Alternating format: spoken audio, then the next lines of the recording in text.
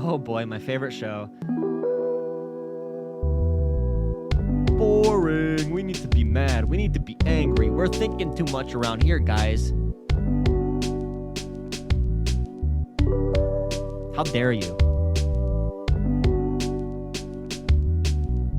That is so cool. That is so fun. Oh my god, dude. That's so big, dude. We gotta have a better ground game to overpower the corporate media structure and the propaganda. I'm right on the polling. I'm right on that. That's undisputed in my mind. That's undisputed in my mind. Politics is more complicated than that. Waging political capital in an effective way. Boring. Politics is more complicated than that. That is so cool. That is so fun.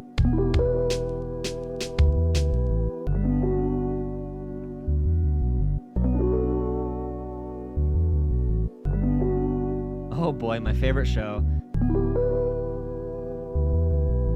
Boring. We need to be mad. We need to be angry. We're thinking too much around here, guys. How dare you? That is so cool. That is so fun. Oh my god, dude. That's so big, dude.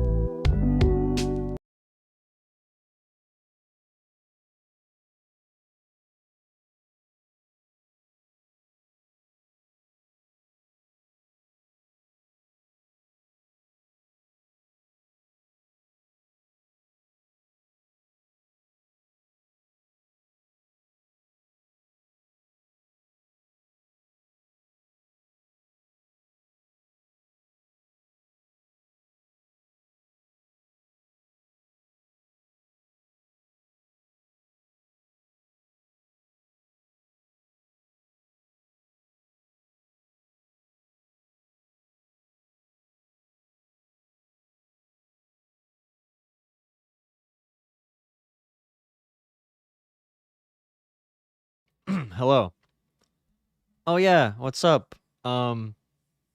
Yeah, Reich Wing Watch just found my channel, I guess, a little bit ago on one of my anti-dumb left videos, and has been really cool, and apparently has shouted me out in a couple places, and I was not aware of that until people started telling me that they did that. I did that. So these videos, I guess they shouted me out, critiquing like Brianna Joy Gray, Kyle Kalinske, Crystal Ball, and a little bit of Nina Turner. Hopefully Nina Turner can pull through, though, even with the issues I talked about in this video. But yeah, this VAUSH Charlie Kirk debate is going to be happening at 8 p.m. Eastern time. And this is always a good way to get clicks and views and likes and new people into the channel, because the algorithm sucks. My best videos get no views, and my crappy videos, which include like reacting to content and stealing content, those do well. So here I am. Go to Timcast IRL. Last time I did a Tim Pool review when VAUSH or Destiny was on there, everybody's like, oh my god, how do I find the original link? Go, just Google it, dude. If you don't know how to use the internet, you shouldn't be in politics. You shouldn't be, like, come on. Go Google Tim Pool livestream. Yo, thank you so much for becoming a member, Sky, or Sly Tendencies. I thought I said Sky. My bad. Sly Tendencies. But anyway, a big race is happening today, a Democratic primary, the one that Nina Turner is in, and I hope she wins. I think she made some big mistakes campaigning that let her opponent gain ground, and of course, the entire Democratic establishment made that happen as well, with the money they poured in, all the endorsements that came in against Nina Turner. But I hope she pulls through. One person and one group of people that does not want her to do well is apparently Jimmy Dore's wife. The vote. She gave a bad faith answer on Bad Faith Podcast. Oh no. Nina Turner Dude, is whenever I against hear force force the the vote. vote anymore, force the freaking vote. Vaush made a good tweet about this that is completely true, and it's not even funny, because it's probably gonna be a reality. These people are never gonna stop being mad about force the vote. So Vaush tweeted earlier, guy who bases his 2032 presidential pick on who would have supported force the vote 12 years ago. Holy crap, they will never let this go. I swear to God, they're gonna be talking about this forever. Good thing the good thing is it's a very small Nina minority Turner is against of force the people. vote. She gave a bad faith answer on Bad Faith Podcast. That's when I stopped my monthly donation, Jerry Mack. You know how I feel, Jerry. I'm right there with you. I'm not giving my money to somebody who's running in the Democratic Party. I'm not giving my money to somebody who runs in the Republican Party. I'm not giving them my money. Come get my vote. Come get my vote. And you know how you're going to get support? Universal health care. For my brothers and sisters in Come America, get my vote, universal she healthcare. says to Nina Turner. If Nina wins, she will be the furthest left person in Congress by far. Maybe not ideologically, but definitely in her action. She's not going to be conforming as much as like AOC and Cori Bush are. Although AOC and Cori Bush, have been doing great work, pushing to make sure people are not going to lose their homes all over America, because of the eviction moratorium ending.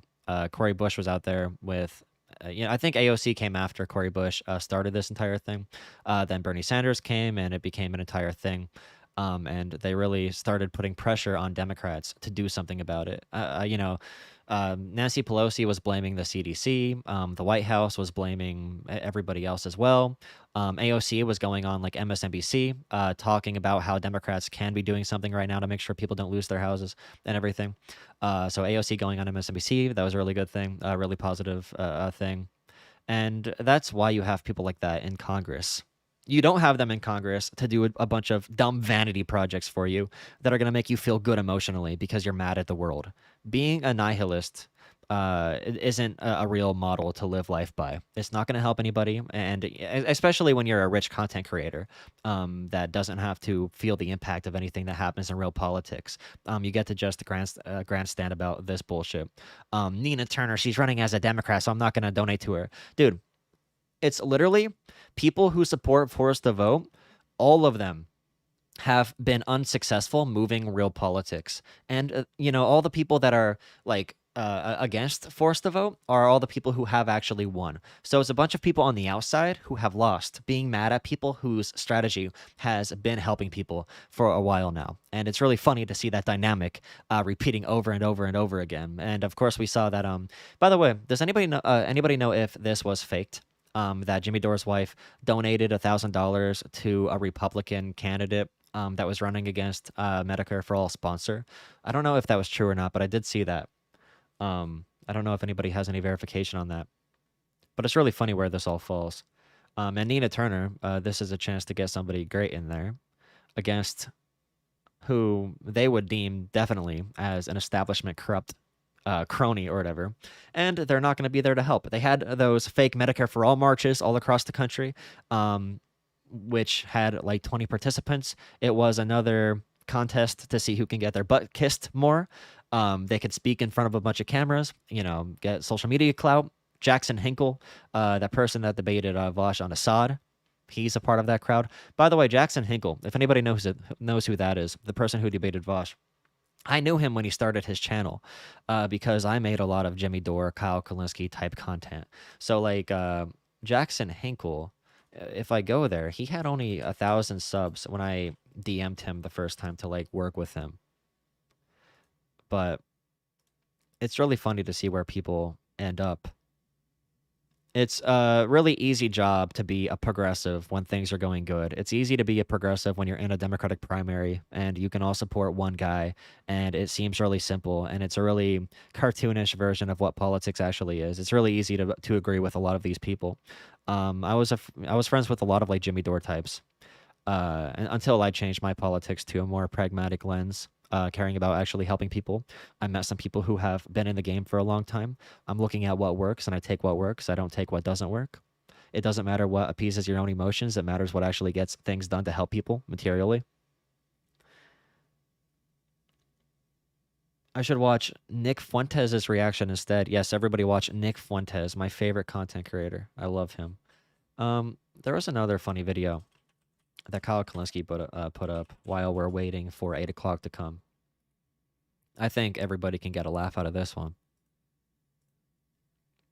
Let me take a sip of water really quick. Does anybody think VAUSH is going to lose or Charlie Kirk's going to lose? It's hard to say because I think Charlie Kirk is going to be the most skilled opponent that VAUSH ever went against. So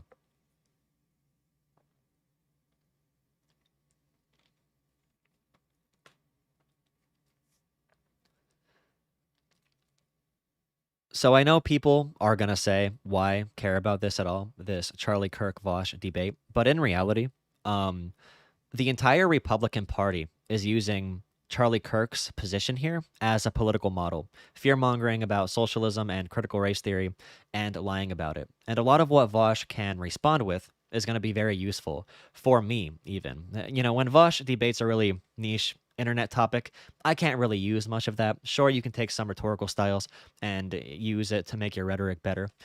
But when it comes to this topic, what VAUSH is able to say to Charlie Kirk is going to really matter to me because I want to see what works against these media figures because a lot of people I debate or, you know, in a random conversation, a lot of people I talk to heard their talking points from Ben Shapiro, from Charlie Kirk, from Tim Pool.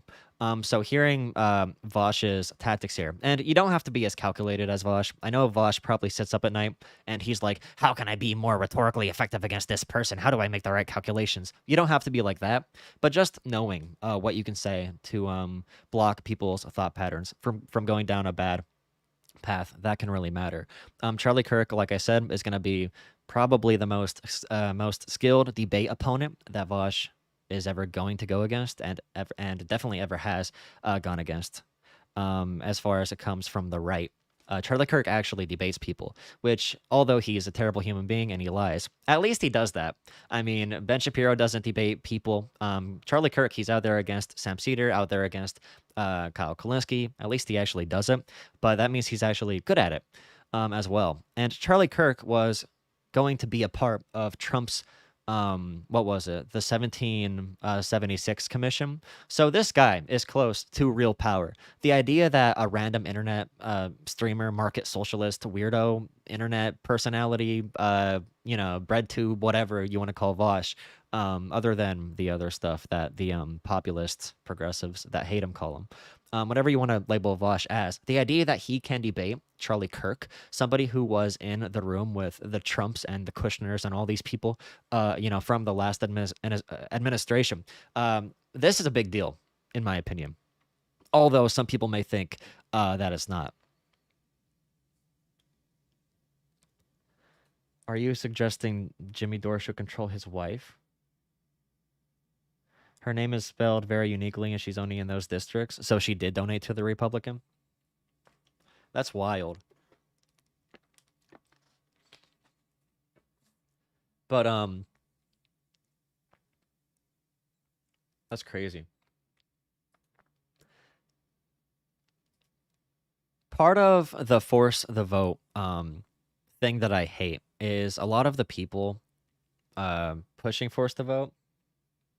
Those are a lot of shoeboxes. Yeah, I have those I've collected over the years. I have a shoebox on my wall. I cut it off and taped it to my wall as a decoration a while ago, and my friend always makes fun of it. It's whatever.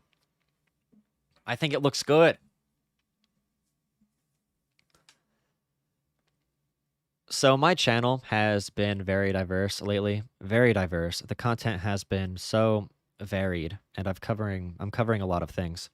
I'm covering so many things, you know, which means I'm covering Oni, Kyle Kalinske, and Crystal Ball and force the vote stuff because it's fun to do. But anyway, the reason I cover this is because this line of thinking is so bad, and I do know people in real life that think this way. These force the vote people are so insane. So Cori Bush, if you don't know, she was she has been spending the past like week fighting to make sure people don't lose their homes since the eviction moratorium ran out, and you know that ran out on the 31st of July. there's been a lot of conflict on how to solve the current issue. And Cori Bush has been on the forefront of pressuring Democrats, pressuring politicians to make sure Americans don't lose their homes all across the country. And as she is doing this, tired, outside, for hours and hours and hours fighting for this, Max Blumenthal, that idiot, walks up to her and says something about force the vote. About freaking force the vote. And Kyle Kulinski is going to cover it. It's laughably bad, dude. So Cori Bush is currently sleeping on the steps of the Capitol. Yes, she is. And the reason she's doing that is because the eviction moratorium ran out. Biden didn't lift a finger to change that and stop that. The CDC didn't do it. Now, to be fair, the Supreme Court said, they may not have the authority to do it on their own, so they're punting and saying it's on Congress. Nancy Pelosi is punting and saying, no, it's actually still on the CDC. So here we are. Nobody's doing anything, and you have up to 40 million Americans. 40 million are behind on their rent. The official number, if you believe it, is about 500,000. And one of the big reasons we need to make sure people don't lose their homes right now is because there is help coming in a monetary sense, but there needs to be time for all the functions to play through. So there's a lot of funding that hasn't been allocated yet that we need to let happen. And like Nancy Pelosi cited that as a reason we need to do something about this problem, but she pushed off all the blame onto the CDC. And the Supreme Court that ruled that our executive branch can't unilaterally extend it past July 31st. So that's what's been happening. Americans who are homeless, 40 million are behind on their rent, even if half of. But look at what Blumenthal says to Cori Bush as she's doing this. And then look at this interesting exchange. And I heard, last night there was a lot less people. It's great to see so many more people. But I heard there was an intense debate about the role of the squad and why the squad didn't leverage its vote for the speaker for Medicare for all vote, and why the squad, with the margin so narrow in Congress. It's so pathetic, dude. I can't even put into words how dumb this man is. I can't put into words how dumb these people are. These people should not have any platform. They shouldn't be talking to anybody about politics in general. They should make gaming channels or talk about their fantasy world somewhere else. The idea that they're going to go to somebody who is grinding right now, grinding their asses off in real politics to actually help people, they're going to go up to Cori Bush and say, what about force the vote? The online left wants to know. How dare you do that bullshit, dude? How pathetic do you need to be to even think about doing that? And there's that one small channel, I forget, it's those two guys that are mini populist lefties, the Vanguards. They had an interview with freaking Noam Chomsky and said something about the online left and forced to vote. These people don't know what they're talking about. Oh my God, they need to be on some type of drug that doesn't allow them to see how the world actually is. Why the squad didn't leverage its vote on the stimulus to get $15 minimum wage. No. So first, one thing that was said last night, which is something that's very true. The $15 minimum wage.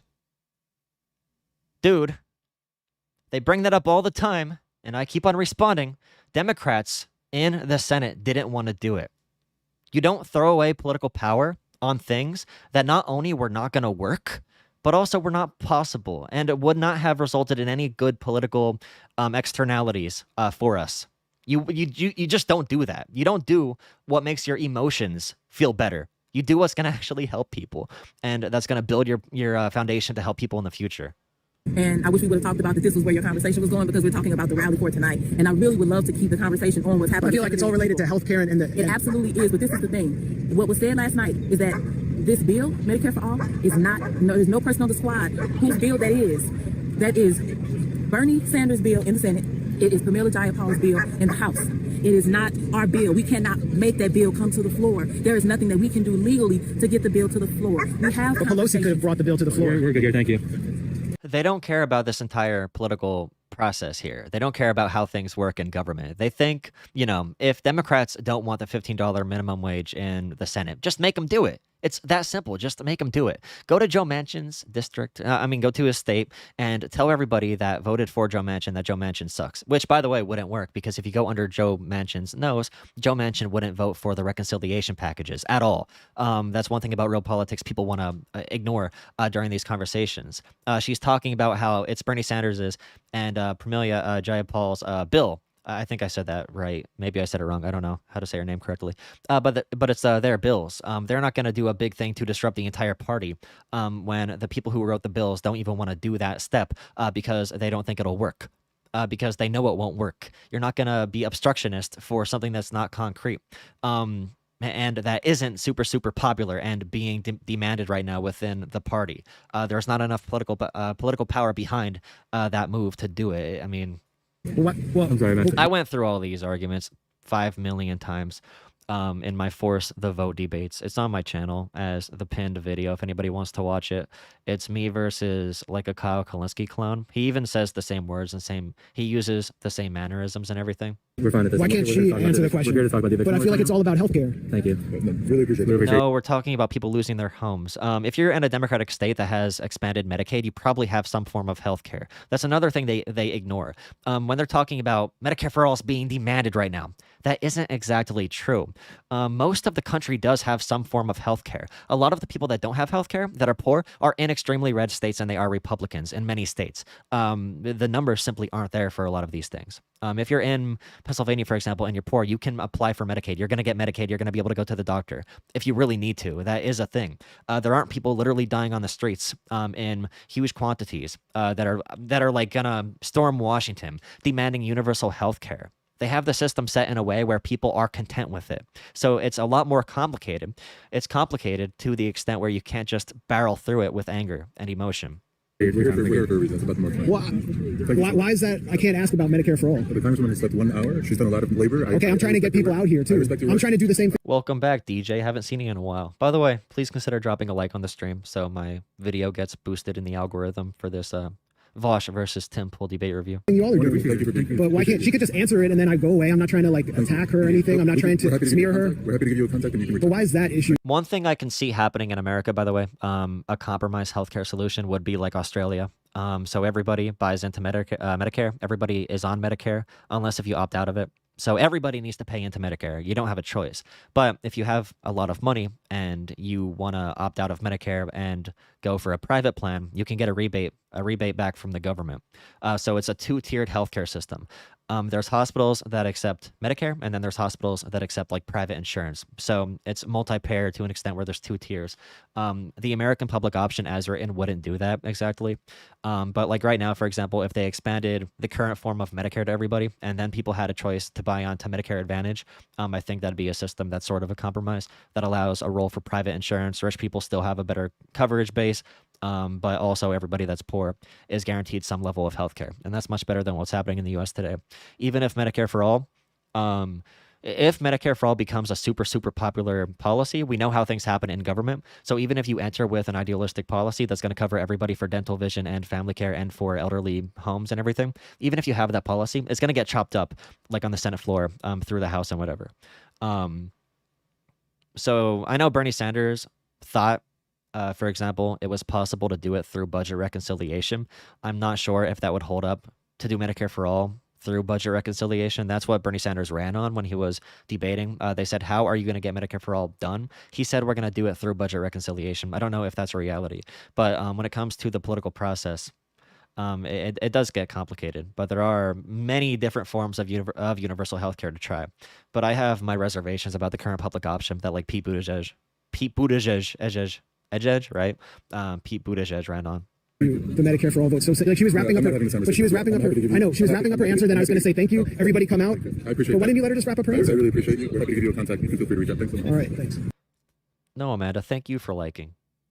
I just reminded you for fun. So again, on the issue of the eviction moratorium, don't get it twisted. She's 100% doing the right thing. She's fighting in the way that we want her to fight and others to fight. So credit where it's due. That's massively important. Having said that, the answer on this issue, Medicare for... You are only fighting if I approve of it. Your only form of fighting is my form of fighting, which is just be mad. Like, this is a position where you can be more of an activist. You can say we demand change. But fighting in politics, fighting in general, doesn't always mean you're going to go into a boxing ring and just try to throw haymakers. I use this example a lot. If you go to fight somebody or if you try to box somebody who is skilled, and you simply come in and try to punch them like as hard as you can, that person is going to beat the crap out of you. Some things in politics takes a lot of discipline, and discipline is something that force the voters technically or usually lack. For all is just not good.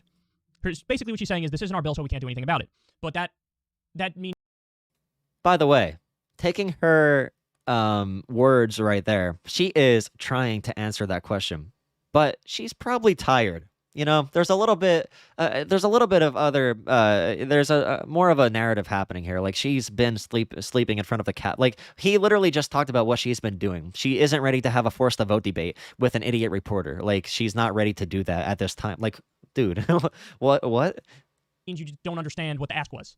Because the ask was, Pelosi needed the votes of the squad in order to remain speaker.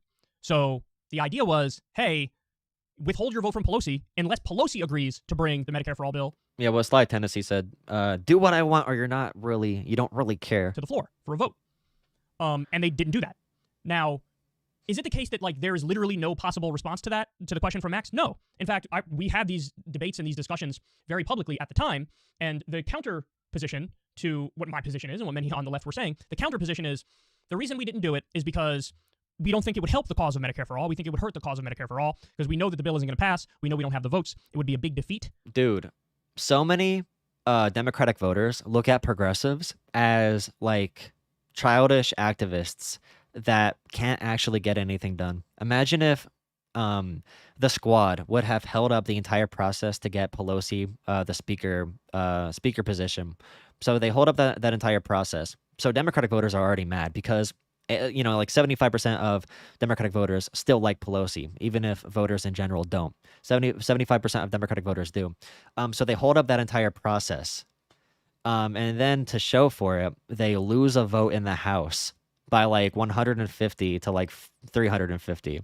So the do-nothing progressives are going to lash out at the party and then lose a vote for Medicare for All by like 200. And what does that do for us? We already know who co-sponsors Medicare for All.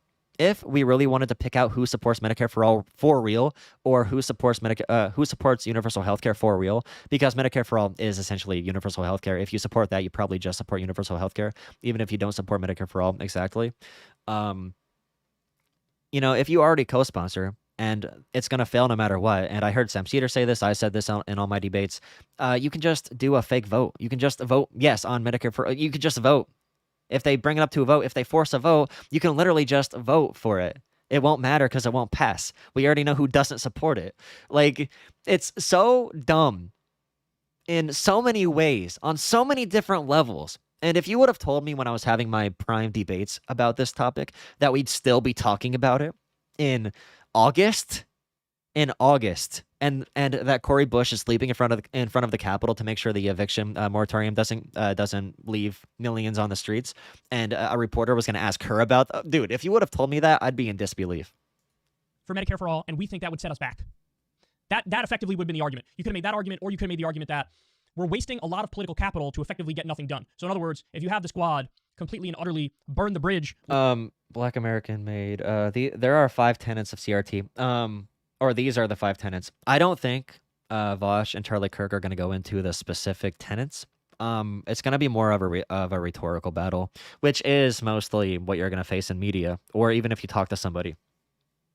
So VAUSH, 100%, I guarantee, is going to say Republicans.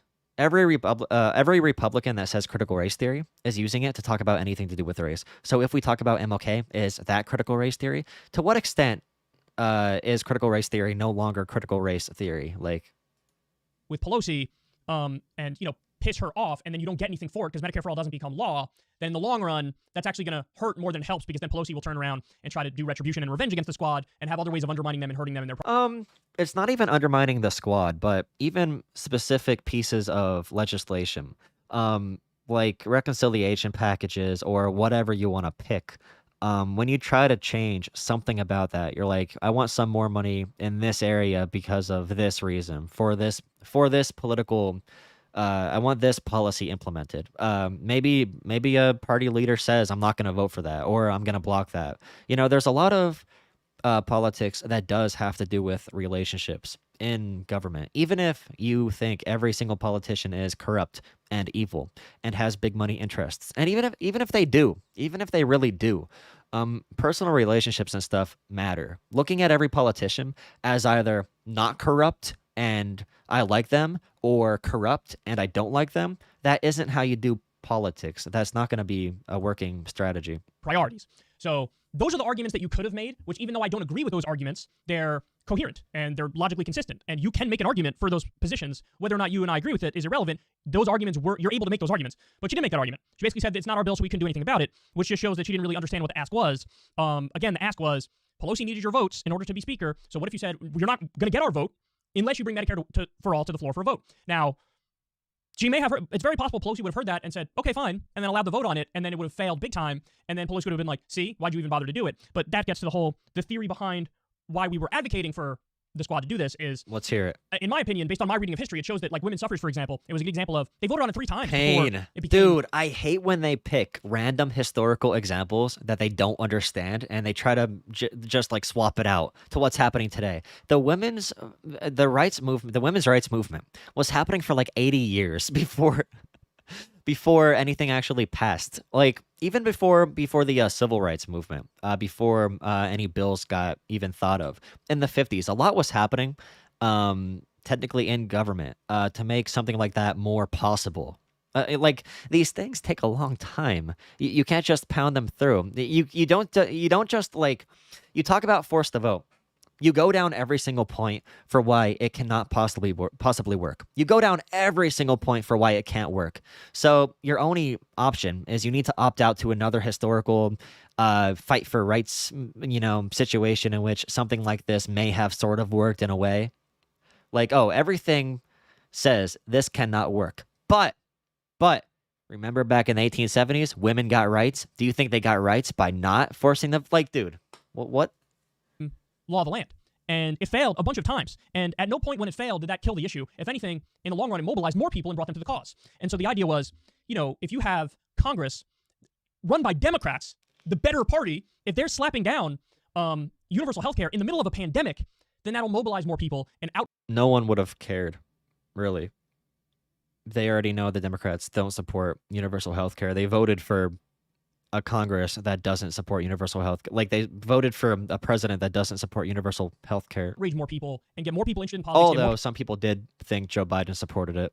People involved, and people will see just how corrupt these people are, how corrupt the system is, how much money these representatives who were against it took from Big Pharma and the for-profit health insurance companies, and how rotten and gross it all is.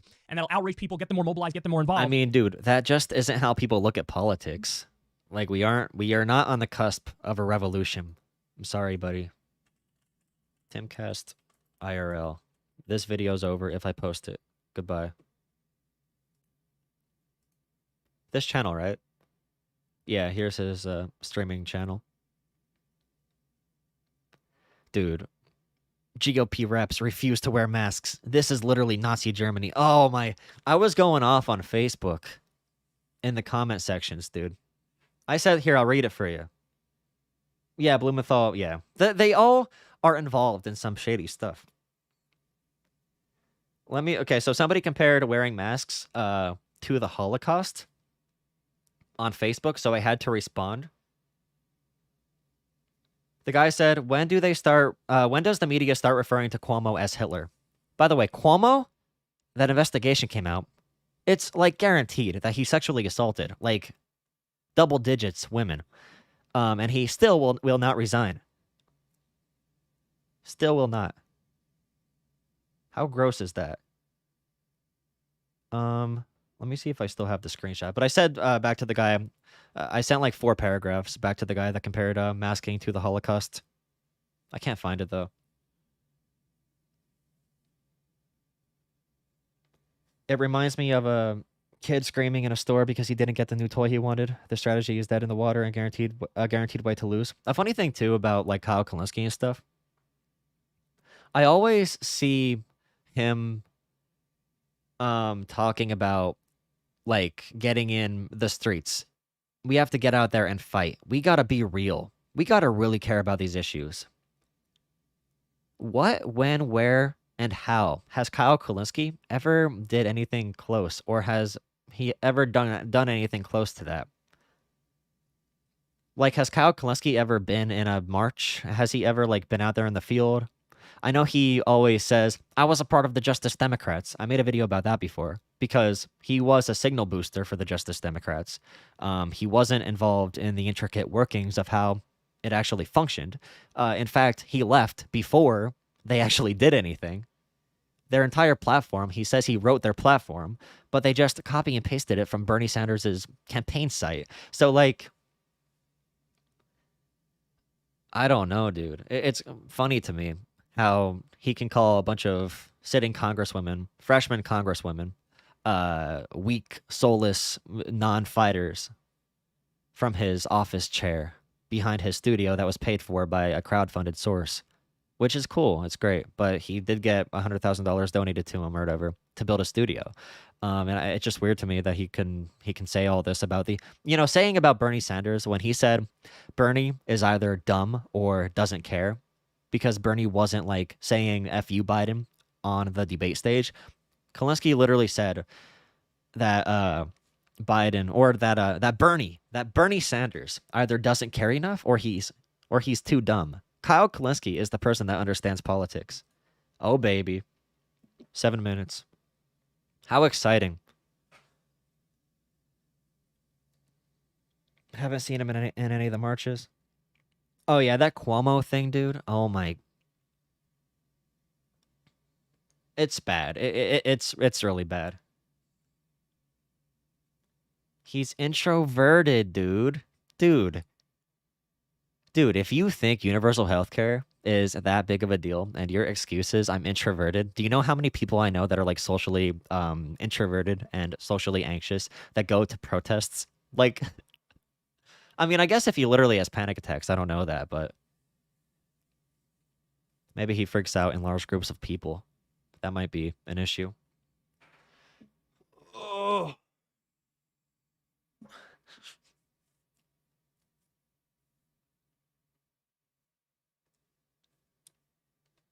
Who has debate? Oh, Spencer, thank you so much for a super. I didn't even see that.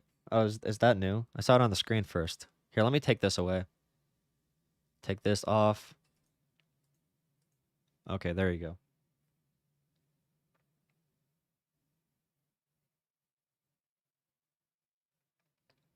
Oh, he's been to Politicon. You're right. If he can go to Politicon, why can't he go to a march or something? What the hell?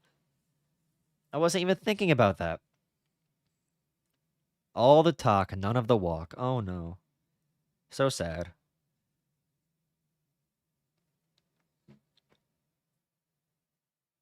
No money to be made out in the field protesting. Some Mike from PA type stuff. Okay, so predictions.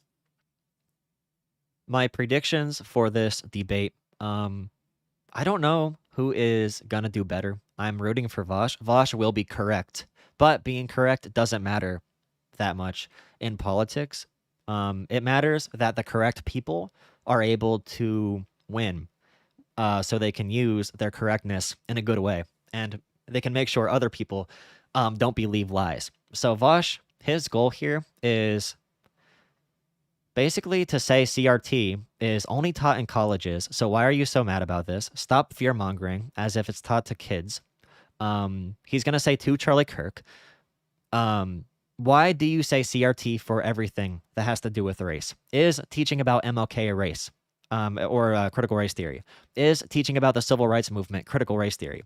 Because apparently every single thing in schools that says America had even slaves is critical race theory to Republicans. Mike McCarthy, a leader in the Republican Party, the entire Republican Party as a whole is using critical race theory as a political model, this outrage culture war. So although it may seem like a funny internet debate, this one I think has bigger stakes. Charlie Kirk is somebody who is a good debater. By far, VAUSH's best opponent of all time. Best opponent he ever will or has debated from the right. Somebody who has been in real politics. Charlie Kirk, he was going to be in the 1776 Commission with the Trump admin. I hope VAUSH does good. Maybe if he has some successful riffs, I'll steal it from him. I'll use some lines that VAUSH makes up here. What's my understanding of critical race theory? My understanding is that it was a legal thing at first, right? It studies how it studies how legal and modern institutions can perpetuate slavery, even if the laws aren't racist, right? I'm pretty sure that's what it says at the base level. I don't even know if I agree with it. I just know it's not what they're saying it is. Because they have the same criticisms of CRT as they have of racism in general. They just don't think America was ever racist. Like, bro, we literally had slaves in 1776 when the big document was signed. All right, bud. That should be the only argument you need. Like, we should have to answer for that.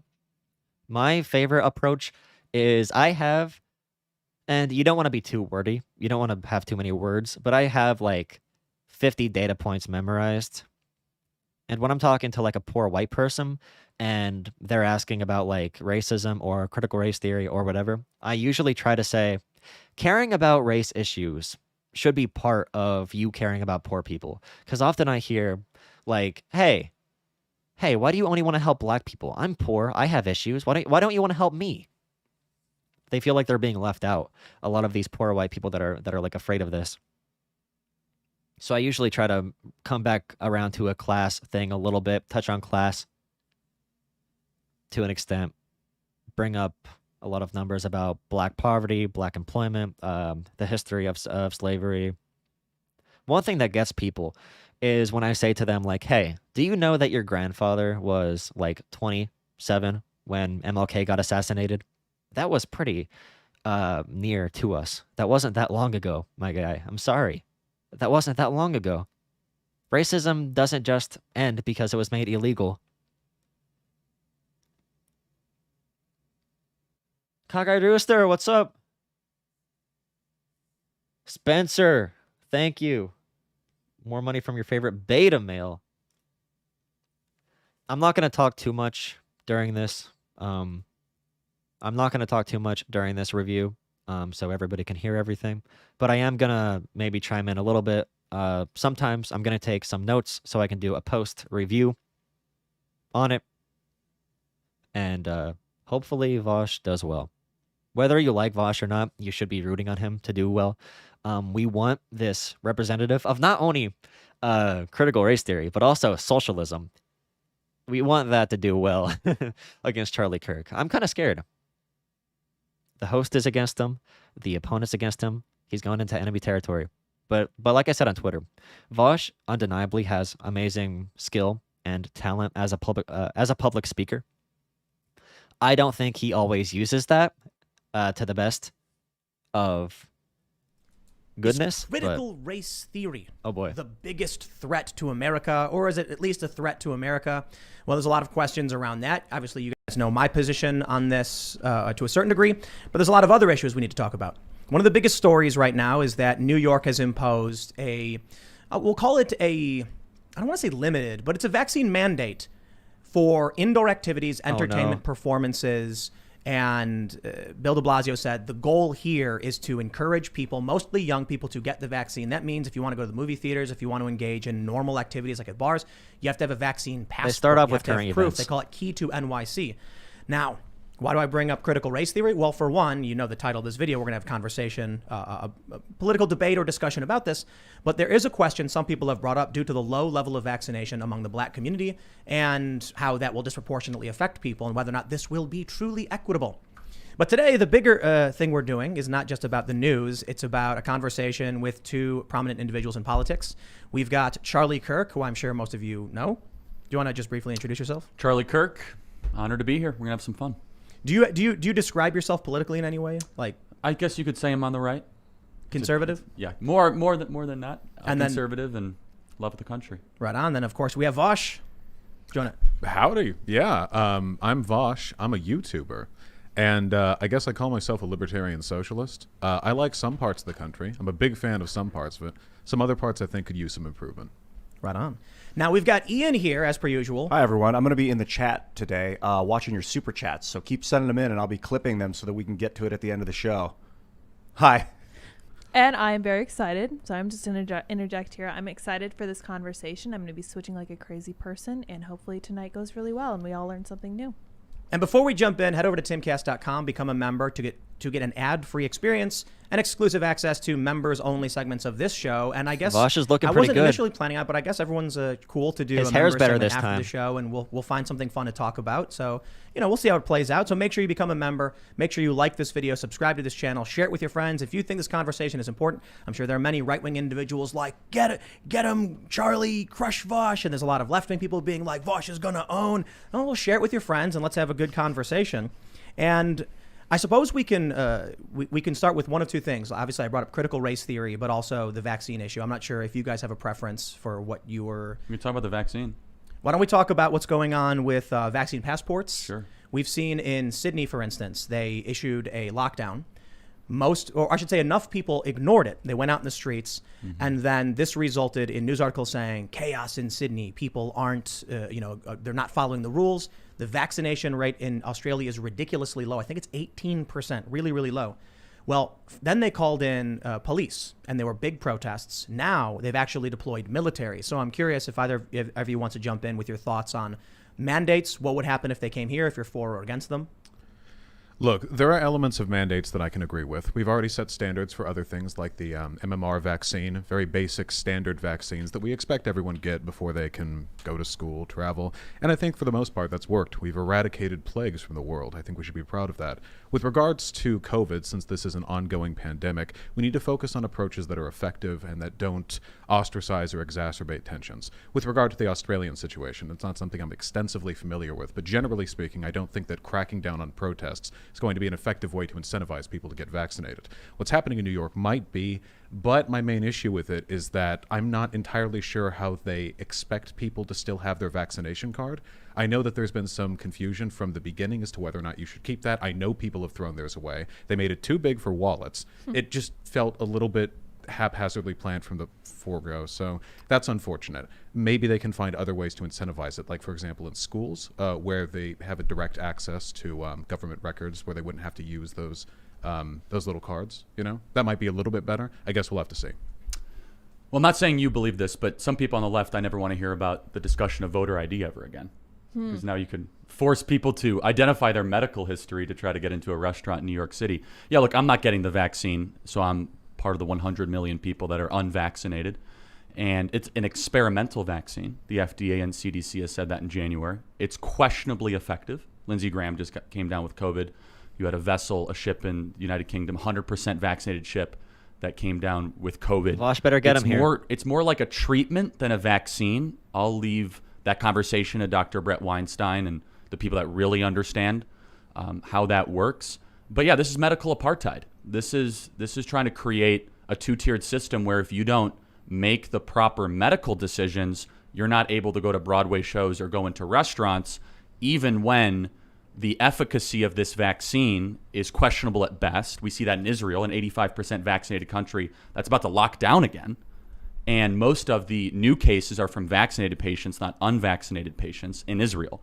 So, sorry, you want to interject, Tim? But yeah. Obviously against mandates, and I think people should be able to make their own medical decisions. I think it's pretty obvious. Well, I disagree. I think we actually have a story we wrote on timcast.com that our view of the lockdowns is that it's alarmism because a new study from the Public Health of England found the Pfizer vaccine is 96% effective after 2 doses at staving off the Delta variant, and AstraZeneca was 92%. I can probably agree it's alarmism, but it's enough of an alarm for the public health leaders to undermine the argument that the vaccine is a solution to what would possibly satisfy the public. So, I mean, I was against the lockdowns in the first place. Let me be very clear when there was 1,000 deaths a day, not 334. But sorry, go ahead. Well, a couple of points on this. First of all, it's experimental in the sense that there was an expedited process for its release, but there have been full and extensive studies taken on the safety and effectiveness of these vaccines. The reason why the FDA study hasn't been finished, the reason why it hasn't been fully vetted, isn't because they're looking for long-term health effects, it's because they're determining the extent to which it protects you over a long period of time.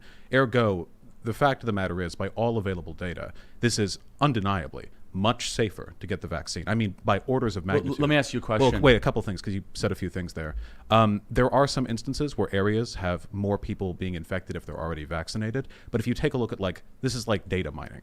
if you take a look at the broader statistics, especially here in America, the number of people who have gotten breakthrough cases is something like 0.003% of people who have been vaccinated. You can take a look at the numbers. Where is this new wave exploding? It's in the unvaccinated.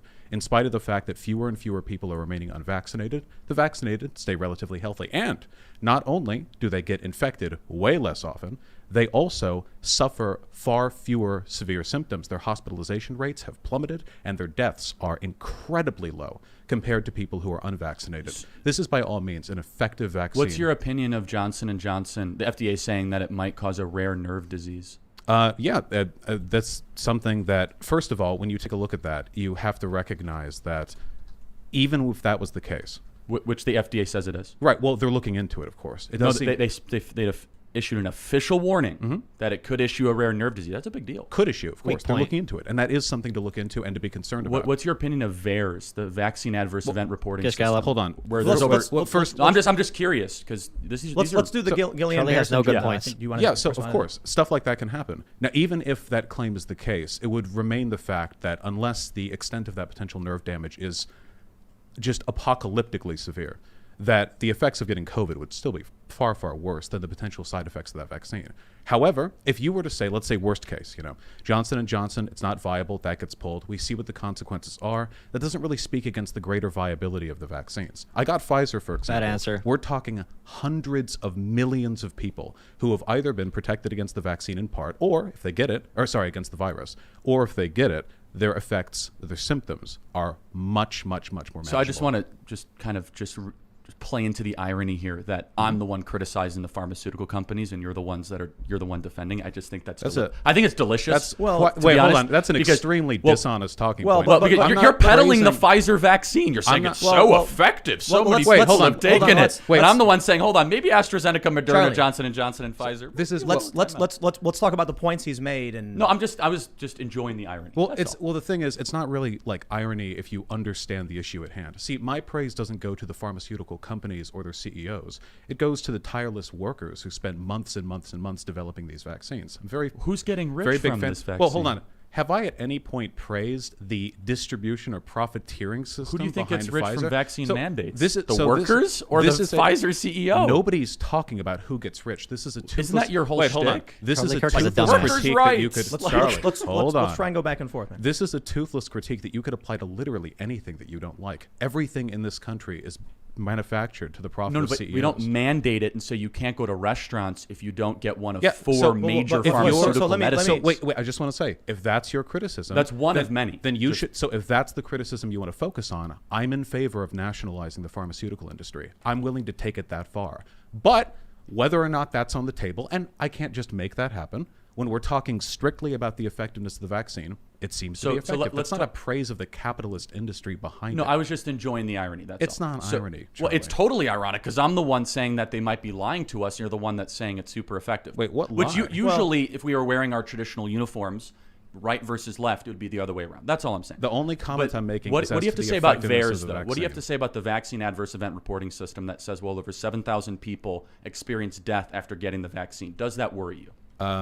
The VAERS system is entirely self-reported. I don't think it's generally used. Do you think it's underreported or overreported?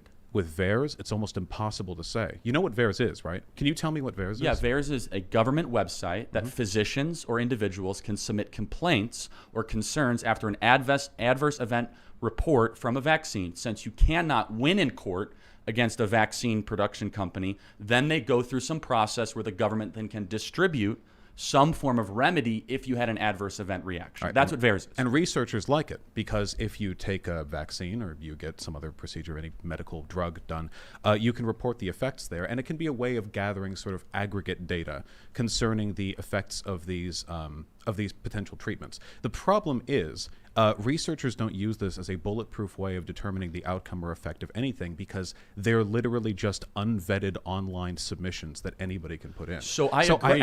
I ask you because I want to know, how do you arrive at the conclusion that, how many people did you say applied? Well, it's VAERS' own data is 7,000 plus, and most of which, by the way, that anyone can submit. No, I'm asking, by the way, most of which are physicians submitted. Just so you know, these are total number. Most of the submissions on the VAERS website are done by like family doctors or local physicians. So I'm just asking, what number of adverse event reactions would you say maybe there's something wrong? But I'm asking, 10,000 deaths. How do you know these deaths were caused by 20,000 deaths? vaccines? No, I'm just saying that's what VAERS says, right? No, wait, but so I need to know this. We because don't. You can, so That's VAERS the question. So wait, is these just people who have died after taking the vaccine? Like they may have died from some medical incident afterwards, and it just gets put up there. And This is the question. Because Usually, of a the vaccine gets pulled when you have 15 attributable deaths. We have 7,000 that we have to go through. The question is, when do you call time out and say maybe we should You're not answering the mandate question. it? How do you know that they're from the vaccine? We don't. That's the point. Oh, but you okay. don't either. But the position is, let's mandate experimental medicine. We don't know actually what's happening. If you don't know, then how can you say that medical doctors are the one uploading this information? Is there any methodology you're looking at? We to do determine know these who's deaths were actually from it? uploading it. We know that. We know the entries are usually What are the and claims typically being made? traditionally. How about menstrual cycle disruption, loss of nerve capacity, unable to walk, paralysis, miscarriages. He's listing random things. Mood changes. Also, you can entire go through time. the VAERS database, like, oh, that's interesting. Mood changes. What about the death? Let me interject Death something is real 7,000 plus. That's a serious. How do they know it's from the vaccine? I keep asking you this. You don't. Let have me address 2 points, one from each of you, real quick, so we can try and. How do we know it's from the vaccine? It's a difficult question. I would say that if you have a mass vaccination program which gives out 330 million doses or so, and then people start saying, "Hey, I got the vaccine, then this happened." VAERS isn't here to say it is or isn't. They're here to say, can we find a pattern in this? And I think 7,000 suggests there may be one at the very least. I'm not a scientist, so I can't stress that. I will also say, however, to Charlie, Guillain-Barré syndrome, which I'm probably pronouncing wrong, it's a side effect. I always mispronounce it. Yeah, me too. Guillain-Barré. There you go. Yeah, something like that. My understanding is actually a side effect of many vaccines. Yeah, it is. And so Totally, that's correct. It could be. Well, so the issue I have is one of the things that VAUSH brought up is that there's been, how many you mentioned, 100 million, 160 million? 115, I think it is, million. Who have been fully vaccinated? Fully vaccinated. I think in that ballpark. So, Maybe of course, you know, if you have something very different from any other vaccination we normally do, because we're not having everyone do it all at once. Yeah, and so this is a mass inoculation thing. And so here's why the American system should answer this question easily. When you have any sort of uncertainty or disagreement, yield to rights. So yield to rights. Allow people to say no. Let me just build out the argument, right? So for me, for example, I'm 27. I don't consider COVID to be a largely disproportionate risk to my way of life. I don't know about this vaccine. I have gotten other vaccines in my life. So I want to be able to have the right to say no to that. So the American system, Constitution, kind of like the tradition, is to be able to have people have nuance, preferences, and individualism. When it comes to these sort of complex issues, not saying you can't go to a restaurant because we want you to take experimental medicine. Right. So a couple of points on that. First of all, if we're speaking to legal rights, the Supreme Court found over a century ago that when it came to vaccinations, this was a special exemption from some people's rights to. I will agree with you that the courts are not on my side. 1904 in that one. And there's a reason why, because of course, when you choose not to take the vaccine, you contribute to the removal of others' freedoms. See, it's true. You do have a freedom to not or to take a vaccine, but I think other people should have the freedom to not grow up in a world ridden by plague. And with the way this disease, COVID, mutates with time, as all diseases do, inevitably, if it continues to circle the world long enough, and this is an international problem, not just an American one, new strains will develop, which will slowly ebb at the effectiveness of this set of vaccines. So it threatens all of us. May I say one other thing? Yeah, sorry. With all of that being said, just to speak to VAERS, VAERS is an incredibly effective system for locating and roughly attributing concerns related to the effects of drugs. The problem is that there are several elements to this disease that make it really difficult to pinpoint anything specific. The two of which being A, hundreds of millions of people vaccinated. That is a huge range to pull data from. And B, the propagandist fear campaign about an incredibly effective vaccine process that may lead people to misattribute I just want to get a deaths that they clarification experience to vaccines. Sorry. Just quick clarification. Are you for mandating the COVID-19 vaccine? The same way we have other vaccines, like school, travel, that kind of stuff. Yeah. So, like, what if someone wanted to go to a restaurant or a supermarket or a movie theater? I think that, we don't have that for other vaccines, right? Like, every time you go to a movie theater, you have a little card. I understand that might be an effective panic measure, but long term, my goal would be to integrate it into the same revenue of vaccines. I think that's a more reasonable response than some politicians. I'm just going to be honest. People are panicking. And no, I think that's a more, people die. well, yeah. I just want to make sure we weren't having misunderstanding. No, I think that's more of a reasonable answer. I just just curious, just on the vaccine topic in general, are you concerned by like Dr. Malone coming out, who literally invented the mRNA vaccine and says that there's a dangerous spike protein involved, and he encourages people to think twice before getting it? That wasn't true. Does that move you at all? Well, you're free to speak with your doctor when it comes to No, Dr. Malone, just his specific commentary. Does his that, specific the guy who invented this type of vaccine. Well, That's fake. I'm not That's a fake. That's PhD, fake and news. I doubt that he was directly involved in the production of these No, vaccines. he literally invented this type the of mRNA, vaccine. but with the It's like fake. Johnson & Johnson, the Pfizer, the Moderna. But he's very, very aware of the sort of accelerated implementation. He's trying to call time out and tell people this is not like any other vaccine. What Does is his that worry claim? you? His claim is that it involves a spike protein. It was rushed to market. It's going to have side effects. You don't understand it like I did. I invented this. And you got to think twice before mandating it or even taking it if you're under a certain age. Does that bother you? What makes the current retinue of vaccines that we take, the mRNA process, different from other mRNA It doesn't involve the vaccines? spike protein. According to him, the same composition as like the measles, mumps, rubella type vaccine or the chickenpox vaccine. Well, those weren't mRNA. The process wasn't developed back during the MMR vaccine. Totally, but some of them are getting updated for the more mRNA type technology, But right? if he wasn't involved in the production of these modern vaccines, how could he possibly have any comment on any of the rigors or tests that were done Because he before? invented this type of vaccine. I'm just saying, But does that bother you? Do you Well, think he's just like a fear propagandist and like? No, he may is. well have concerns, but those are concerns that I would rather have addressed by the scientific community rather than, with respect to you and myself, YouTubers.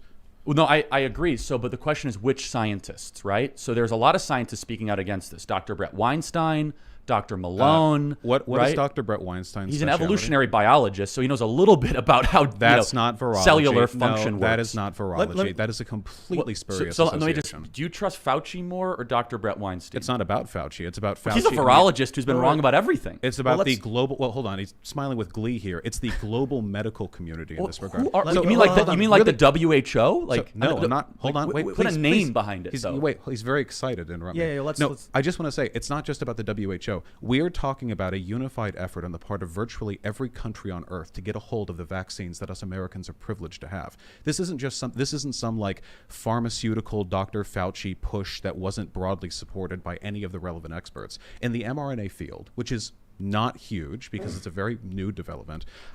Internationally, there is a demand for these vaccines. I wanted to add, just based on what you had said, I can pull up Reuters. Their fact check is that vaccines are not, quote, cytotoxic. They go on to mention that Robert Malone, and they show the Brett Weinstein podcast, they show the post, the FDA was alerted months ago that the spike protein in the COVID vaccines are cytotoxic, toxic to cells. The FDA did nothing. Reuters says this is not true. Now, the issue at hand is trust. Like you mentioned, you said, do you trust Fauci or Weinstein? I don't know if there is a fact-based argument if you have the doctors you trust and the doctors you trust or the organizations you trust. It's a clash of who you believe to be Well, honest. none of us have the credentials to just come up with these arguments on their own. There will always be bias in who we choose to believe. However, given the plurality of people seem to support the safety and the effectiveness of the vaccine, and the fact that it doesn't take a virologist to notice that over 500,000 Americans have died of COVID, more than the combined death tolls of every war since World War I combined, including the Second World War in Vietnam. Those are things that I don't need to be a virologist to see. I can see can it I ask you a happening. question, That's though? pretty bad. One of the issues that's brought up frequently, especially on Twitter, is that many of these COVID deaths are died with COVID, as it's brought up, where people would say something like it tends to be people who are over 70 or things like that. I'm only bringing that up not to make the argument, but because you said, how would VAERS know if these are actually related to the vaccine? I'd love to respond to that if I may. Yeah, absolutely. So COVID rarely, directly kills you. Like age, it causes a breakdown in other vital functions that then their death can be attributed to such. So, for example, of the many things that people die, it's not really COVID, it's just that COVID blanks their entire system internally, and eventually something fails, something breaks, and they die. There were people claiming that there were deaths being spuriously attributed to COVID-19 very early on in this pandemic, but thankfully we know that's not the case, because if you take a look at the excess mortality numbers, the number of people who should die every year in the United States, because there's a very normal pattern, normally with this many people in this country, we see an excess, starting when COVID started, that almost perfectly graphs on to the rising death waves of COVID. I mean, it perfectly tracks onto that. I just want to say for you, Charlie, I think, the issue I see here is, for me, I can't trust or distrust. I don't know. You know, I think Brett Weinstein's a very smart guy, and I don't think he's going to lie to me. And these doctors are very smart people. And then I see the government agencies that, you know, I don't always trust the government, to be completely honest. I'm not a big fan. But to believe that there's like a nefarious effort or anything like that, ultimately what it comes down to is, in my opinion, having a trusted medical professional that you can consult with. Well, I totally agree. And I think there could be an argument that if you're over the age of 70, that this vaccine might be a really good idea for you. However, to mandate it for schools and for colleges, when these are highly complex medical decisions, that's where I'm going to push back against it. Well, it's real rather quick, complex let me medical point decisions. out, They are though, complex the medical Johnson & decisions. Johnson vaccine is not an mRNA vaccine, though. Is that's my understanding? I It's an don't want to MMR? speak out of turn. I believe so. Yeah, I would think love to be that's right. fact checked on that. I'm not totally sure. My memory is So faulty. I guess another question I have, what do you think of alternative type treatments, hydroxychloroquine, ivermectin? Why the push for mass inoculation? Well, because hydroxychloroquine studies have found it largely ineffective. There was, I believe, a French study that stopped when people started dying of heart failure. I think the only reason the right dies in this hill is because Trump mentioned it. I don't think there'd be a push for it otherwise. The vaccines are the effective way of getting mass populations inoculated. And while it is true that most of the people who die are ancient, the fact remains that people experience long-term side effects from getting COVID, even if they survive. I know people who are in their 30s, and, you know, me, a blistering 27-year-old myself, I'm not especially worried, but I've heard them talk about how much harder it is for them to climb up flights of stairs. I know that erectile dysfunction, fellas, is one of the listed potential side effects of getting COVID, even young, healthy, no other problems. It is true that death is most comorbid with age and pre-existing conditions, but still. And that's not even to speak of the COVID variants. I mean, right now we're on, Delta? But if it keeps cycling around the world, let it go for another year. Who knows how bad this could get? So Johnson & Johnson is not an mRNA vaccine. So there's an alternative to mRNA if you're concerned about it. And there was some guidance with the nerve disease with that. Sorry to interrupt. I do think we kind of overlooked something really interesting, is that when did we mandate vaccinations in public schools? Well, I know the Supreme Court case concerning this was in 1904, so I would know it would have to have been earlier than that. I know that Washington even had his troops vaccinated, though I forget. For smallpox. Yeah. Smallpox, was it? Yeah. Which is pretty crazy to think Inoculated, not Yeah, you're right. Well, I don't know what they did, hit people with a rock and then It was pour like liquid like a in. needle, I think. It was, and they would prick you with the needle that had like a weakened sample or something. And they would have had to forge that needle, like with a blacksmith. Isn't that crazy to think about? Like Washington's I know, like someone pouring it and then like, you know, today it's just a machine that makes it. It's just wild to think about. Well, so, man, I think the real issue for the most part is just mandatory. Well, I just also have another question. Do you think that there might be any bad motives behind these four companies, AstraZeneca, Moderna, Pfizer, and Johnson & Johnson, considering they are big pharma and they pursue profits, which generally, as a libertarian socialist, you're skeptical of? Do you think maybe they might have nefarious motives? Oh, their intentions are reprehensible. They have for many years made money off the backs of American deaths. The opioid crisis is almost entirely attributable to the and the malfeasance. Sackler family. Yeah, I mean, no moral love for these companies. If this could be, and by the way, the mRNA process was developed through public funding. It was, you know, an effort invested in by the collective good, something I'm generally supportive of. When it comes to these companies themselves, and when I say, you know, go get your Pfizer vaccine, whatever, please do not mistake this or anything else that I say for an endorsement of the practices of these companies. It is only through cruel twist of fate and the economic system we live in that they are the ones put in a position to handle this. But it was the workers at those companies, not the CEOs, who did the work. I'm just curious, does that ever make you stop short and say, maybe they're trying to massively inoculate us on a vaccine that might not be as effective to try to pursue profit, not well-being? Does that ever like enter into your It's a calculation? consideration. It's a consideration you should take about anything produced by any company that's run for profit, which is everything. You know, basically every need in American society is tempered by the knowledge that there are people out there who are paid very large salaries to sell it to you. This is the case for everything we do, everything we eat. Every time you run down Main Street, or in my case, I guess, you know, the boulevards in Los Angeles, you're seeing the protracted efforts of $1 billion industry to make sure you want things they're selling. Could that be the case for COVID? Undeniably, there was a profit incentive involved. Oh my goodness, I'm sorry. And there was probably a protracted effort on the part of these companies to make sure they were the first, and they probably took every dirty advantage they could get. But with the data available, I have to still, much as I would say, hey, I would prefer eating McDonald's food to starvation, I have to say this is probably still something we should be doing. Do you want to do? I don't want to stay. It's been 20 minutes. No, so for do you sure. Wanna, do you want to make a final point? Maybe you would starve instead. I of actually McDonald's, think I don't this know. has been really constructive and not like that, inflammatory. I think that deep down you have this kind of, urge that I'm already there, where maybe they want this thing to go on for another decade to go make another $100 billion. And maybe the cheap drug of hydroxychloroquine or ivermectin might work better than they might think. I don't have that urge. Other studies would disagree with you. The earlier. stock We could market change goes the down when topic. COVID is I alive. just think it's So that was a healthy discourse. Can I meet in the middle on that one, on that very last one? Yeah. I do not trust the pharmaceutical industries, though the available evidence does seem to point to the effectiveness of the vaccines. I say this, nationalize the pharma industry. Seriously. It could be used for the collective good, and I would unironically actually trust it more in the hands of our ineffective, bloated government than I would the sociopaths who run it currently. And So I mean that. I'll wrap this up by saying, always talk to your doctor. This is one of the biggest things. Like YouTube is very strict on this, especially. But I genuinely think this is the right answer. If you're watching this, don't assume anyone here is right or wrong. I mean, I'm sure there are people who think Charlie's made a bunch of good points, and you have. Ultimately, it's down between you and your doctor. And I'll stress. Tim Pool's been really good so far. Charlie, I understand.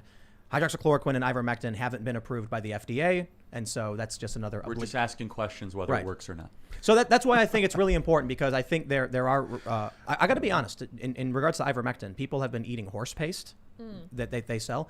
I looked up what the FDA says about it. They say do not do this, and they actually give a very good reason. They say, although people are claiming that if an animal can take it, someone else can. That's not true. There's some things that dogs can't have that humans can. Right. So please talk to your doctor, and I definitely hope we can continue having debates about this stuff, because that was vastly important. I'm really glad you guys were able to have that conversation. I hadn't asking even heard questions. the horse paste thing. That's Yes. horrifying. Ivermectin is technically a drug for horses. It's off-label use. Oh. Yeah, it's a dewormer. And so you can go to like Tractor Supply, and they have a sign that says like, do not eat this, and please. Any drug for horses will burn a human out from the inside. Those things are, you've been near they're titans. They're like, So let's talk about the other big topic, critical race theory. That's the one that I had a terrible answer. Here we go. Absolutely, when you asked me about it. And it was because I think my approach to it was too surface level cultural. So the last time we had VAUSH on, when you asked me about it, I couldn't give you a good answer.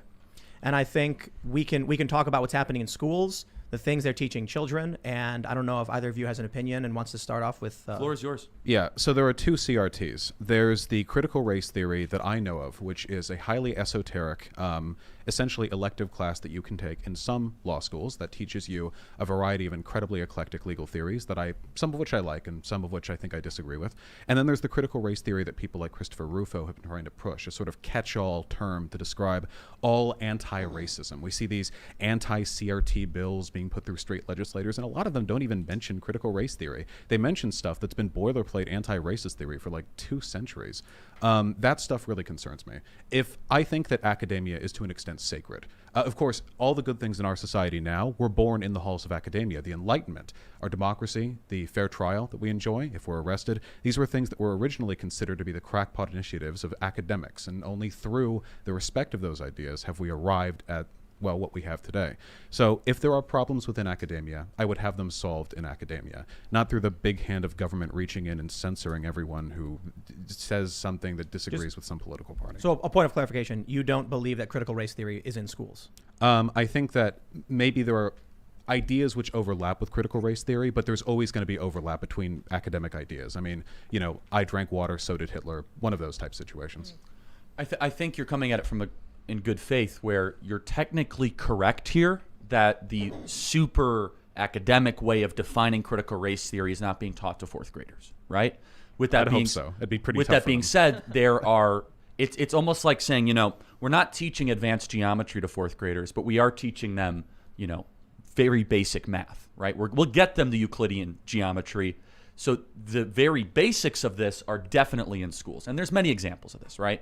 The National Education Association literally came out in their press release and said that they are going to push for, and their word was critical race theory, just so we're clear. They use that term, right? That's not Christopher Rufo, that's not James Lindsay, who are good friends of mine. That's the National Education Association, right?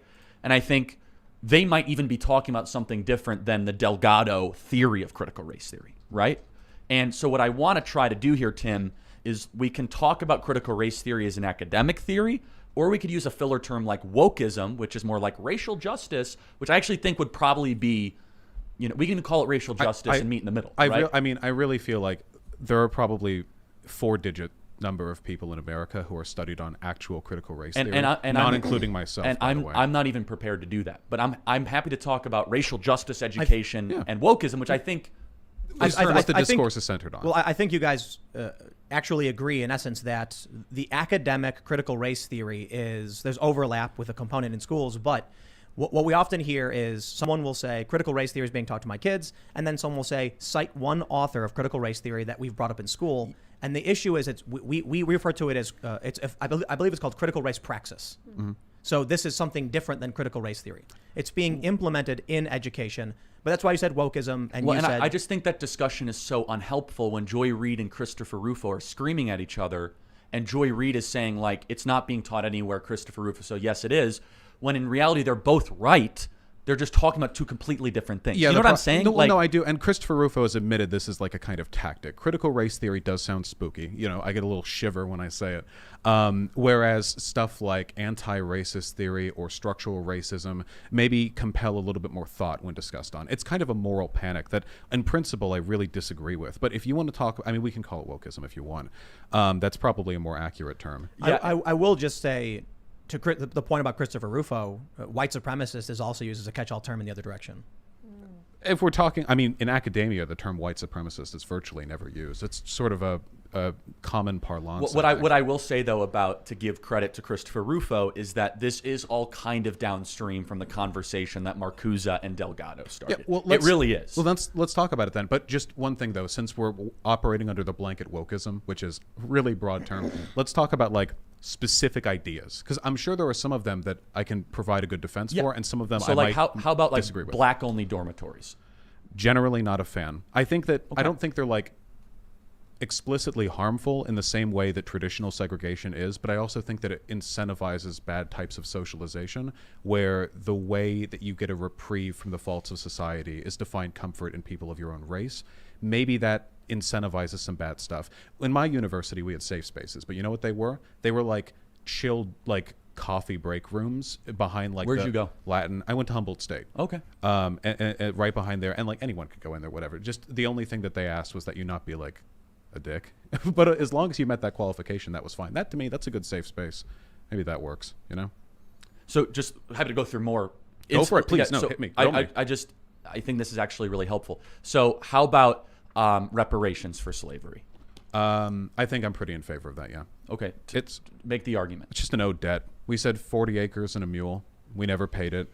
And unfortunately, the material reality for a lot of people who were slaves didn't change that much after they were emancipated. If you were a slave and you're made free, that's a big step up, don't get me wrong, but you have nothing.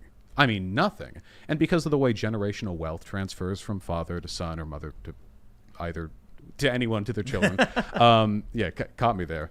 Unfortunately, we still see the consequences of that borne out. You can actually look county by county.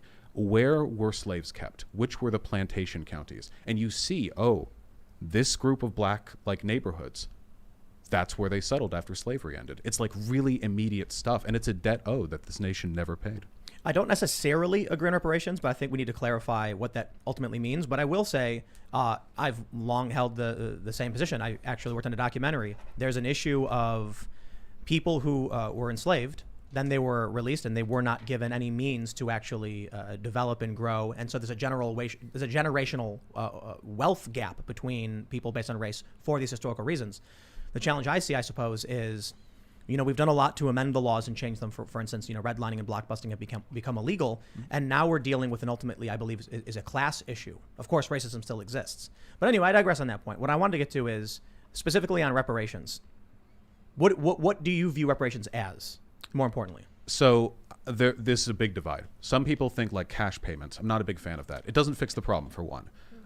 It's if you can put money into that community, but there's been research done on how long a dollar stays in a black neighborhood as opposed to a white neighborhood. And if a black neighborhood, all of the businesses are owned by, corporate boards that are all majority white, eventually the money filters out and you get a very temporary boost in living situation, not much long-term structural change. I'm a big fan of structural reparations, not based on race, but rather based on targeting neighborhoods that need it the most. Some of these neighborhoods are like white. I passed through some of them on my way out from Ronald Reagan Airport. I can tell which parts of this country, you can see it in the bones of the neighborhood. And I think that a new proper reparations project, a new new deal even, would go a long way. Get some so you're workers saying out not there. even based on race? I think that we should recognize that this is largely a racial project because, unfortunately, poverty and race are really intertwined in this country. But in terms of applying it, I think that it would be much more healthy if we treated it like a collective effort to bring up the lowest sort of echelon of our economic. So I want to ask you, Yes. Charlie, would you agree with a program that was in how do I describe this? Explained as reparations, but was not based on race, went to people based on class and neighborhood, so that it could help Latinos and white people and Asians and everybody? First of all, I'm against reparations. I just don't like the word because it kind of implies this intergenerational type guilt or allowance that I kind of reject, and I'm happy to build that out further. Do I agree that the question is mostly class? Oh, absolutely. And I think that VAUSH is hitting on something, and I think that you're saying that it's inherently racial. I really want to explore that with you because I think that's interesting. I think you're wrong, but I think that's interesting, where I think the racial thing is actually being used to distract people like you and I from actually talking about what's really happening here, which is a small group of people getting a lot richer while normal people get poor. And I think the racial thing is being used as this distraction tool to throw smokescreen in the middle while we're talking about something that we're never really going to have consensus on, when the true struggle right now is mainly economic. Yeah, well, I think that applying reparations along racial lines runs into a bunch of really tough issues. Which neighborhoods? Do you go by like blood? Like, can you prove your great-great-grandfather was a slave? It gets very difficult very quickly. Maybe that would be the most direct interpretation of generational reparations. But in my mind, the reason why it's important to recognize the racial issue here is that the nature of class divides in this country is cut into racial policy prior to the Civil Rights Act. The redlining that took place, lines which still remain not in law but in practice, led to very distinct, sometimes, one side of the highway is nice and the other side of the highway, it legitimately Can I just jump in real quick? Uh-huh. I'm from Chicago. 47th Street was split by race. No joke. This is long-standing effects on the city. Just to point out. No, and I grew up in LA, and on either side of the 5, which cut through the city, or the 405, sorry. Let me right just there. interject something too, and I don't know if you're familiar. We were actually told that we would be arrested from the south side of 47th. If we crossed 47th, we would get arrested because the cops would pull up and say, "You don't live in this neighborhood. What are you doing here?" I'm from the suburbs of Chicago, so I've heard stories like that. I'm very clear to say I'm not from Chicago. I grew up in Beverly Hills, which is Pampered. close, though, to West Hollywood and Koreatown, and the lines are clear as day. The reason I say that, though, about like the racial project, is that because explicit discrimination is no longer in the law, we've pretty much wiped that out, with the exception of some, I guess, edge cases. The project of systemic racism, or the existence of systemic racism, is something which is carried through class by inertia. It isn't something you can explicitly legislate along anymore. Obviously, nobody's out there passing laws like black people can't do this. That'd be silly. But instead, the consequences of slavery and of second-class citizenship for black people left unaddressed, a wound left to fester that, unfortunately, can't really heal itself inertially unless we do something specific. So the issue with that argument is that the more that we intervened in the black community, it actually had the opposite effect. And Thomas Sowell probably has done the best research and literature on this. You can laugh all you want. He's got a lot of credentials. I wasn't trying to besmirch. He's a very thoughtful thinker, and he actually lived through this, right? He lived through the black renaissance in the 40s and the 50s, where redlining was a legitimate problem. So was yellow lining, by the way, against Italians and against Jews. Nowhere nearly as bad, but there were other degrees of discrimination based on ethnicity and cultural background. And the black community, especially, the area really well in the south of Chicago, right near the Chicago stockyards, the black community almost had this rallying cry where they were being discriminated against everywhere, and they kind of collectivized their purchasing power, and they saw their incomes increase actually at a higher rate than white Americans in the 40s and 50s and early 60s.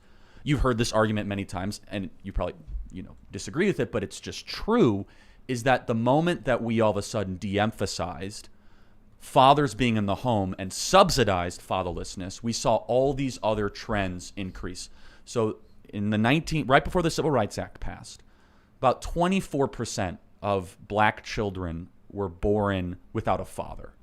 Now it's upwards of 70%. You guys can look at the Washington Examiner. It's 77%. Let's say it's 65%.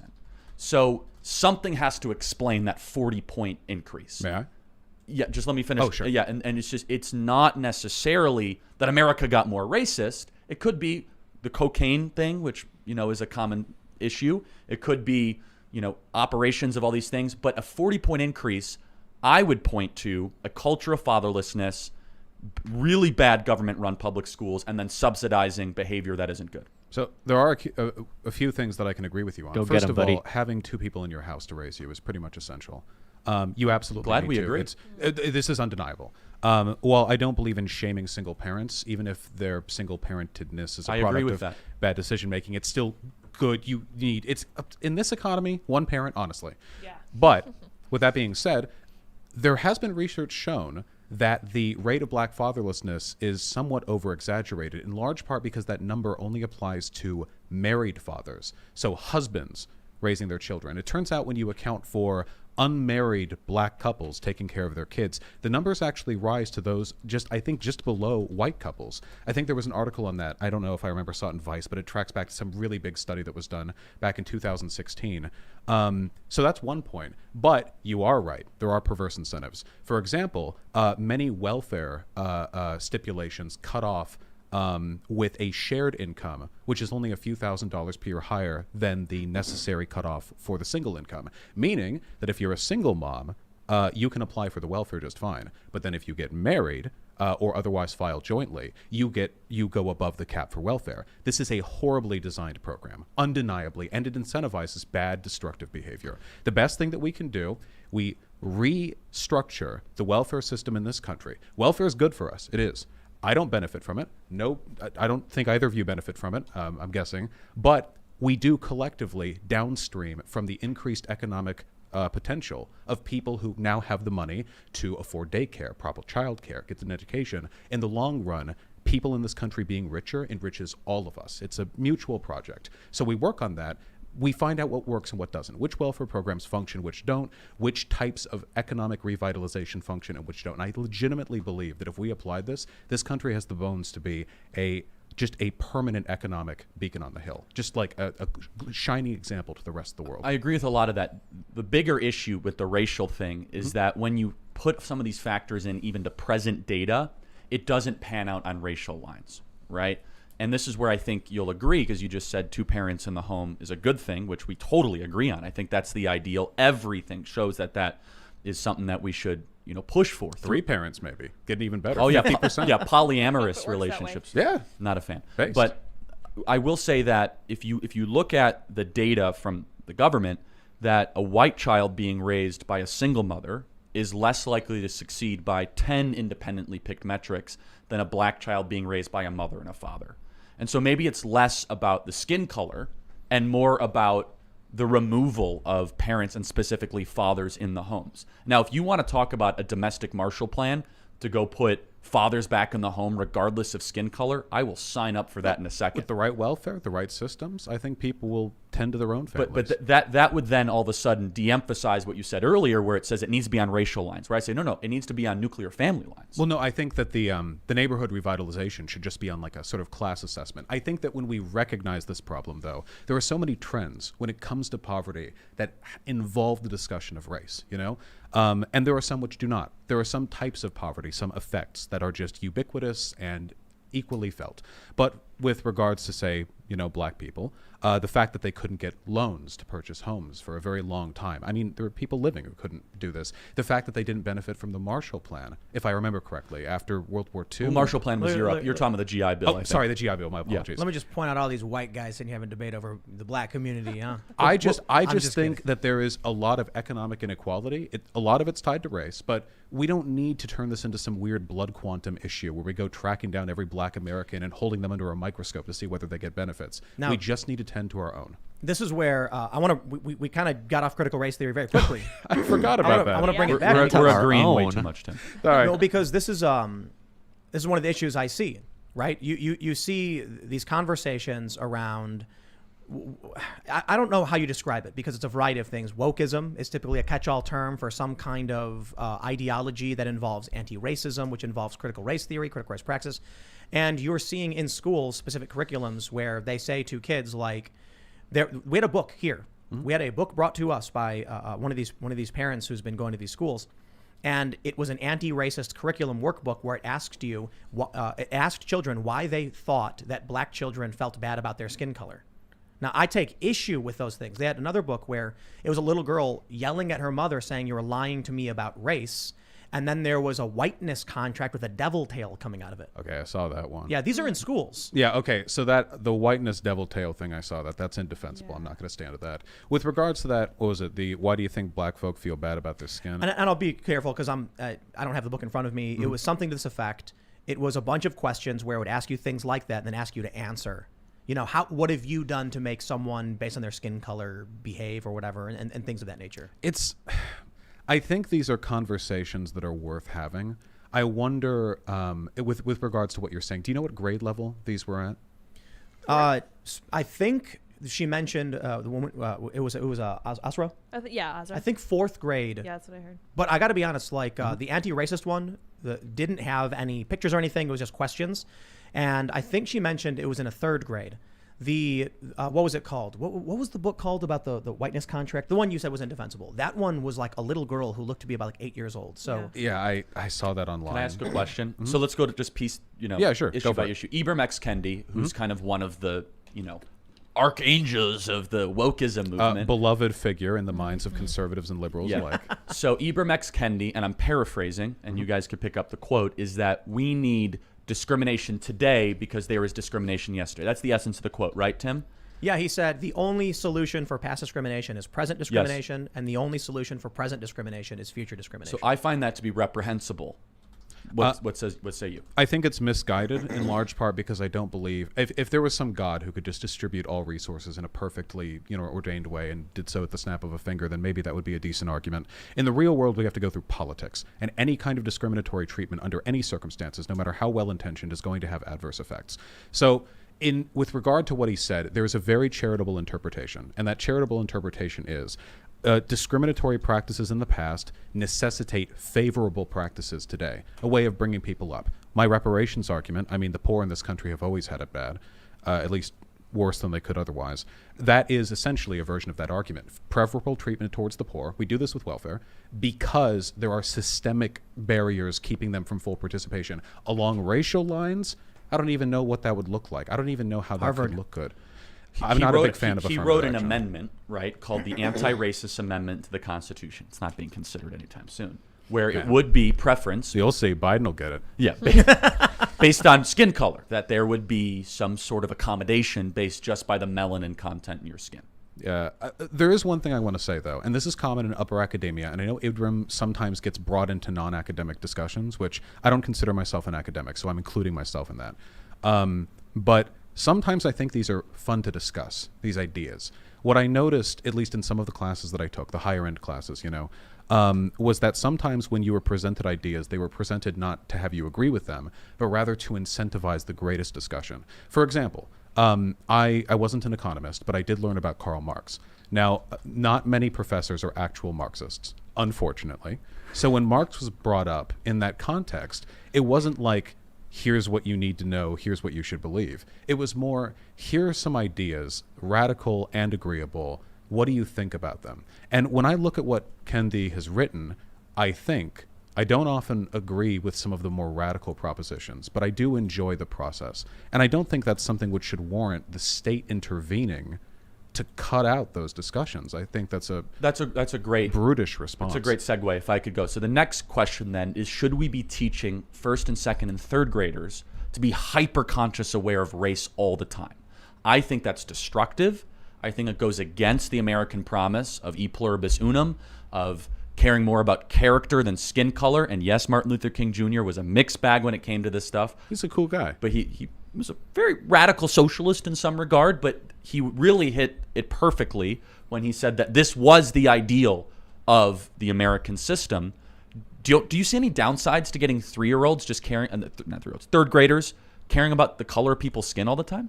Well, I think depending on their environment, they might already, whether they know it or not, in very implicit and subtle ways. We know from tests done, for example, on like little kids, like 4-year-olds or whatever, that some elements of implicit racial bias already infect their thinking. Now, that isn't a moral judgment. We're all flawed beings. We live and we die. We all have biases.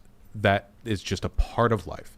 But I think conversations about those things can be valuable. I don't believe we live in a colorblind world, so teaching people that we do can often lead them to remain ignorant to evident problems. Now, to what extent would you be comfortable, what would you say, like bringing a racial consciousness to third graders?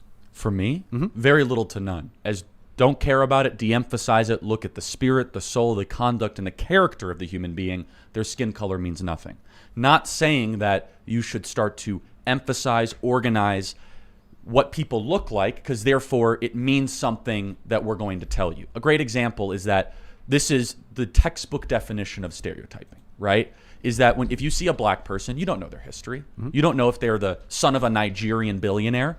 You don't know if they're an immigrant from Turks and Caicos. And you don't know if they're the 9th generation descendant of slaves, right? There's been 2 million blacks that have come to America legally through the immigration process since 1980. So this sort of hyper fixation on race, and I want to keep on getting back to this because I'm just curious, is do you think this is actually helpful when there actually might be stuff that 90% of the country agrees on? Do you think this actually might be a smokescreen tactic? Well, it really depends on what's being taught. So here are some things I obviously don't want taught. One group is better than another, of course, you know. Black people are like this, white people are like this. That is being taught in some schools. There are some schools that do that, and while I would look to see their curriculum mended, I just don't want to implicitly agree with like a state ban. I would see adjustments done. But there are some things that I think could be done well. For example, say you're teaching about very basic early history, you know? This is where I wanted to get to. Yeah, okay. This is important. So here are some things about America's founding that I like. One of the first practical liberal democracies, glory of the republic. Folks had nice hair back then. Not a democracy, but a republic. Right. That's Well, okay. I mean, you know, they're not mutually exclusive. And we, of course, did more to fulfill the promise of a democracy with time. But obviously, when America was founded, it was a slave state. 1 in every 6 people in America at that time was human property. Can I ask you a question? Sure. How many states had abolished slavery by the time the Constitution was ratified? Well, I don't know the exact number. 9 out of 13. That's not a slave country. Well, then you could say it was a confederacy with portions that were slave states. I think that's better said. 9 out of 13 had already abolished. There was a sunset moratorium for slavery in the Constitution. So this could... Vermont abolished slavery in 1777. We were on the way to eradication. We were not a slave country. Well, hold on. I mean, and I'll add one thing. We were on the way, but then like 80 years later, it was still happening. So the question is why, right? That's a really important question.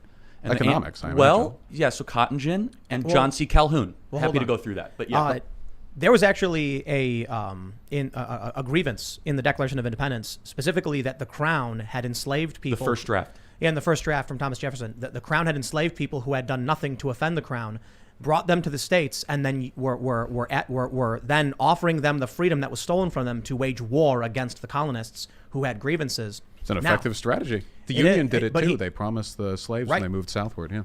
Jefferson took that out, and he did it because they felt, and this is according to historians, that without, I think it was South Carolina and Georgia, they would not have been able to win the Revolutionary War, and so they had to remove that, hoping they would stay in. Now, the reality is, I'll just say one more point. They thought they were going to lose anyway. They really did. They didn't think they could go up against the greatest empire in the world at the time. So it's kind of unfortunate, I think. An important factor here is that I believe it was the British Empire, actually 1833 had abolished slavery in all of its territories, and it took the U.S. a little bit longer to do so. But I want to make sure I stress, this issue for the start of the country was contentious and ultimately led to violence because from the beginning, as Charlie pointed out, most of the states had already abolished this. So it was like people were ready to fight from the beginning. I just want to say to that, my understanding of the founding of America isn't as simplistic as the founding fathers were evil because X or Y. I recognize, of course, that and I appreciate that. there are incredible complexities to those issues. And also, I'm not a historian. There are probably tons of things out there I don't even know that might change my opinion in the future. But with that being said, while I recognize there were fine-bodied, hearted, and souled Americans who recognized slavery was a moral aberration from the get-go, 1 in every 6 Americans was owned. And while that may have been constrained to some of the states, it was still ultimately under the purview of the federal government to make decisions with regards to the legality and constitutionality of that. Now, some people, they get really defensive when this conversation comes. I'm not saying you guys, but some people, they do. And I think it's because they think I'm assigning some kind of moral worth to them now, or to the country now, or making some kind of broad prescriptive statement. I'm not. The only thing I'm saying is, when you're teaching history to a bunch of kids, you know, you have to teach it all. At least you have to teach the basic pointers. And for Black Americans, the history of this country has been less than favorable. So I think that in the context of that discussion, saying, and to this day, we still have some problems with race. There are some legacies of slavery that still affect Black people, and we're working on it today. Something like that. That's a kind of racialization that I'm in favor of, because it doesn't encourage stereotyping, it doesn't encourage discrimination, it just encourages a base awareness of some serious problems. So, but that's not happening, right? Is that largely what we're seeing through school districts like Chicago and in Washington, D.C., and the entire California school system, representing 10,000 schools and 6 million students. I've seen the documents on those. Yeah, is that it doesn't have that kind of nuance and complexity that you just presented, right? Where let me just say this, is that part of the kind of archangel triumphant of the wokeism coalition is Nicole Hannah-Jones, Robin DiAngelo, and Ibram X. Kendi. And Nicole Hannah-Jones in particular, right, the author of the 1619 Project, she heretically says that America was founded on slavery, right? And so I'd be okay with that. But it's just not true. It depends on what you mean by founded on. She defines this. She says the founding fathers were in favor of it. Not true. George Washington wasn't. John Adams wasn't. John Quincy Adams wasn't. Thomas Jefferson even signed a moratorium on new slaves coming into the United States. Ben Franklin chaired an anti-slavery convention in 1775.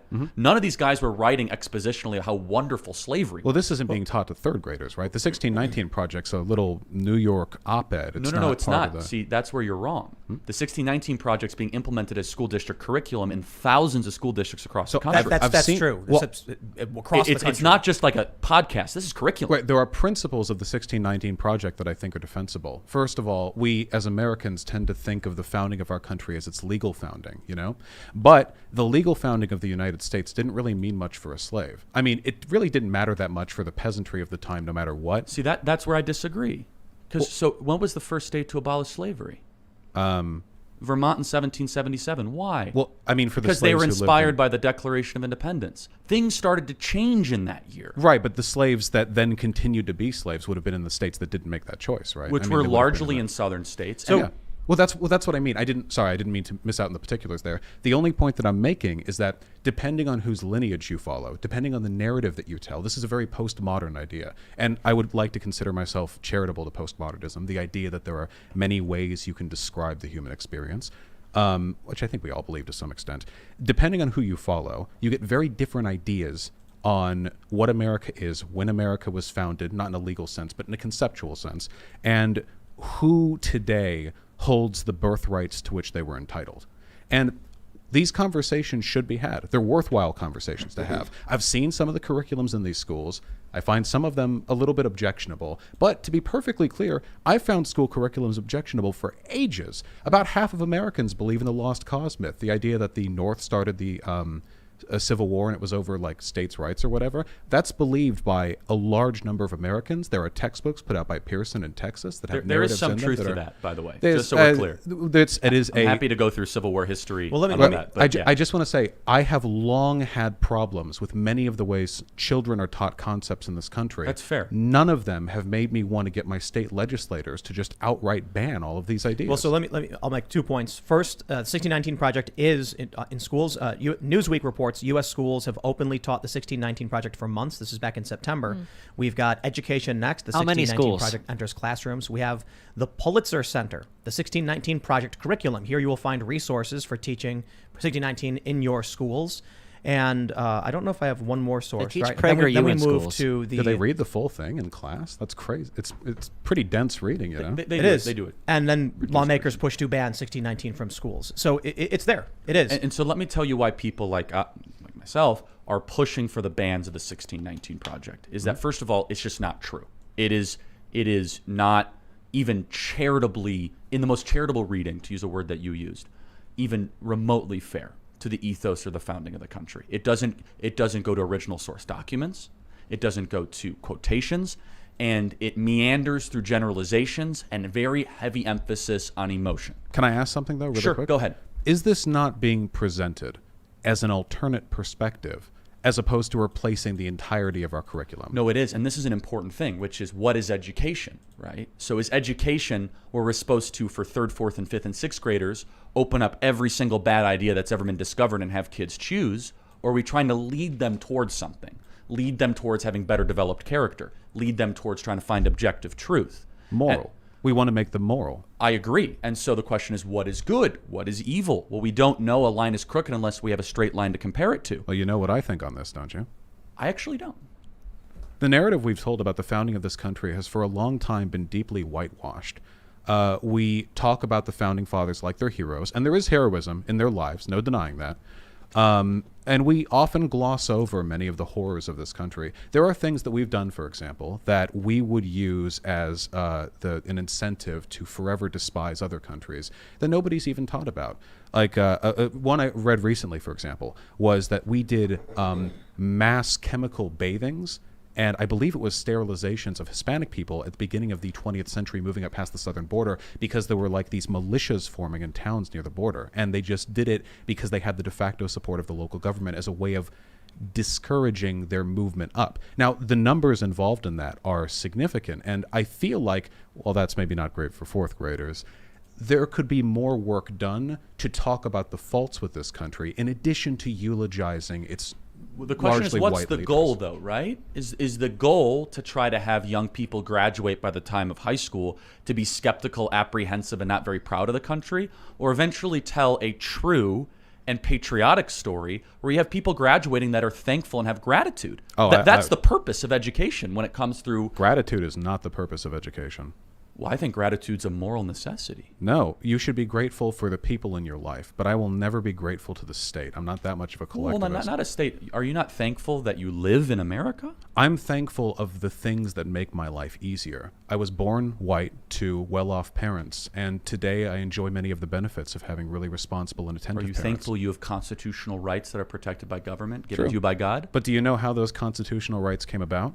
They were fought for by whiny bitches like me who were never satisfied with what they were already given. They were granted by God, protected in the Constitution They were in fought 1787. for by whiny, same as the 14th and 15th Amendments, everything that's come since. We fought for them, and it is discontentedness Are you that thankful leads for us those to people fight. then?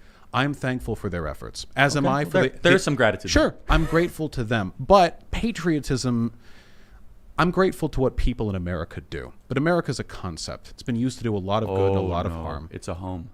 Well, a home can be I mean, in the broadest sense, but I know what my home is. I know where my family lives, and I'm loyal to them. When it comes to this country, though, this is a political and economic bloc, and I have only one concern, and it's that the people in this country live the best lives possible. Also outside the country, but I live here. This is my backyard.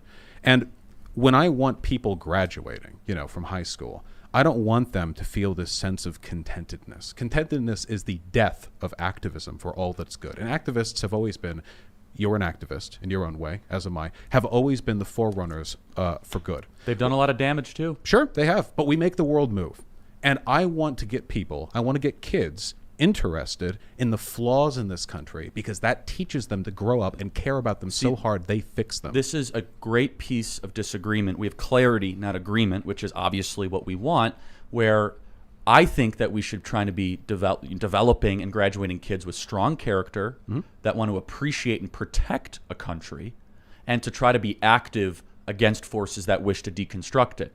Your goal, and we're just not going to persuade each other, is that you want to try to graduate activists that know the flaws and are willing to mobilize to try to fix them or to undo whatever system might be effectuating. Is that fair? As long as it's responsible and effective, yeah. There are ways to do progressive. Of course, I'm a progressive, so I'll say it's good by default, but there are ways to do it poorly. I disagree with people on the left constantly, either over issues of actual concept or issues of optics or issues of engagement. I always find something to disagree with people on. It's very fun living.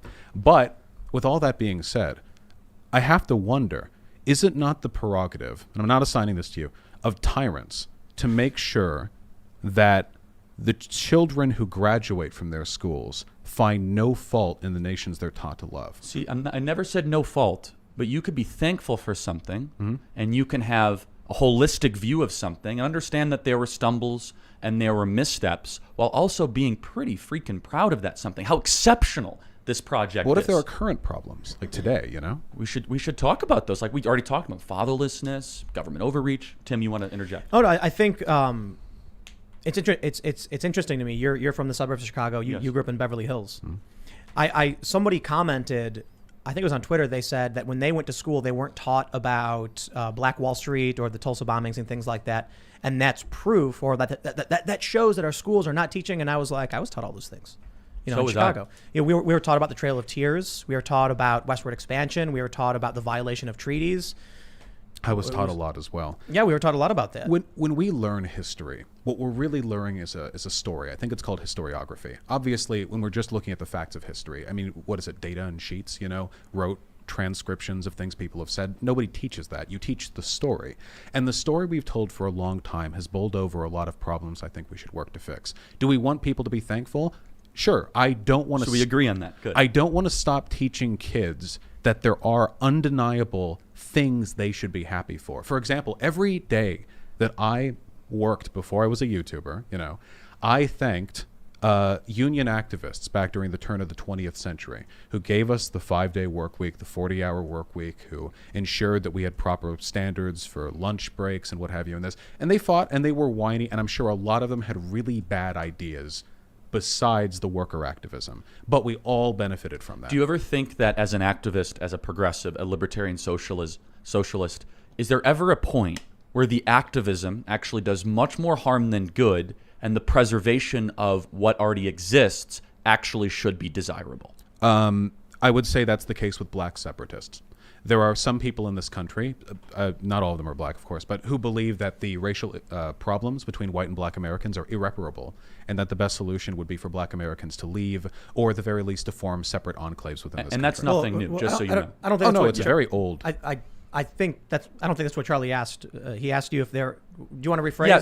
Sorry if I misunderstood. Well, you were in the general area, but I guess the question is a heavy emphasis on activism for activism's sake, mobilizing for grievances. What if actually what we have as a constitutional order is actually pretty awesome? Let me ask, do you think there are things worth, systems in place in the United States that are worth defending? That's a better way to word it. Yes. Do you believe that there are systems in place in the United States that we should defend and preserve? Yeah, for sure. I mean, there are ideas. For example, the concept of democracy, the concept of fair representation, the idea that anybody could have a chance if they make it here.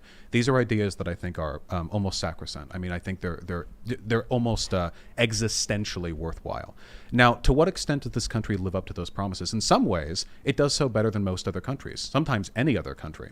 In other ways, it could do better. Income mobility here, which is the measure for how effectively this country manages its meritocratic systems, you know, is higher in some European countries than it is here. The idea remains valuable to me, but I can't help but think maybe we could make it better. If making it better entails some highly destructive process that involves tearing down everything we've ever known and such, then, I mean, eventually you have to do a risk-reward benefit, right? So what I'm trying to caution you about is that the people pushing CRT or wokeism, they don't have the same sort of nuance that you do. These are revolutionaries that want to tear down the system. But I am as well. I just think that everything has its time. You just had kind of a little bit more of a moderated answer. But how often do actual critical race theorists come on like all of the like talk show circuits that end up? I mean, we've had some. I mean, Joy Reid advocated for it, but the actual scholars. They're running Lockheed Martin, Northrop Grumman. They're running the United States military. They're running the way.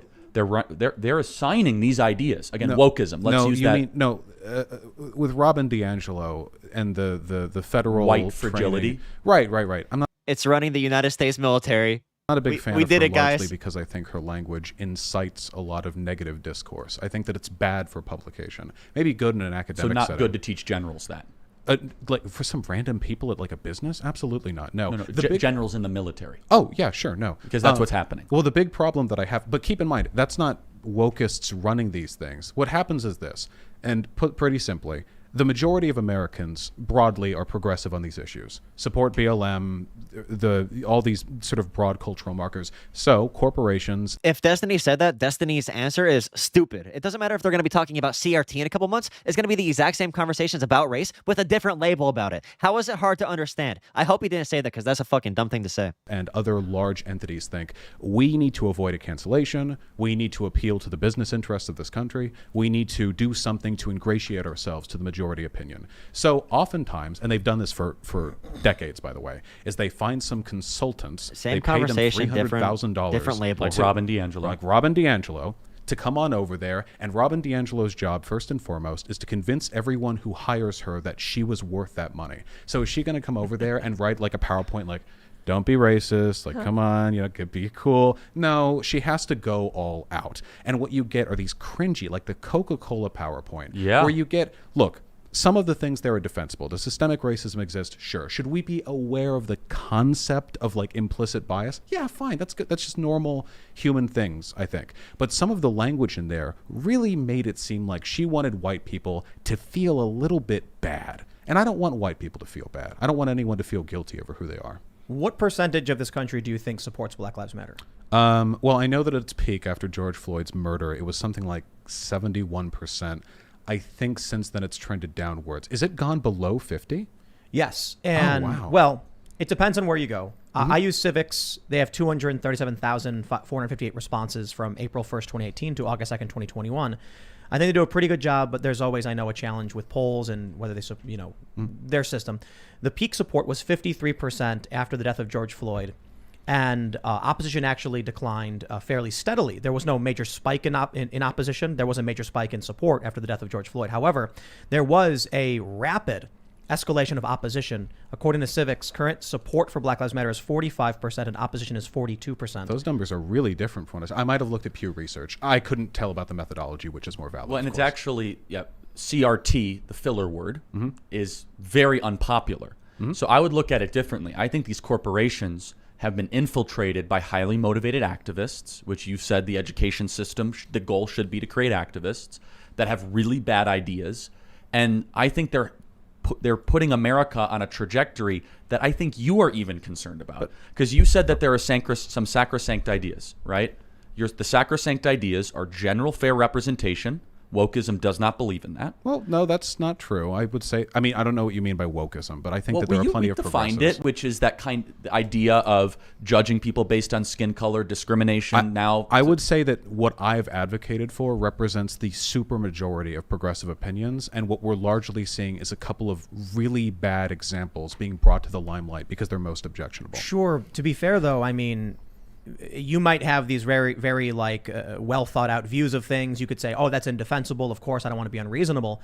But when you get Mark Milley coming out and talking about white rage as a blanket. I thought his speech was lovely. It reminded me of those old Chinese philosopher generals. But you have people quitting the military over this stuff because they feel like I've actually spoken with people who retired because they've been discriminated against on racial lines they don't like. And one guy I met said he was planning a lifelong career in the military and immediately got out because they implemented these policies of white racial trainings. They were told that the symbols of America are no longer allowed to be displayed in private because they're extremists. In the military? In the military, okay, yes. Well, I can't speak to any of that. I haven't looked into the particulars of that.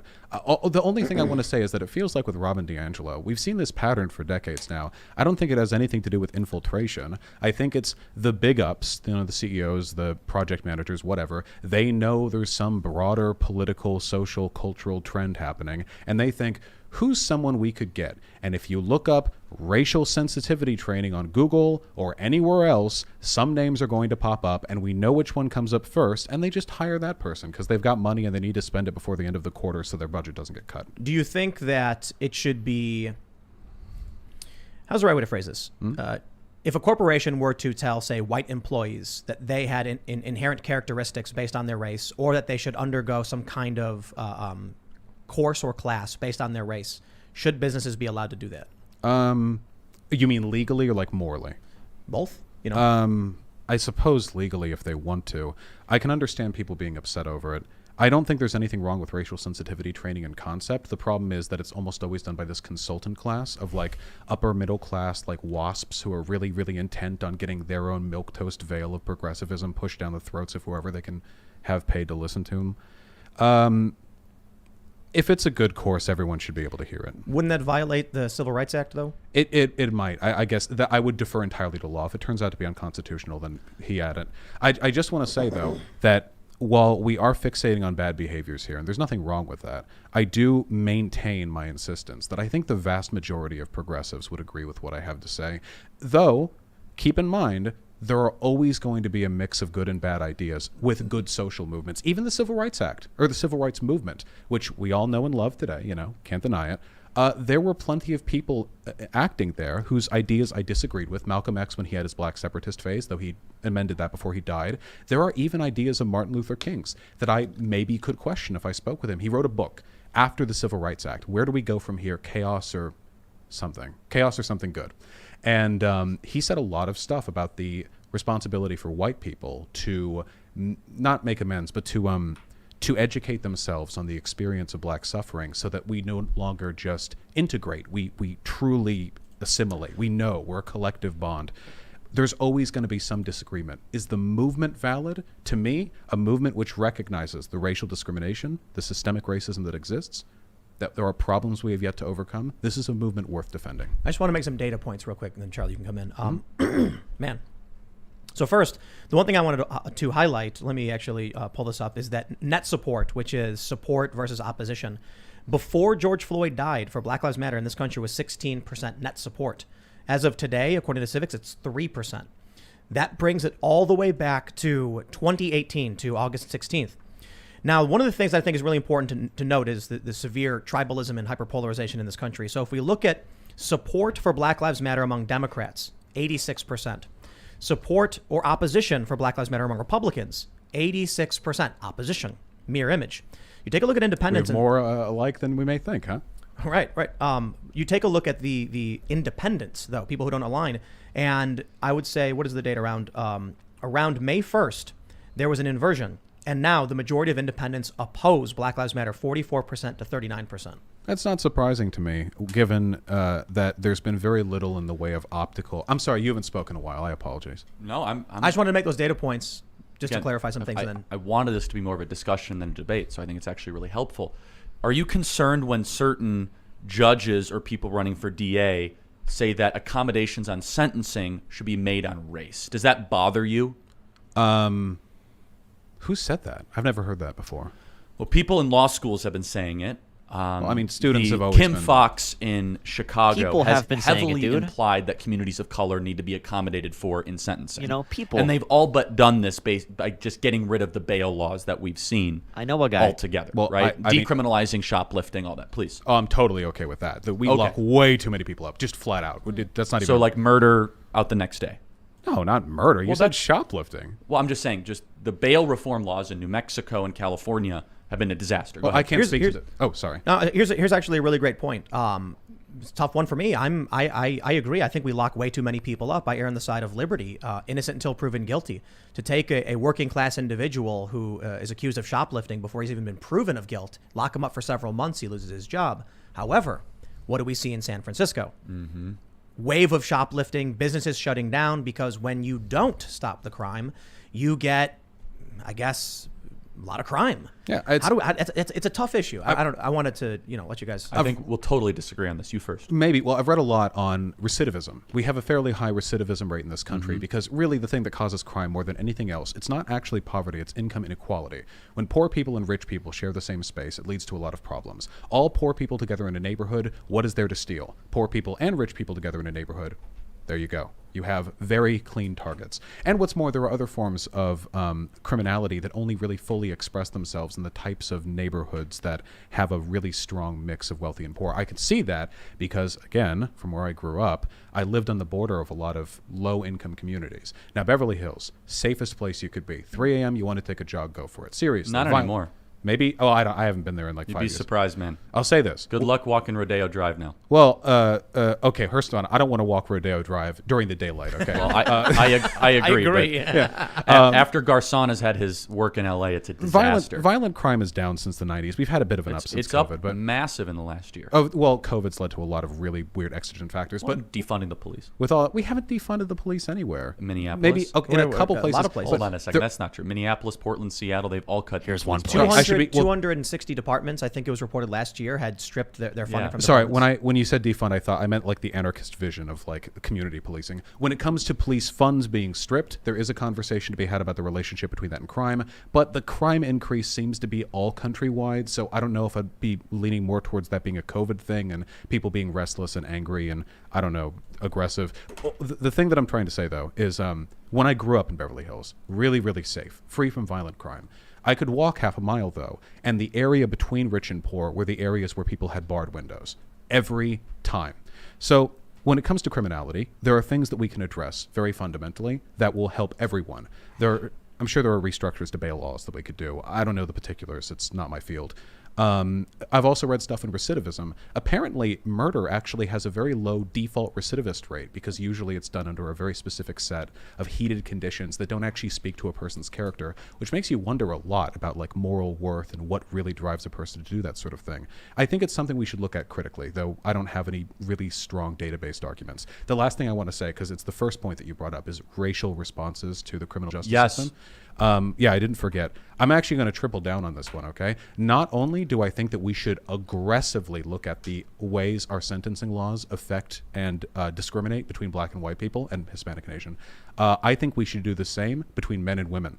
Because as much as black people are shafted by the criminal justice system, men are even more. If you take a look at the disproportionate rates of sentencing, relative levels of implicit bias in the jury, women get off with way more than men VAUSH do. MRA confirmed. Way more. So, I mean, maybe it's something we can all agree on. We're guys, I think. Well, so the issue, though, is that when you remove race, it's just a matter of income or wealth. For example, if LeBron James goes in front of a jury, he's going to have the best lawyers. Mm-hmm. And obviously that's an extreme example, right? But O.J. Simpson had an all-star team. And so the problem is that Obama.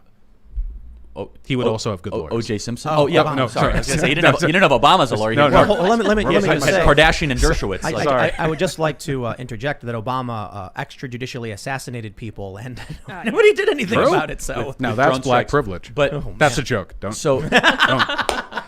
But I think that there's an implication in your argument that I want to challenge, which is that just because you're poor doesn't mean you commit crimes. I think that's an insult to poor people, right? And so I think that if you automatically assume that, now there are data trends to suggest that, but instead it should be the question of what are we trying to structurally do or through incentives make them not to poor. Either punish the people that are committing crimes and lift people out of that current level. So I think it's a good talking point, but I don't think it's totally true to say we have too many people in prison. I think we have the wrong people in prison. Let me tell you why really quick. We have more than like any other country. No. Let me tell you why. Yeah? The average rapist serves 4 years in prison, and they're very likely to rape again. Totally different than murder. Look, if you want funding that goes to police departments to go towards actually looking at the rape kits that they take rather than stuffing them into a bin. 250,000 untested rape kits in the tri-state area in New York City. 250,000, right? So our criminal justice system, you could say it had nefarious intentions. I'll be neutral on that. It was very heavy on drugs, obviously in the 80s and 90s. But generally, though, you cited the number. You said violent crime's been down since the 90s. Why do you think that is? It's because we were tough on crime in the 80s, and we had a massive campaign against it, and we had the most peaceful decade in American history. Well, there were a few factors. The viability of broken windows policing has been challenged substantially, but there are admittedly some benefits. The argument that I would make is that what you're really doing is you're forestalling the problem. There are socioeconomic conditions that increase criminality, not because it makes people worse people, but just because oftentimes crime isn't some direct indicator of poor moral conduct. Oftentimes it is a crime of necessity, or it is a crime born of the discontent and the apathy. I got to challenge you on that. What would be a crime of necessity today with the welfare state that we have? What would possibly be a crime of necessity? I know I can at least speak to personal experience that I knew some people involved in like they said they would sometimes peddle drugs, and they did it because while they may have been accounted for by the welfare state, their parents' medical bills weren't. Not sufficiently, not even close. Stuff like that. Now maybe legally if that person got arrested, the law says they have to be. I could never morally condemn them. They were trying to save their mom, man. But I got to push back on that. Sure. I mean, for sure it's anecdotal, but it is. So it's not like a data point. You know? I never understood this, having grown up on the South Side. Seeing people sell drugs is not the fastest and easiest way to make money for someone who's desperate. I mean, no joke. Plasma sales? What would you say? I made $140 per hour playing guitar in front of a baseball field. Now, I understand not everyone can play guitar. Oh my God. Or skateboard. True. I knew a guy who said he just bought T-shirts. He went and bought bulk T-shirts. So the people who are selling drugs, they got to buy the drugs first, or they get a loan, and you can do the same thing with socks. And then people go on the side of the road and sell socks. I think the choice of committing a crime was the choice. Well, it is. Well, hold on. VAUSH, how dare you use an anecdote? They got to sell socks instead. I knew a guy that sold stuff. It is always a socks. choice, but what we're really talking about is the limits of determinism here. How much do we choose the things we do? You can make an argument that it's all. I mean, you're religious, of course, so you wouldn't have this argument. But I wouldn't have anything close to this argument. Right. From a secular perspective, you can make the argument that at the end of the day, the things we do are driven entirely by the chemical reactions in our brain, and therefore everything that we do from start to finish is just a combination of random molecular patterns and blah, blah. We don't live our lives like that. Obviously, I make a choice to get dressed every day. We know how this works in practice, but in practice, we are also the product of our environment. And the fact that, for example, having a single parent while growing up is a pretty strong criminal indicator is a suggestion that, I mean, is it an indicator of a person's inherent moral worth that they were born with a single parent? Probably not. So that statistical difference has to be accounted for by the inevitable fact that environmental differences can lead to harsh outcomes. The question is, though, do you then create a set of lack of enforcement to say that we're actually not going to enforce looting, where you had an entire article in National Public Radio, not saying you believe this, that says the case for looting, right? San Francisco's basically employed this, $900 or less, they're not going to prosecute you, right? Videos of them stealing entire Walgreens, right? Not an exaggeration. And then you have, and just one other data point, just because of COVID, Europe's crime rates did not increase. Ours did. And we had a massive defund police, almost kind of we're going to be relaxed on criminality type movement. And this is the question, right? Which is, how many excuses or accommodations are we going to give for crime? Well, we're not. And I'm just just to finish is that my perspective obviously is very little to none. Crime's a necessity. I could think of one, maybe two examples where I would make a moral claim of a crime of necessity, and that would be a revenge crime if someone murdered your wife or your kid. Maybe. Necessity? I'm not saying necessity. I'm saying like a moral accommodation where I could say I could see where they came from. Not necessity. Let me rephrase that. But the idea that in the welfare state that we have, with the private philanthropy kind of generosity we have, that shoplifting and arson and looting, mugging Barbara Boxer, that we should just say, you know, it's actually because of the environment. I don't know why you pointed at me when you said I have never mugged Barbara Boxer. I'm saying that as an example. Yeah, I don't mean to. I don't. Was that you in San Francisco? Where were you? No, I've gotten stolen from in San Francisco before. It was a very fun experience. That was back before YouTube too, so I couldn't afford to replace anything. Okay, a lot to respond to here. Emil Durkheim, cool guy, dead now, thought that crime was sociologically useful because it shows you where the antagonisms are between people's wants and the state's desires. So crime takes place where there's an agitation between what people are being compelled to do by whatever, their own behavior, their desires, and what the state will allow you to do. So, for example, during a food shortage, we can take like Ireland during the potato famine. There were, to put it lightly, quite a few cases of theft during that time because people needed food. They would do anything for it. So the crime of theft in that instance becomes a sociological indicator of a social need that isn't being met. Now today, of course, we do have admittedly a fairly weak but existent welfare state. It's rather strong. It's very generous. It's a little baby welfare multi-trillions of dollars every year. Yeah, multi-trillion for America?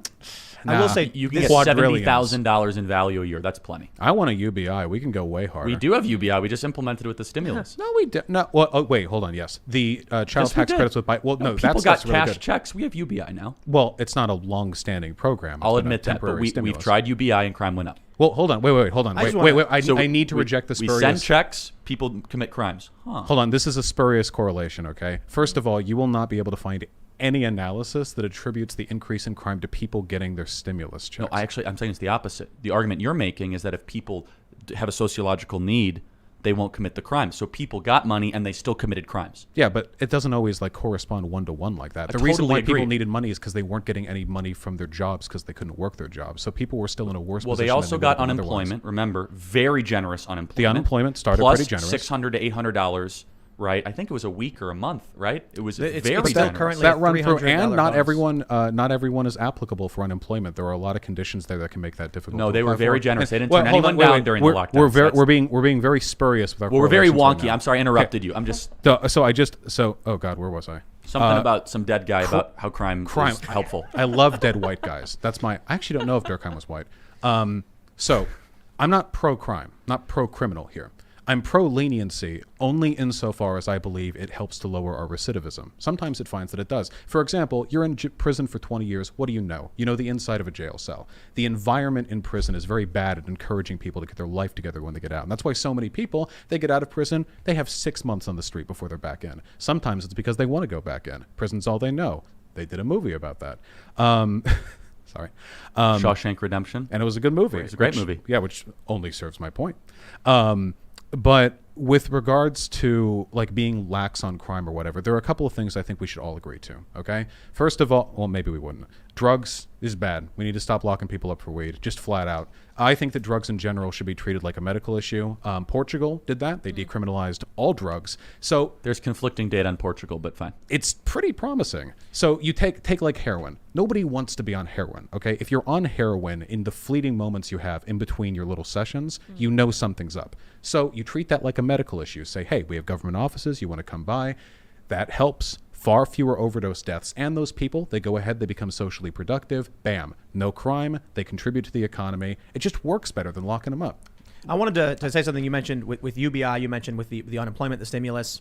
First of all, we've actually had a really hard time hiring for specific work, like labor stuff, because nobody wants to work. And no joke, like I've been having conversations like every other day, like, can we find some people? And it's like, we can't find anybody. We got signs up and down all throughout the area where it's like, come in, open interviews. So many. We had over 800 flights canceled due to staffing shortages.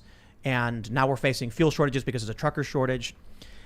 We're looking at this this unemployment stimulus thing where they're doing the $300 bonus. Now they're doing the child tax credit, which won't be for everybody. Mm-hmm. And we're seeing a correlation with massive job openings and people not taking these jobs. I think it's phenomenal. Finally, the bargaining power is in the hands of the workers more so. But it's broken. Like the flights are shutting down. Nobody wants the jobs, even when they do increase the salaries. So it's true, the flights are an issue. But here's what they don't tell you in the news briefs. So stock buybacks, something that many companies now do because of their decriminalization. The airline companies have spent an anomalous amount of their profits each year on stock buybacks to enrich their CEOs and shareholders rather than on hiring more pilots. It seems the issue here is this is a simple supply-demand issue. People need to raise their wages. You see these news stories from time to time where it's like, I raised my wage to $15 an hour and people showed up. And it's like, yeah, that is how economics works. We had John Schnatter, Papa John, on the show, and he told us a story about a pizzeria where they were paying $35 an hour to some of their pizza cooks or bakers, because that was the line. He kept trying to find people, nobody would do it. He kept raising wages. Finally, he settled on $35 an hour. That means pizzas are going to basically more than double because the wage they were paying before was like 15, and now they're over double what they were paying in labor. Their labor costs go up. They have no choice but to charge substantially more for pizza. In the short term, within a month or so, that might have an impact on those pizza makers. But the ripple effect is going to slam into everybody. All of a sudden, the contractor can't afford to take his family out for dinner. He can't afford to buy the food he wants, because the base level costs are going to start going up. Then the landlords aren't going to be able to hire the maintenance crews to fix the buildings. The landlords are on fixed pricing, which they can't change, which then results in a brick wall, a collapse. I just want to say, what we're having right now is an unprecedented economic shock. For a year, nobody worked, or very few people worked. And people got used to staying at home. And as the government should, it should have done more, but as the government should, it took care of them a little bit. We have to ride this out. What are government funds for but riding us out through common crises? Better this than war. And now people are returning to work, and they're realizing work sucks.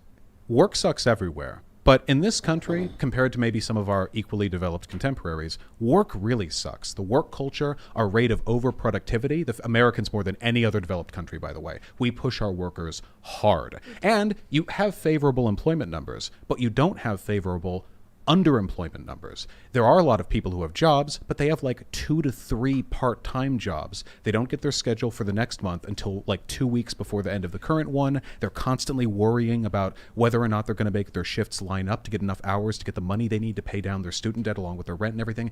It sucks, and it's untenable, and we are in an era of unprecedented record profits for CEOs. So yes, I think the solution to this, and it'll be a rough one, that's for sure, is we should normalize higher wages. Maybe the solution to $15 an hour was never a federal mandate. Maybe it was the inevitable economic necessity of incentivizing workers. Hard to disagree with a lot of that. I will say that the lockdowns were way too harsh and intense. I will say there is a Fifth Amendment argument to be made, though, that if the government forces you to not work, then you should be able to get something in return. The government cannot take something from you constitutionally and not pay you for it. That's the eminent domain argument, right? Which was one of the best arguments for the stimulus package. I just think the lockdowns were far too severe and far too intense and really infringed on people's liberties and abilities to be able to take risks. I want to go a different direction. I just want to ask you a question. It's just more kind of about human nature. Do you think human beings are naturally good or naturally bad as human nature? Tabula rasa. I really think we are. We Blank slate. Maybe there's some inclination. We're hardwired to be social. I know that. We're also, at least to some extent, hardwired to be self-serving. The best society merges those two. The best interest for you is the best interest for everyone. The social contract, from now until we die. Locke's, Rousseau's, or Hobbes? Which social contract? I guess I would just say the ubiquitous philosophical term more so than well, any because specific. they all wrote on those terms, right? And they totally disagreed. They all what thought that is. different things of humans. They all thought Hobbes was at a very dark view. Rousseau very positive. Locke was more neutral. I'm just curious. Socialists tend to think that human beings are fundamentally positive, but I reject that. That's why I'm curious, because you see way too cynical for that. Well, the implicit suggestion to that, to me, is that socialists think their system would only work if everyone was nice, and I don't believe that. This is the destiny kicking in, by the way. I think that the best economic systems will work when everyone is an absolute POS, just a dirty, horrible human being, and very you can Hobbesian of incentivize you. them. Well, but it should. Maybe humans are amazing, but the best systems should survive human greed. I want to ask you a very simple and general question. Uh-oh. Those are the worst ones to answer. It is. Do you think some people are better than other people? Can I add a bit of nuance to that answer? Answer however you want. I think that some people have been developed to be more moral and of better character. Oh no, okay. Yeah. I didn't mean moral. Just better, like they're taller. That's it. Oh, However, but I think your interpretation of the question is part of the answer. By any metric, there will always be people who are better than others. Always, perhaps by some combination of environment and genetics. I just hope that we can all ride along beside each other. I agree. I think I mentioned this before the show. If you were to ask anybody on the left or the right, what did you want? It'd be like for everyone to prosper, for people to be successful, to pull people out of poverty, things like that. I guess the issue is disagreeing on how we get there. Well, I think I'm not sure if we want the same thing. I want more a preservation and conservation of what we already have. Do you want socialism? Absolutely not. Oh, no. Slight ideological No, disagreement. but come on. I mean, we don't need to play the word games. Go ahead. No, Why do you want to preserve? Well, I think that we have something beautiful, unique, and exceptional. And I take the more Hobbesian view of human nature, which is we're brutish and nasty and awful and cruel. And the fact we've been able to build something decent and civil is pretty remarkable. But are you saying that we have a good system? A great system. And people thrive from the system? Yeah, I think people flourish and thrive. I think that a rights-based system is naturally the best way to govern. Do you want people to be stripped of their rights, imprisoned, brutalized, impoverished? Of course not. No. And I mean, the sacrificing of rights is something that usually has to be earned negatively, like murdering somebody. So this is what I mean, because I think I could ask you the same question. Do you want people to be brutalized, impoverished, imprisoned? Of course not. Taking their rights away. But I would never want to grow complacent. You're both familiar with the Marxian theory of dialectic materialism, You correct? mean Hegel's theory? Oh no, he had the dialectic, and we built on it, you know, or he built. I'd love to get into. I really want to get into the Marx thing because I'm super fascinated by it. No, I just want to say, you know, the theory. I mean, put simply, I guess, is that human society, the human project, it evolves as a product of antagonism. Grinding antagonism between people in Marxian view of different. It's very Hegelian, yeah. Well, yeah, no, I mean he was a student of Hegel. I know he was part of this. He was the young Hegelian. Yeah, and he won the argument. Well, no, I'm not. Well, you're not. I'm just saying, like he would get mad at you if you said he was Hegelian influence, but I don't think I would. Hegel was a smart guy. I just can't read his work because the phenomenology of spirit is impossible to read. Thank you. All right, I was worried you're going to make fun of me. I just want to say no, it's really hard. He made the very simple complex. Yeah. We agree on something. I just want to say, sorry. I just want to, the project of humans moving forward, I think that antagonism fuels it, but in the best way. Not antagonism like war, but antagonism in the sense that we look at our ideas, our values, and we challenge them. So I just want to say something we disagree on. I don't think humanity's a project. Do you think we're headed towards something better than what we have today? Probably not. I think that we're probably engaging in the second law of thermodynamics currently, that we're untangling. We're going to chaos, not order. See, this to me, this is the thing, and I'm not trying to patronize. Conservatives have been shown to be more fearful on average, and I think if they thought that way, it would be very warranted. But some fears are legitimate. You know, certainly. Winston Churchill's fears about the evil Germans were legitimate. No, I'm not. No, fear is not always illegitimate, and there are elements of this. I think, though, that if society is to collapse, it would probably be from climate change more so than like the. Oh come on, you don't believe that? No, for sure. You can. We'll see it, assuming COVID doesn't get you. We'll live to see some pretty severe. We see it right now. You know, my problem is. Oh. You know, like I see all the news, I see all the arguments about climate change, and I'm like, I understand them. And then you get Obama buying beachfront property, you get the celebrities flying airplanes, and I'm like, how am I supposed to trust any of these people? Got to get Bernie. Guy rode the train to work. He didn't have to do that. Bernie's the man. True revolutionary. So, just to finish the point, I'm sorry. The rich people buying beaches. The idea of the human project is super interesting. It's one of the issues. That's a collision point we're going to have. So, because all the poor people die. I'd like to think, I mean, people have always said this is the best it gets. You know, the Postmaster General back in, was it the Postmaster General or was it the Patent Office? No, the Patent Office, 1900, all the patents have been made. Yeah. And I'm not saying it's the best it's been. I'm not saying improvement is not possible. Maybe we can make little improvements, but when I try to put myself in the shoes of men past, you know, I don't know, somebody in feudal China. And to them, what I live in today would have been incomprehensible to them in every imaginable sense, every conceivable way. But their arguments for the permanence of society then would have been better than mine today because they would have lived in a stable feudal society for millennia. And today, I now am here using technology that would have been alien to humans 20 years ago. I think about like the Cultural Revolution. I think about the revolution in Russia. And you mentioned that conservatives tend to be more fearful. And I think there's history that shows us things can go bad. You can have something that's good, not great, could probably be better, and then end up with an unchecked movement that results in millions dead. For sure. 20 to 40 million, I think, in the Cultural Revolution. We had Lily Tong Williams on the other night, and she's telling us these stories are scary. Always hindsight, right? Because people thought this about every major event in social progress in America's history as well. The breakup, the Confederacy, the Civil War, the fight to abolish slavery, sure. You know, suffrage for women, yes. The Civil Rights Act, yes. Gay marriage, yes. Every time we make a step forward, you're probably anti-gay marriage, right? Because are you? I'm pro-traditional marriage. Okay, sure, right. Anti-gay marriage.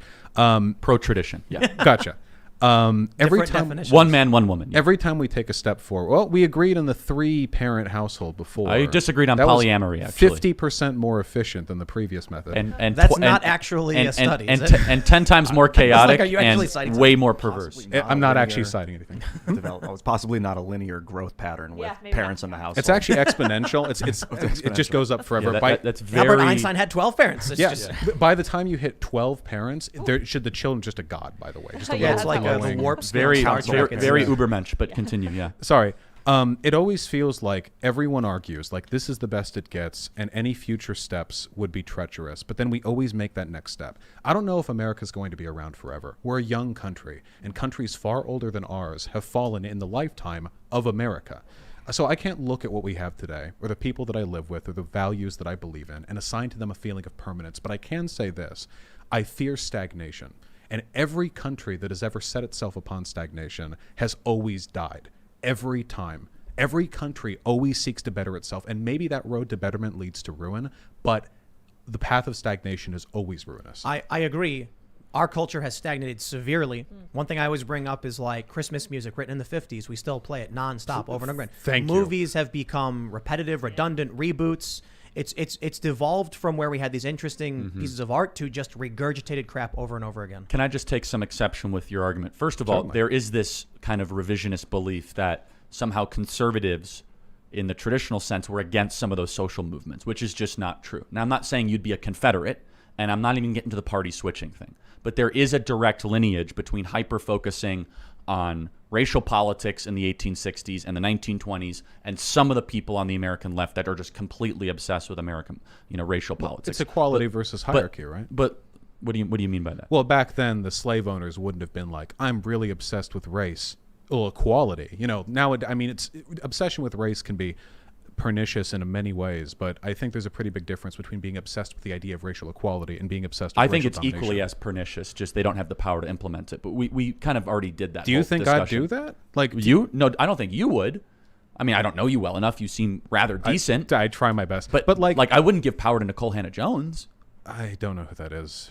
She founded the 1619 Project. Oh, I just read the thing. I don't know. We have much of the we have a meta-knowledge. constitution to prevent us against people like that. What I'm saying though is that, for example, I'm not against social change. I mean, I'd love to abolish abortion, for example. I'd love to put fathers back in the home. No doubt. So conservatives are not necessarily always saying, no, we don't want to improve. We want to stagnate. We want the correct form of social change. So let me ask this then. Let's get to the core of it then. What values are you looking to maximize? This is a great question. Not just like morality, because that could mean the same thing or different things to anyone. But if you were to look at a society and were asked to assess its worth, what metrics would you look towards? It's ability to defend those that can't defend themselves. Okay. Charity, generosity, integrity, faith to your creator, the ability to pass down good and moral values to the next generation, one that believes in work and one that believes in the cause of the nation above the self. All right. I've got an idea. I think that's a with fairly collectivist point, that last one, though, wouldn't it be? Well, the nation above itself? I mean, Stalin you could call it collectivist, but I wouldn't say the state. I'd say the idea of the nation, right? So there's two different things, and those are conflated sometimes by libertarian socialist types, which is a walking contradiction. I'd love to ask you about that. Sure. But just like it's kind of just being I like might a Christian answer it. atheist, I right? might answer it when you're done, by the way, because Yeah. I think my follow-up, I need to touch on that. But the state is a creation of the people. The people are the country. That's why our Constitution, the preamble, says we the people, not we the federal government, right? So the people are the nation. And so that's why I differentiate between the two. Do you have a loyalty? Do you have a belief that you want to create something bigger than yourselves? I think that's a moral good. To me, and I mean this without meaning to hyperbolize, but to me that's always strung rather fascist. The myth of the common man, the people, the Volk, the idea that there is a state, and Germany was a state, of course, but Hitler didn't really appeal to the state. It was the concept of the fatherland that he really hit on, and the people were a beating heart of the fatherland. They were an instrumental organ. And to me, the problem with this is that when you get down to it, this thought process, this mentality, it drives men to do terrible, terrible things. Because interpersonally, all of the chemical effects of empathy kick in. I look at you, I see you. But you start bringing in concepts like the nation, the fatherland, and it becomes very easy to convince people to compel themselves towards courses that they would otherwise not. So expected you to use a 1930s reference earlier, so congratulations. No, well, I'm only saying, I'm not calling you a fascist. I'm only saying I know that you did do the correct. I didn't mean to hyperbolize, but there's other nations today that have those values that we would never call fascist, like Japan.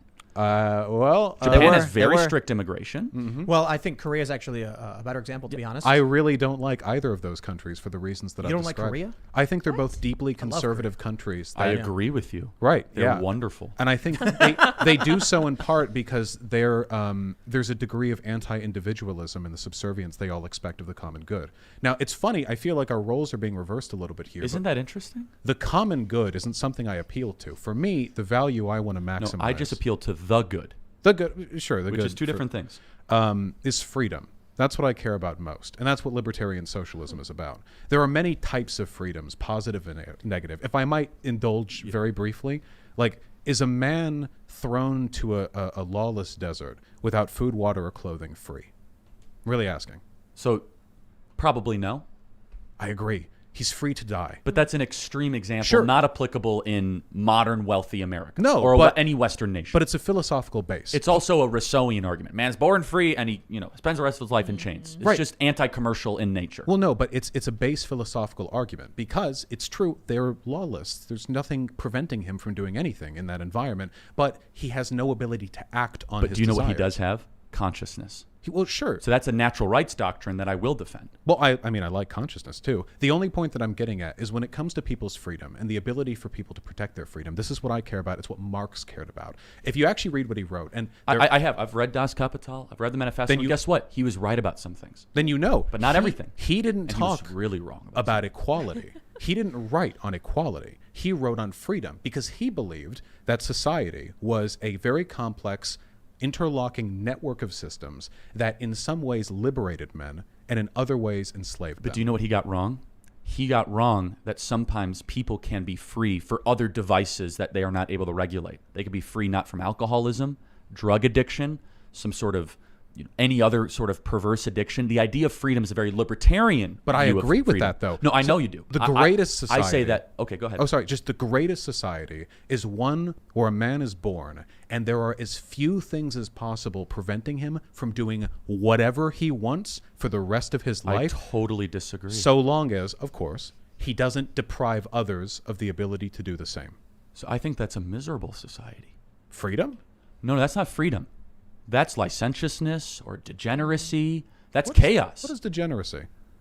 I like men. How about pedophilia? Okay. Well, You obviously said that would whatever infringe- he wants. Is as long as pedophilia they don't- freedom, Vouch? As long as they don't infringe on the rights of others. I'm sure you could believe, I would believe Well, that. so then, infringes so on the there rights of are others. limits on freedom, is what you're saying. It's not this Wild West Yeah, well, campaign. as So long where do you as get those limits from? Well, obviously, you would probably have to have a pretty complex interlocking legal system to determine what we agree upon as like a reasonable limits we can place on people's behavior. We have that now to an extent. No, I know. So like pedophilia, bad. that right? would be a bad thing. Okay, kidnapping, That would be a bad thing. rape. That would be a bad thing. Why do you think those things are bad?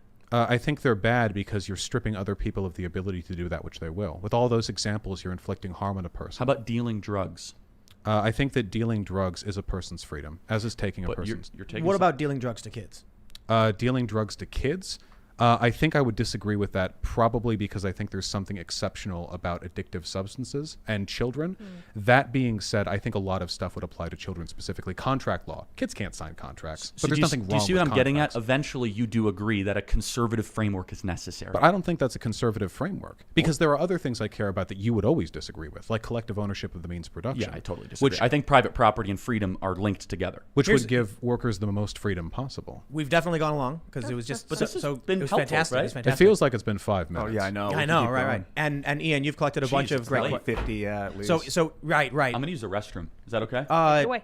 All right, yeah, go do it it's to going it. to take like 100 seconds. Yeah. You can time me. I'm kind of interested what you think about. I think humans are inherently destructive by nature, and that if you took a human and put him in a room with a bunch of small animals and plants, over time, his hunger, purely because of hunger, ultimately, he would destroy and consume all of those animals and all of those plants. That's sad. And then if you put another human in there, one of those would eventually destroy and consume the other human. I do think that we are maybe inherently expansionist. I think that might be a defining trait of our species. Life. I mean, we conquered the world, and God willing, we survive. 1,000 years from now, we'll conquer the stars, and that's unique to us. Other animals don't do that. I don't know if that's a good thing. Maybe everything would have been better. They do this. Every animal does. The issue is Build that spaceships? no. Expansion. Oh, yeah. But I not build spaceship. That'd be cool though. Dolphins taking off. over time, the limits of their abilities constrain them to a given area, a given population. But we clearly haven't been kept in that way. Intelligence We're has too separated smart. us from that from the equilibrium. A lion chasing a gazelle. The gazelle runs faster. The lion has to run faster. The zebras and the stripes are confusing. Some get away, some don't. There's a natural adaptation process. We know what evolution is. But humans, we adapt instantly. We are like, hey, that bird's flying. I got an arrow. And we have, and there are. I just want to say, we're talking about evolution. Yeah, non-controversial That's topic. quick. No, Yeah. well, in a non-controversial way. Believe it or Yes. not, you'll have to catch the behind-the-scenes release. I just want to say that I don't have much optimism for the human condition. I'm not like a huge optimist about this. We are, I think, very potentially destructive.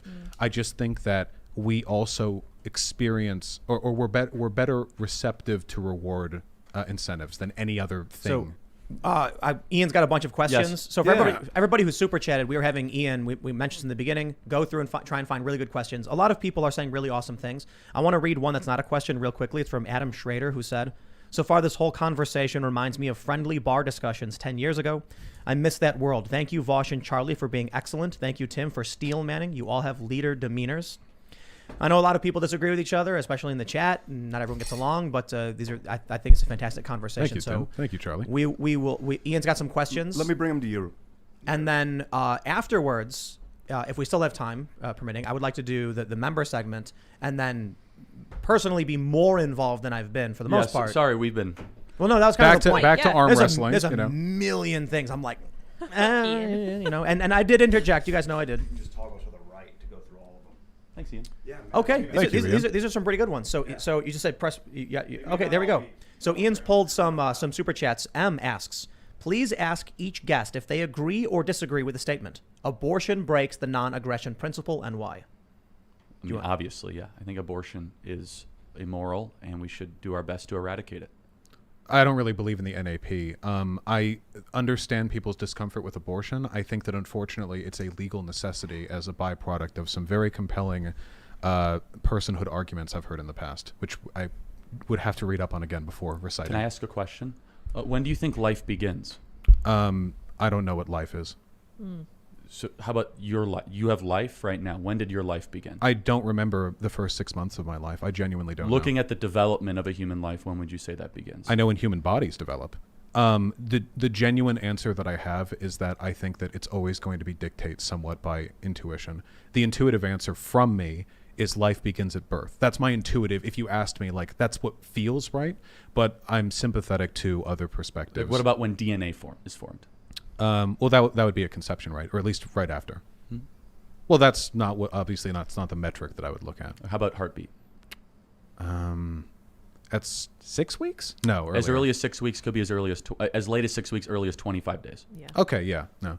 Yeah, no, these are interesting metrics. I think that my understanding of consciousness is more of an emergent property of experience, more so than it is.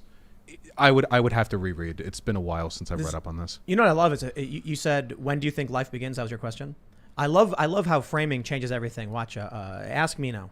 Tim, when does life begin? I think it was when proteins formed and started self-replicating in the primordial. Oh, you mean conception? Right. You see, like it's interesting how framing changes everything.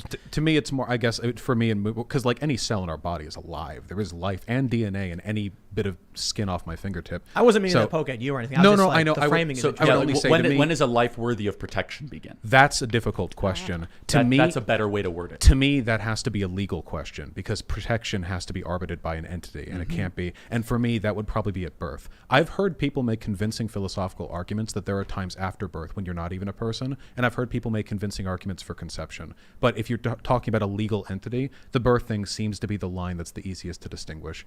And there are other legal concerns as well. But this is an issue that I think I always support like a pro-choice argument. The philosophy behind it is something I'm a little more open to. So is it more on the size of the being, or the level of development of the being, or the environment of the being, or the degree of dependency? Which one do you think out of those things is the reason why you say birth? I'm just curious. I think the degree of dependency is legally worthwhile, but for consciousness, I think it's more about it being an emergent property of experience. So is it okay then if we just basically pull the plug on all the people that are kind of comatose and cucumbers on machines? They really don't have self-consciousness, and they're very dependent.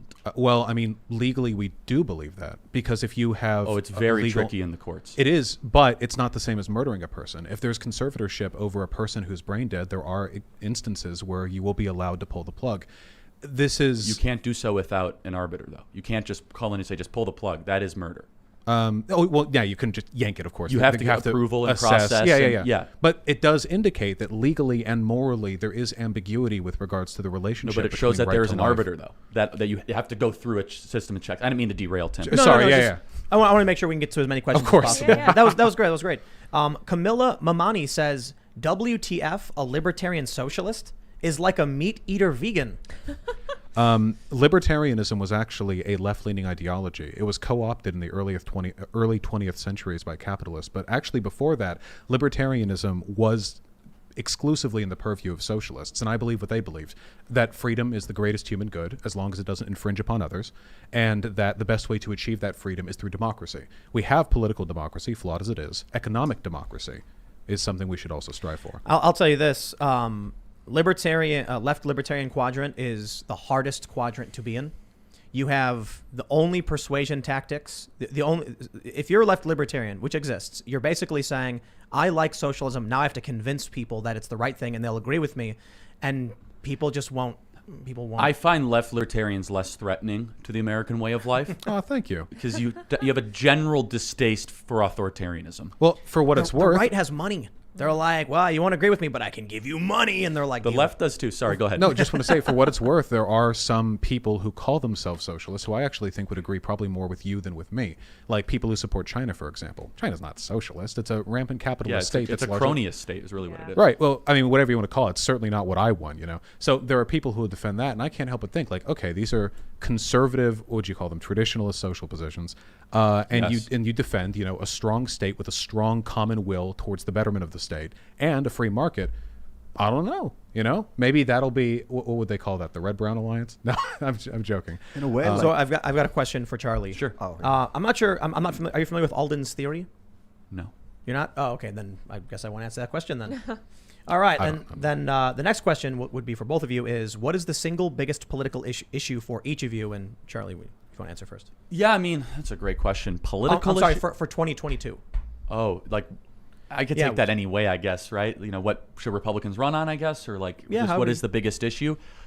Yeah, I mean, man, it's, I'd say the way we do elections in our country is definitely up there. Big tech is massive.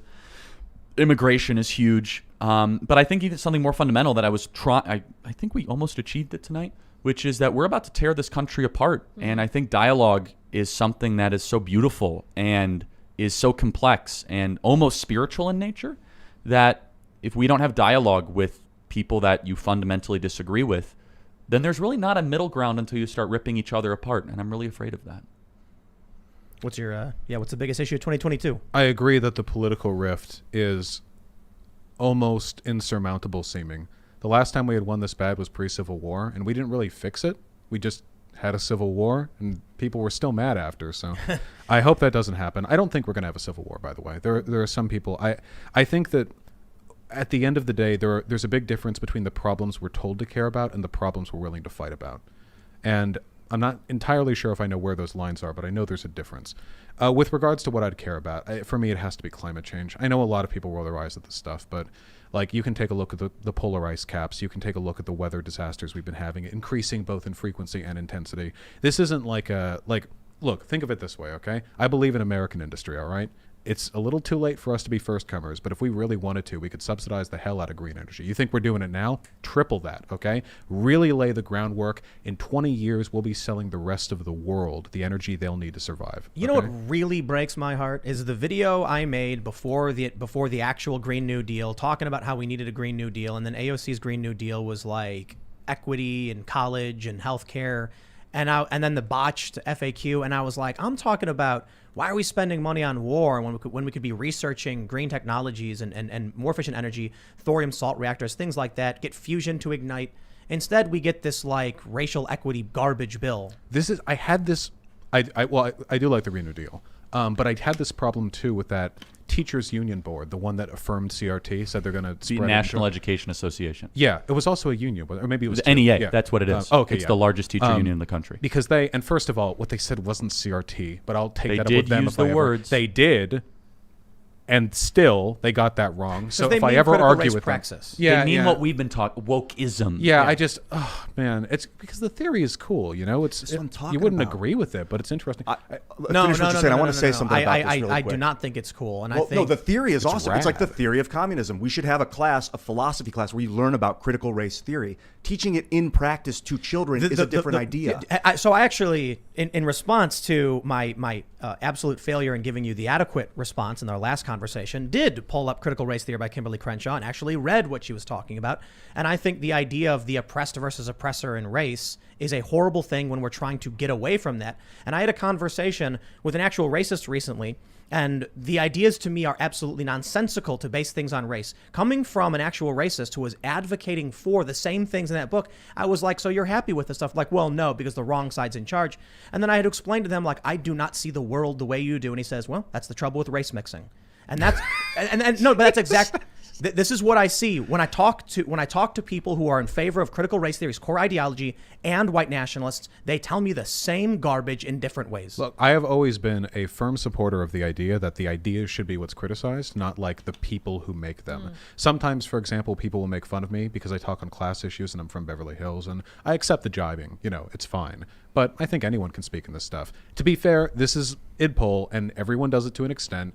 Candace Owens will deflect criticisms of racism by saying she's black. We've all seen people do this. The only thing I wanted to say, because I have to move back like 6 points here, is that with regards to the teachers board you spoke on, and the Green New Deal, I sometimes feel like the left is a little bit bad when it comes to mixing all their causes. If they, speaking of separatism, if they kept things a little bit more stringent, a little more focused, maybe they could get people to agree on some of it. But if every push for climate change is also every other progressive note, and every push for racial equality is every other progressive note, it feels like it's like an all or nothing package, and I think that can put some people off. I wanted to just clarify quickly and to inject my idpol, as you mentioned, you know, Candace Owens would do it. I would, and a lot of people are always mentioning, you know, Tim Pool mentions he's mixed race, and I'm like, maybe that's why you'll understand when people are writing like whiteness this and people of color that. I'm like, I don't exist in that world because I've been discriminated against by all of these people.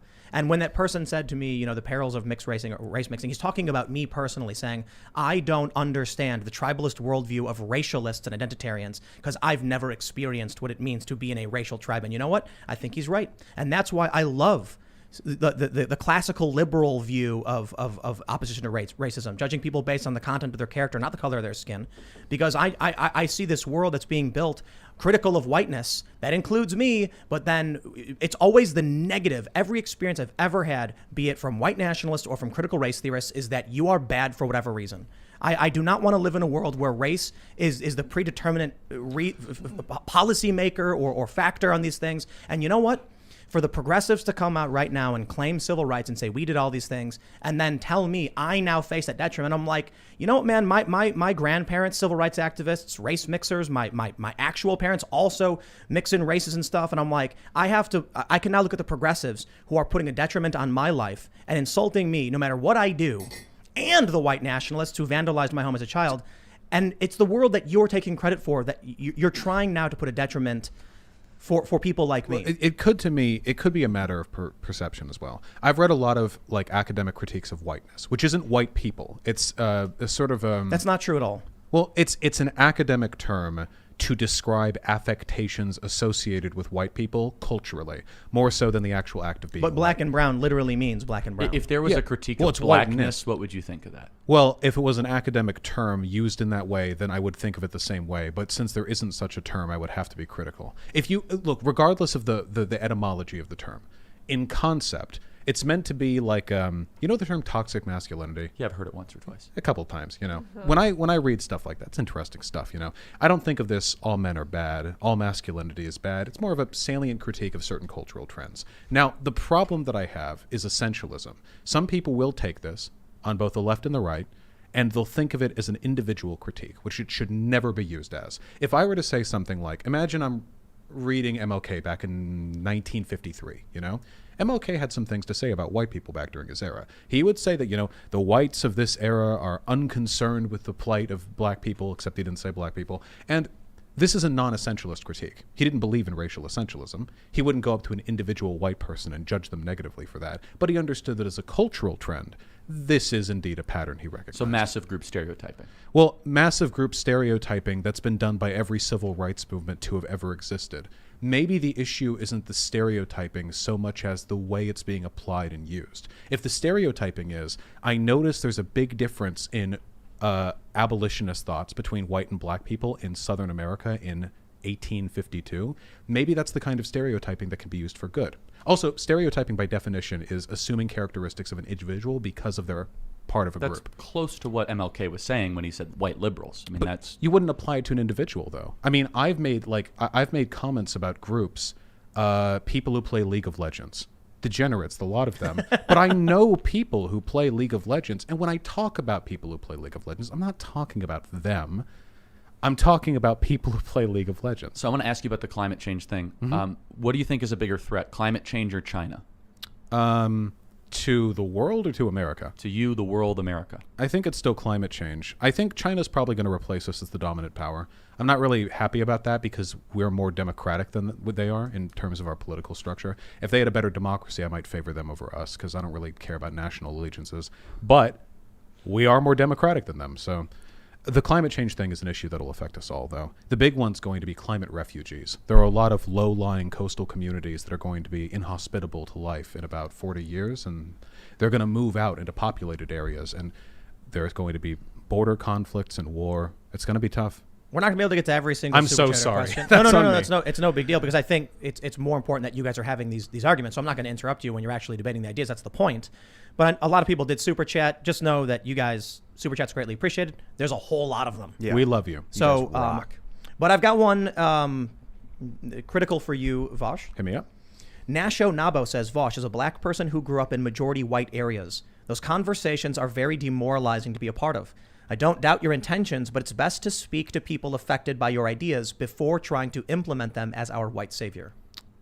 I don't appreciate the white savior critique because that's just the opposite end of idpol, isn't it? Saying that I'm less inclined to talk about these issues because I'm white. Like that's kind of like the opposite thing. I agree. I think address the idea. I agree with that too. Yeah. But with regards to like the implementation here, obviously like social problems like this, addressing them is going to be contentious no matter what. I don't know if there's a way to do this, to fix any problem, even the most obvious problems. Today we think slavery, obviously that's bad, but clearly there was some disagreement.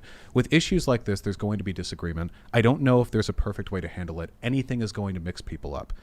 I have to balance that concern with the hope that in the future people become more accepting of these issues. A good example of that would be like gender stuff, for example. In terms of like, if you look at it generationally from boomers to Gen Z people are like 30 times as likely to know a person who identifies as trans or non-binary or whatever. And for that reason, conversations on those subjects have become significantly easier just because people have been exposed to the concept. Maybe in time this will be easier. Maybe I'll fail, we'll all fail, and it won't be.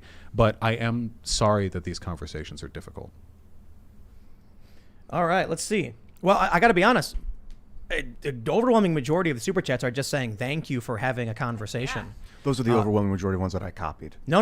I was looking at yeah, it. they are, I thought you would You're have also all right. the questions. So I was like, okay, I can see everyone very excited. That's why I read the first one. And some people have pointed out that in nasty. a conversational format, you are both less derisive and divisive in your arguments. All YouTubers should try to take be account nice of in my that. streams. So here's an interesting and kind of specific question.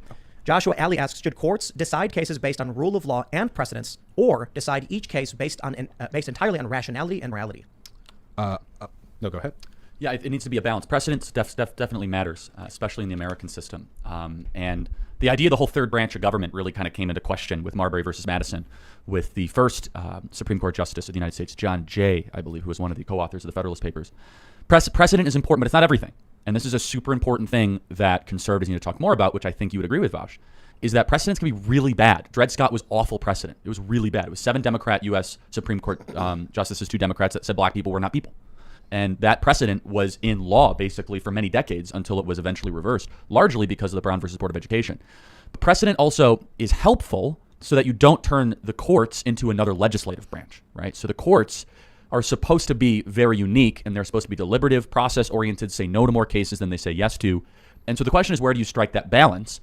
Alexander Hamilton predicted that it would be mostly based on public opinion, that judges are still people too, and they're going to look to public opinion. This goes to more of a democratic argument than a republic-style argument. I will defend precedent more than overturning, but I definitely think the court has gone wrong in a variety of different decisions in the last 60 years.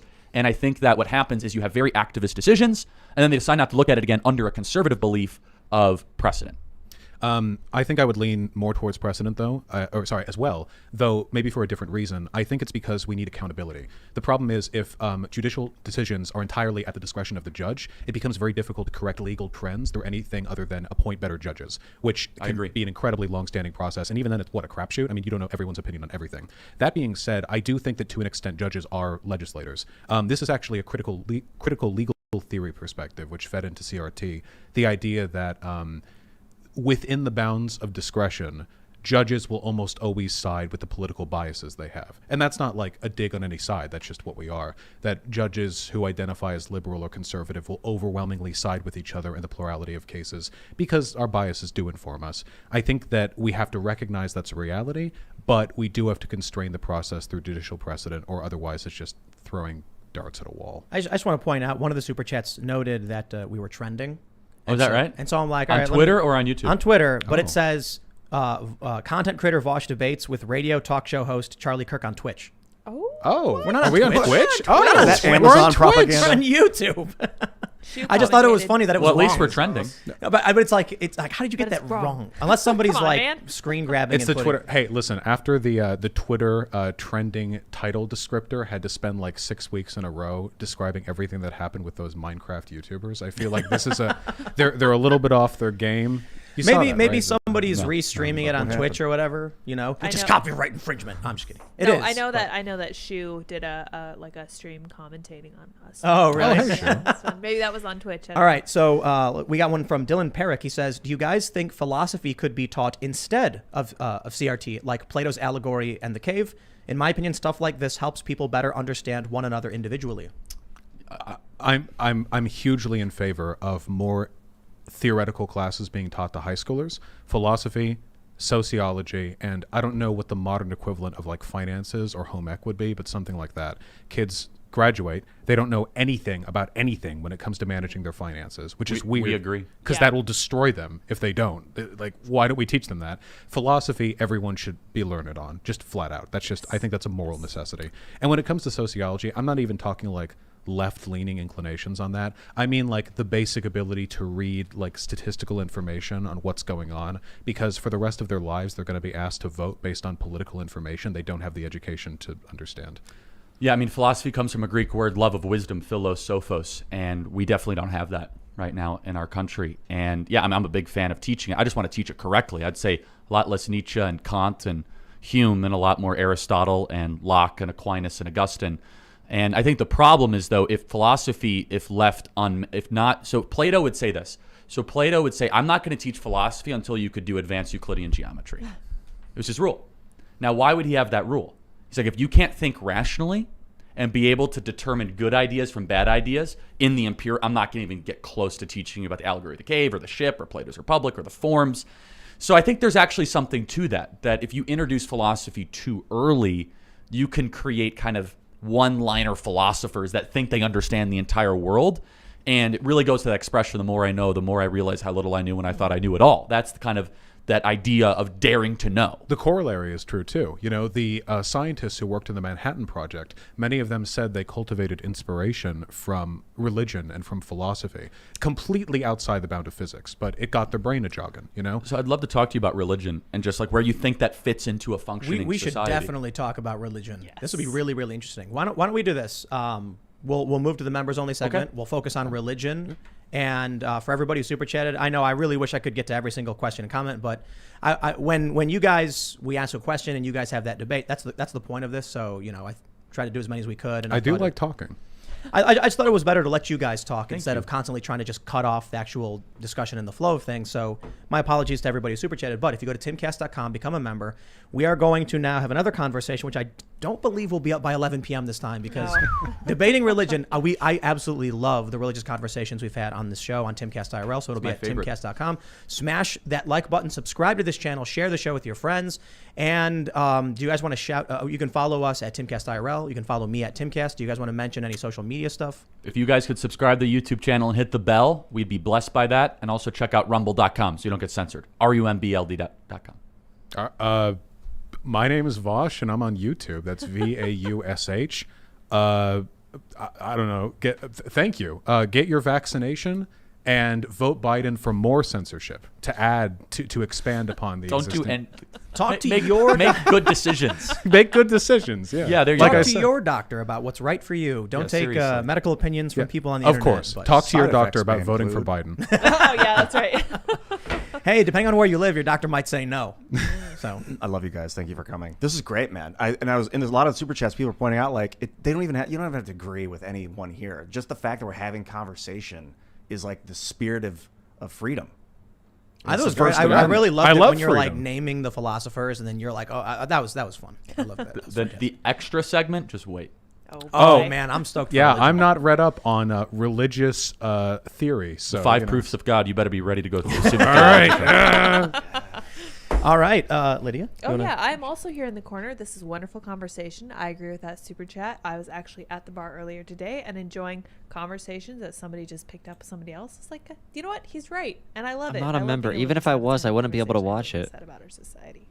So here's what I want to do. I want to have I really want to dive in All and these question people becoming socialism. members. And we'll start with talking about religion, and then so go to timcast.com. Members only segment will be up when it's up because we're not going to go forever, but we'll probably have a good conversation. So thanks for hanging out for the live version, and we'll see you all in an hour or so over at timcast.com. Again, sincere thanks to everybody who hung out. Smash that like button on your way out, and we'll see you soon. Damn. Bye guys.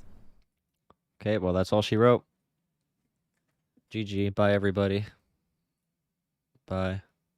Oh, wait. There you go. You saw my shoe boxes. Goodbye, everybody that was watching the Tim Pool debate. Have fun. Thanks for subscribing if you did. Have a good life. Okay. So let me look at my notes so I see what I want to say about this. So I could post a dumb debate review. My neck hurts. Ooh, did anybody hear my neck crack? Ow. I have a bad neck. Okay. Thank you. J Money. Whoa. All right. Let me look at my notes.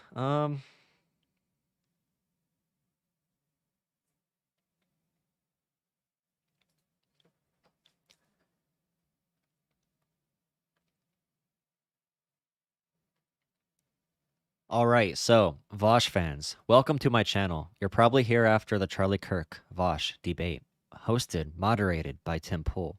And here are my thoughts about it. But you should subscribe to my channel. I do progressive content. I'm from rural America.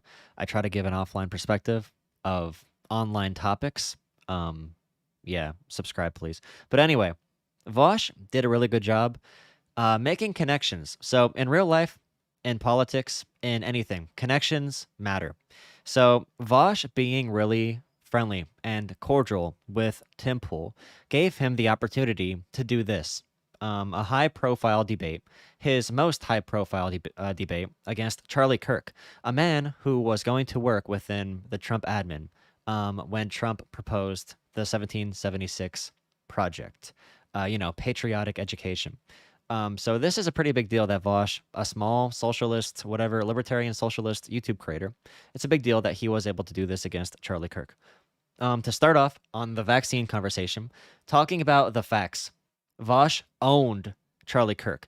And early on, Charlie realized he's not dealing with some, random YouTuber that doesn't know what they're talking about. Charlie realized early he'd have to go into some really deep and slimy rhetorical tactics.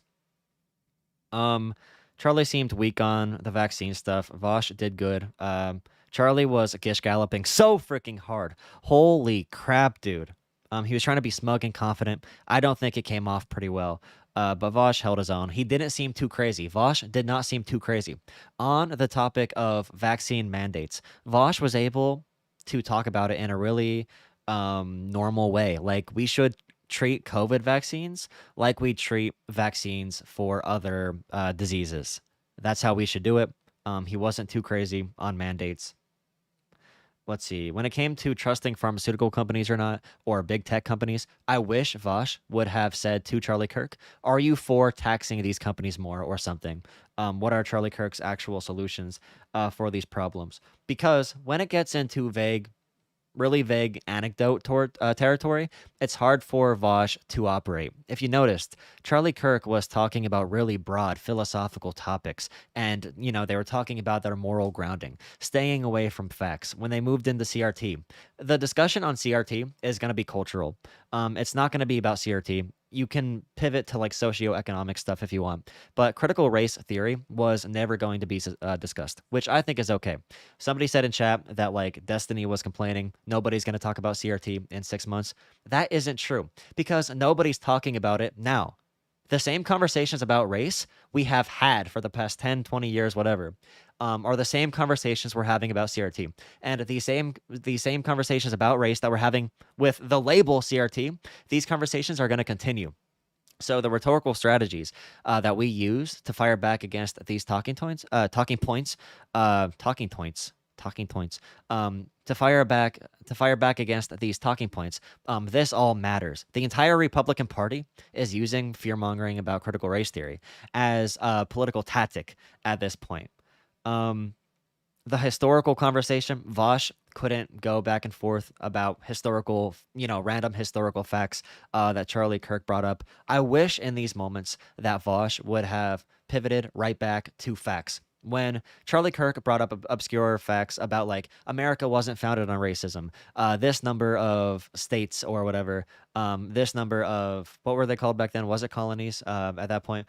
This number made slavery illegal. At that point, VAUSH should have sort of like surrendered it a little bit. I wish he would have went into more current day facts about like why are 30% of black people destined to start off in poverty versus 10% of white people. If you're born in America and you're black today, you're more likely to be poor than if you're white. But VAUSH, when he did talk about socioeconomics, he did a good job not making it too racialized on the conversations about reparations.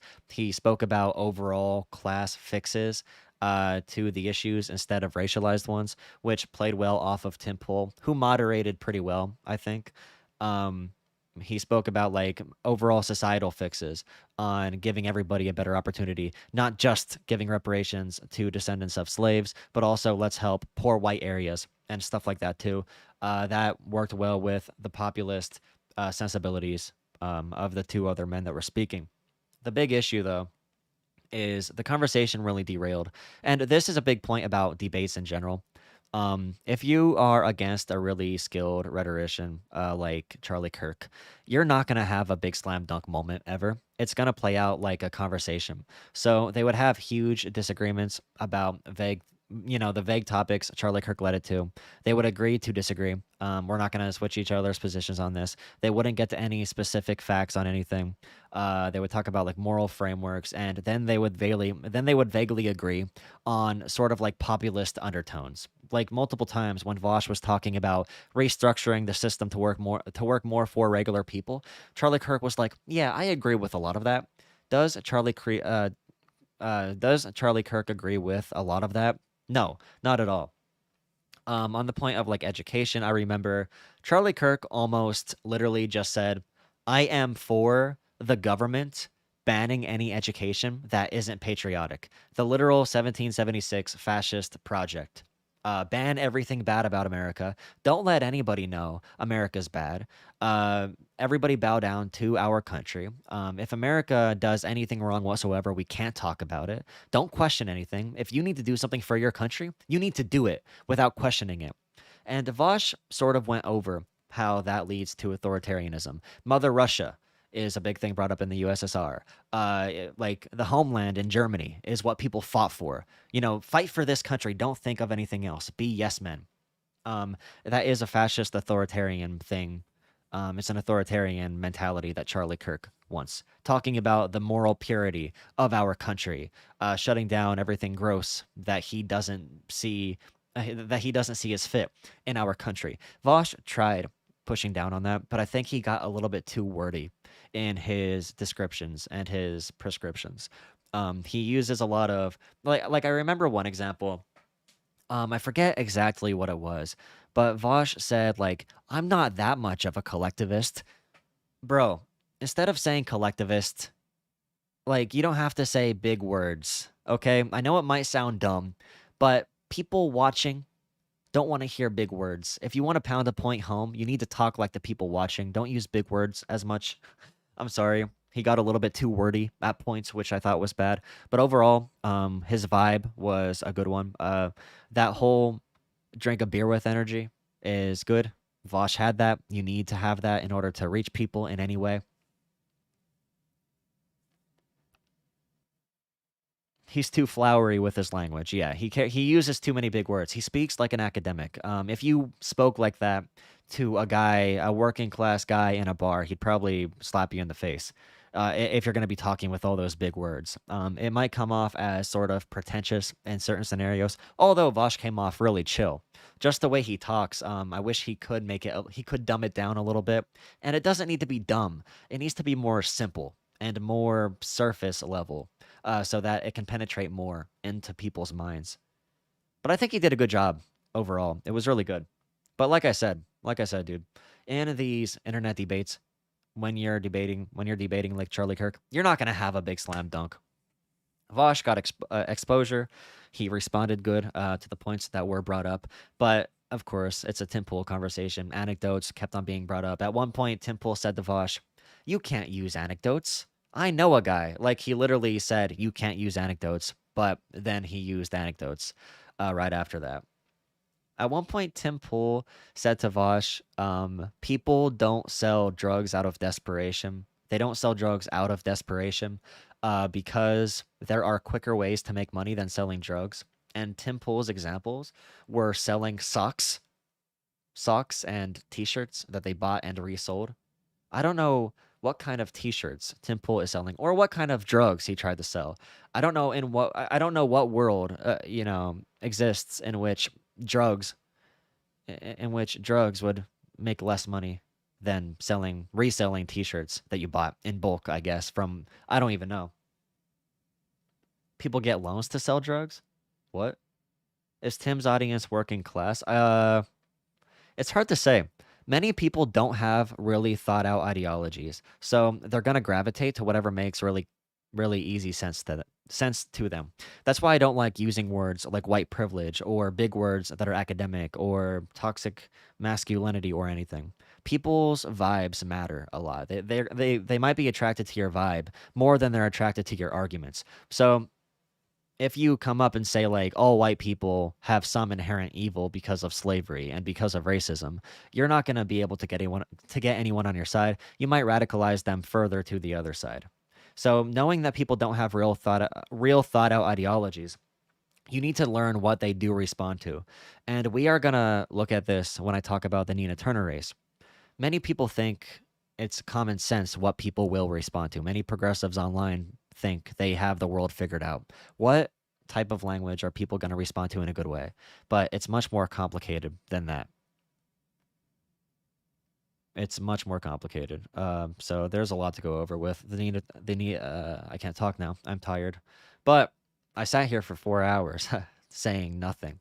But VAUSH did good. Good job, VAUSH. He did the best of that anybody could do, really. If you really want to, like, unless if you literally have Barack Obama in there or some extremely skilled politician, VAUSH, I don't think I would want anyone in there other than him to debate Charlie Kirk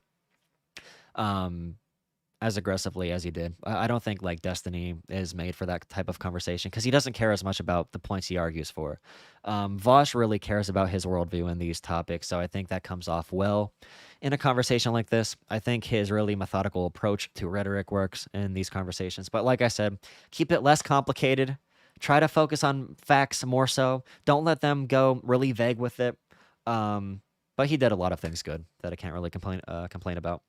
I wouldn't have been able to do better. VAUSH is a very talented public speaker. Whether you love him or hate him, he's very talented. You can't really deny that. And I try to be fair with everybody I talk about. I try to be really fair with the good and bad parts of, like, Destiny, VAUSH, even like Hassan, who else? Like Xander Hall. The good and bad parts, I like to go over all of them. I'm not really a fanboy of anybody in particular. I don't really care. I watch their content. I enjoy it. But anyways.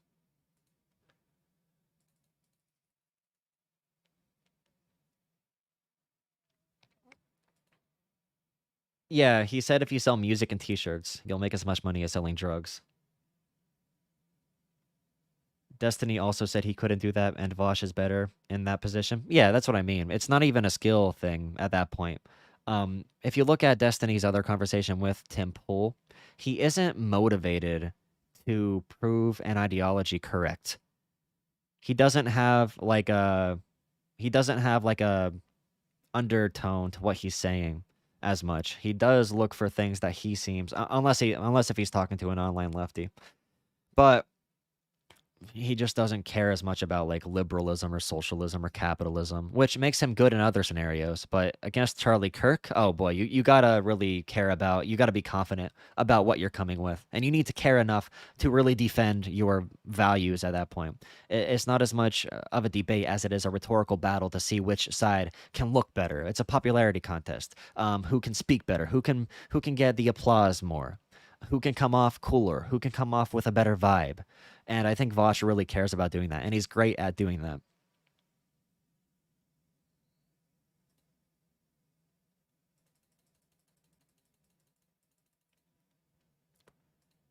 But I said beforehand, there are many things Vosh does that I think are not perfect.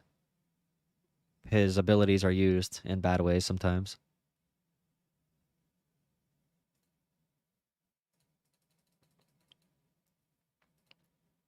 Yeah, Tim Pool's moderation, I would rate like 8 out of 8 out of yeah, 8 out of 10. I do 8 out of 10 for Tim Pool's moderation. It wasn't bad whatsoever. Yeah, they both seemed very moderated because they have to both look good. They know how to look good. If one person started yelling, they would seem unlikable to the people watching, and they know that. Neither of them wants to go out too far on ledge or whatever, and risk themselves falling off. So they stayed very within their own comfort zones.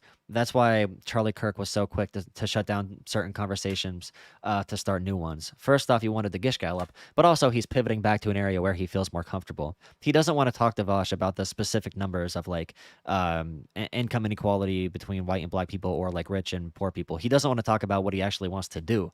When Charlie Kirk talks about his prescriptions, it's hard for him to do that. But talking about like vague populist terms, that's easy. Let's talk about our moral systems. Let's talk about stuff that's hard to follow. You don't have to pin down exactly what I'm saying here. I can say whatever I want right now. The way it works in the real world, we don't really need to talk about specific policies. Why would we do that? Oh, you want to help people that are poor equally? Oh, I agree. We should give an opportunity for people to be successful. Wow. We agree on so much right now. That is so crazy. We are agreeing right now. We are talking like adults. Can you believe that? You are so much more reasonable than I thought you'd be. Like, holy crap, wow.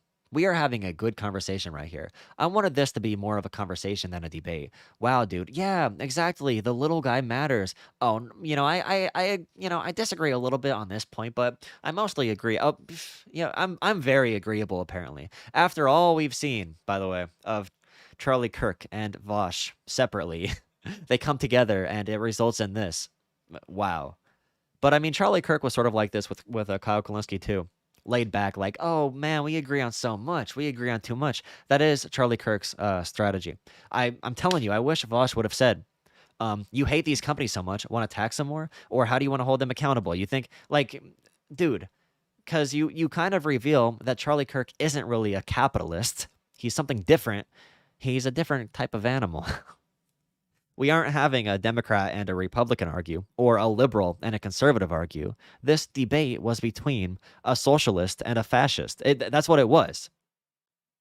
Charlie Kirk doesn't agree with conservative principles of governing. He doesn't agree with conservative principles of democracy, or even the representative republic that we're in. He doesn't believe in that. He cares about patriotic education, American exceptionalism, the culture war. So I wish we would have got more of that, and we could have seen a conclusion more into that that little plot right there. But, playing it chill was smart for Vosh. Good job, man.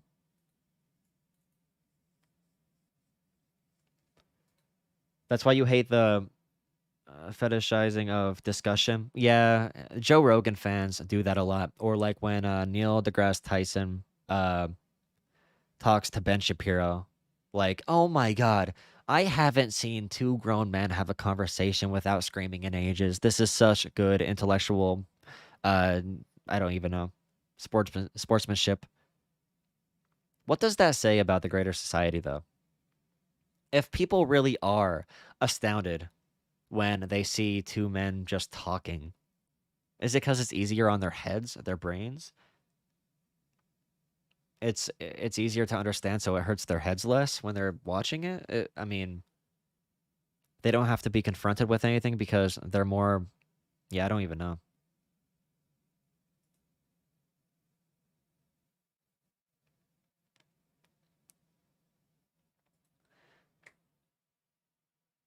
I wish Vosh presented more positive aspects of CRT or wokeism. It's hard because Charlie Kirk and Tim Pool both bring up a bunch of anecdotes and random people.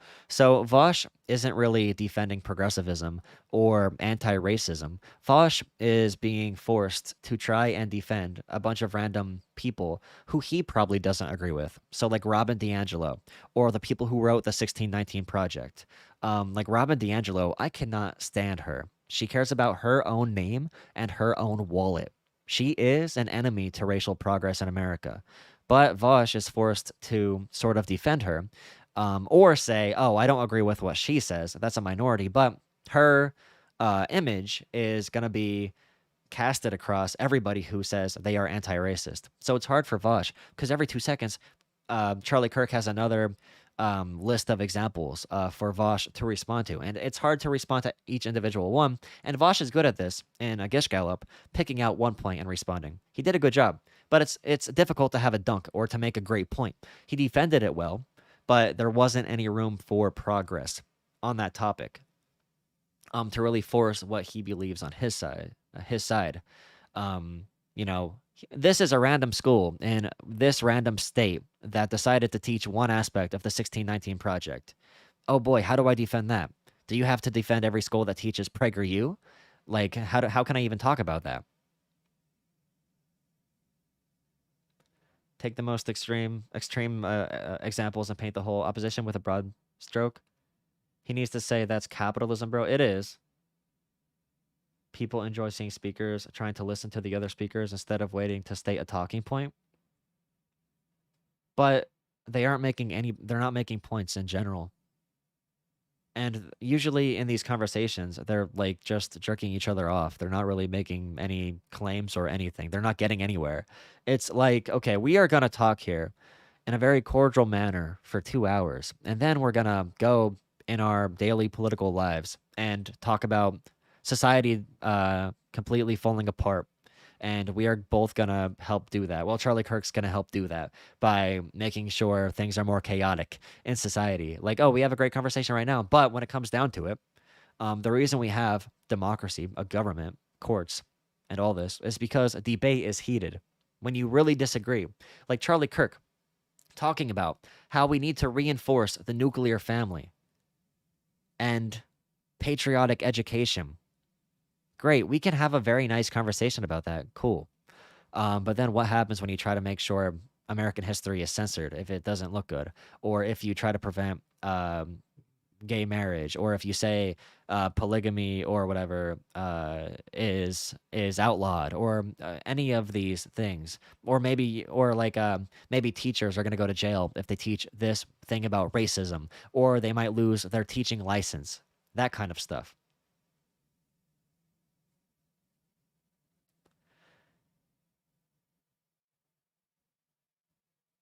PragerU is playing hard to get taught in schools. I know teachers that teach PragerU and show PragerU videos. That's completely inaccurate stuff, but it's hard.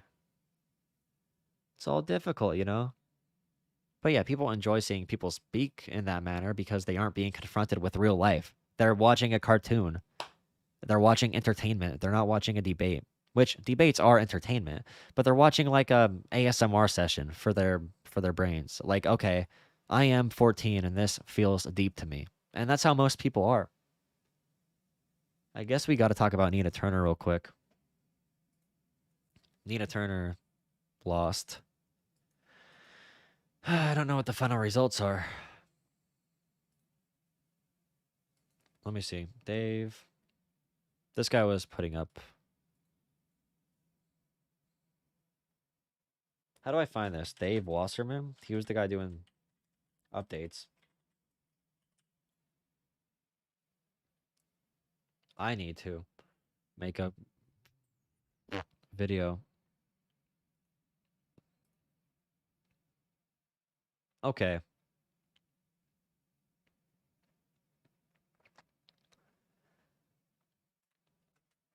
So, basically, unless there are a bunch of hidden votes, Nina Turner most likely is going to lose by a good number of votes to Chantel Brown. So there is a lot to talk about here, but I mean, I made a video on some of my issues with progressives and how they run campaigns, how we run campaigns. A lot of it is really focused on what we like. What do we find to be good in politics? What do we want to vote for? What makes us feel morally correct? Or what makes us feel, I don't know, just happier with our own actions? So, like Nina Turner, when she called Joe Biden a half plate of poop and Donald Trump is the full plate of poop, so she's going to vote for Joe Biden, who is the half plate of poop. Many I don't even know. I'll say progressives. See that as an endorsement of lesser of two evil voting. Like, oh, Biden's only the half plate of poop. But to any regular Democratic voter, that is a huge turnoff. And to black Democratic voters, I know Nina Turner is black, but the first black president, his vice president, carries a lot with the first black president's legacy. And calling that vice president a piece of poop against Donald Trump, of all people, isn't good. Especially when the district you're running in, which is Nina Turner's, went to Clinton pretty heavily and went to Biden pretty heavily over Bernie Sanders. So Nina Turner's district, she brought Bernie there and everything, but where she is running isn't the most lefty district. A lot of people vote off of party lines. A lot of people vote based off what party leaders say. They vote because they are Democrats. That's why you see like an AOC trying to play it smart or a Cory Bush trying to play it smart. They are activists when they can be, but overall, they are trying to get consent from the Democratic voter base. They are the new show in town. They want to take over the Democratic Party. And part of that is adjusting your political model. We need activists. We need people who are going to be doing outside politics, but we also need people who are going to be doing inside politics and who can win races. And sometimes activists will not be able to win races because many Democratic voters are not class warriors waiting for a revolution. Many of them are like suburban type voters, or maybe you are just a black working class voter and you think socialism is bad or progressivism is bad or too far-fetched. Or you want to vote for who the first black president, approved of, or, who James Clyburn approved of, or, who the entire party is telling you to vote for, and Chantel Brown. It's easy to blame everything on money in politics, and it's easy to blame everything on the Democratic Party. And the Democratic Party 100% crashed down on Nina Turner. The establishment did say, we do not want you, Nina Turner. They did do that. They did. But we know that's true. We know that's going to happen if we are progressives. So we need to play the game smarter instead of going back into our old habits that don't work. What did Nina Turner do to help people by saying Joe Biden is only a half full plate of poop versus Trump being the full plate? What about that statement helped anybody other than people that it made feel good? It made us feel happy. Like, oh, Joe Biden sucks, but Joe Biden's worse. Did her saying that help anybody at all? Was that calling for a policy? Was that calling for action to an issue? No. It was virtue signaling.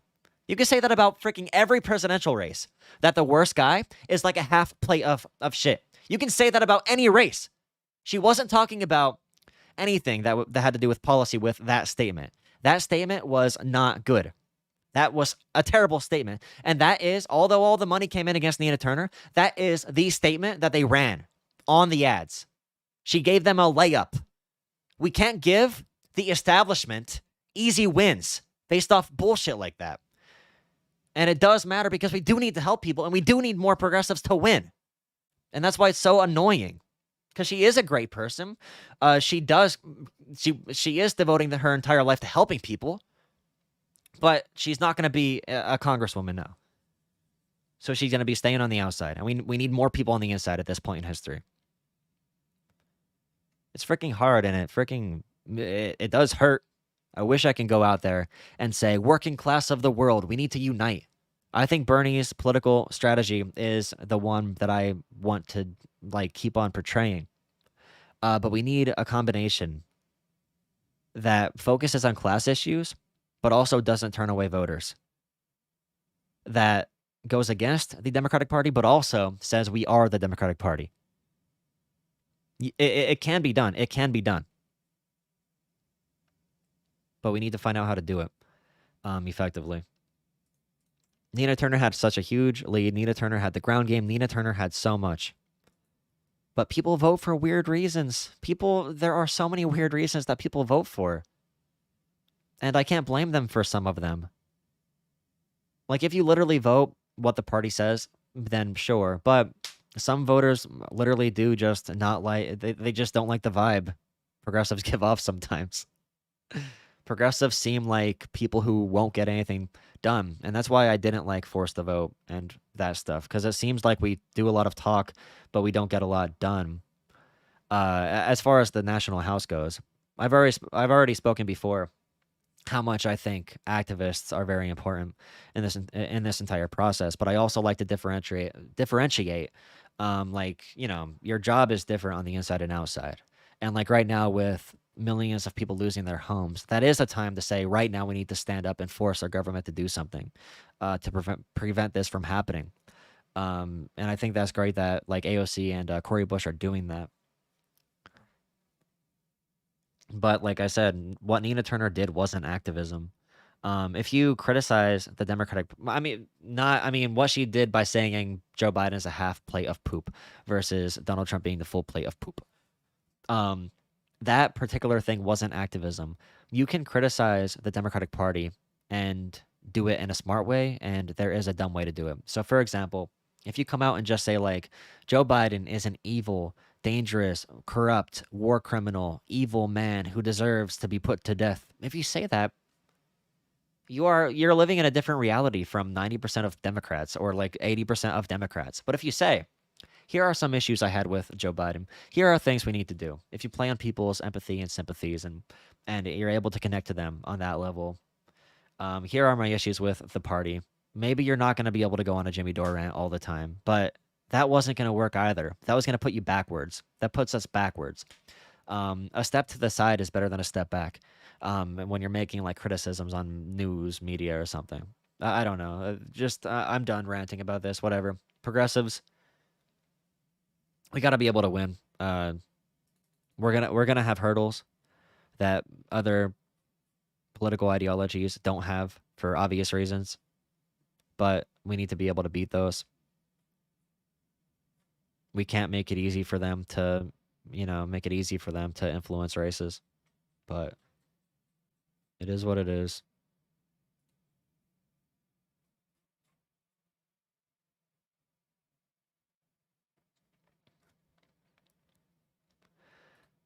Yeah, that's the thing. We don't have room for failure at this point. We don't want it. We don't want this entire thing to come down to a revolution. Like, we don't want that to happen. That's not good.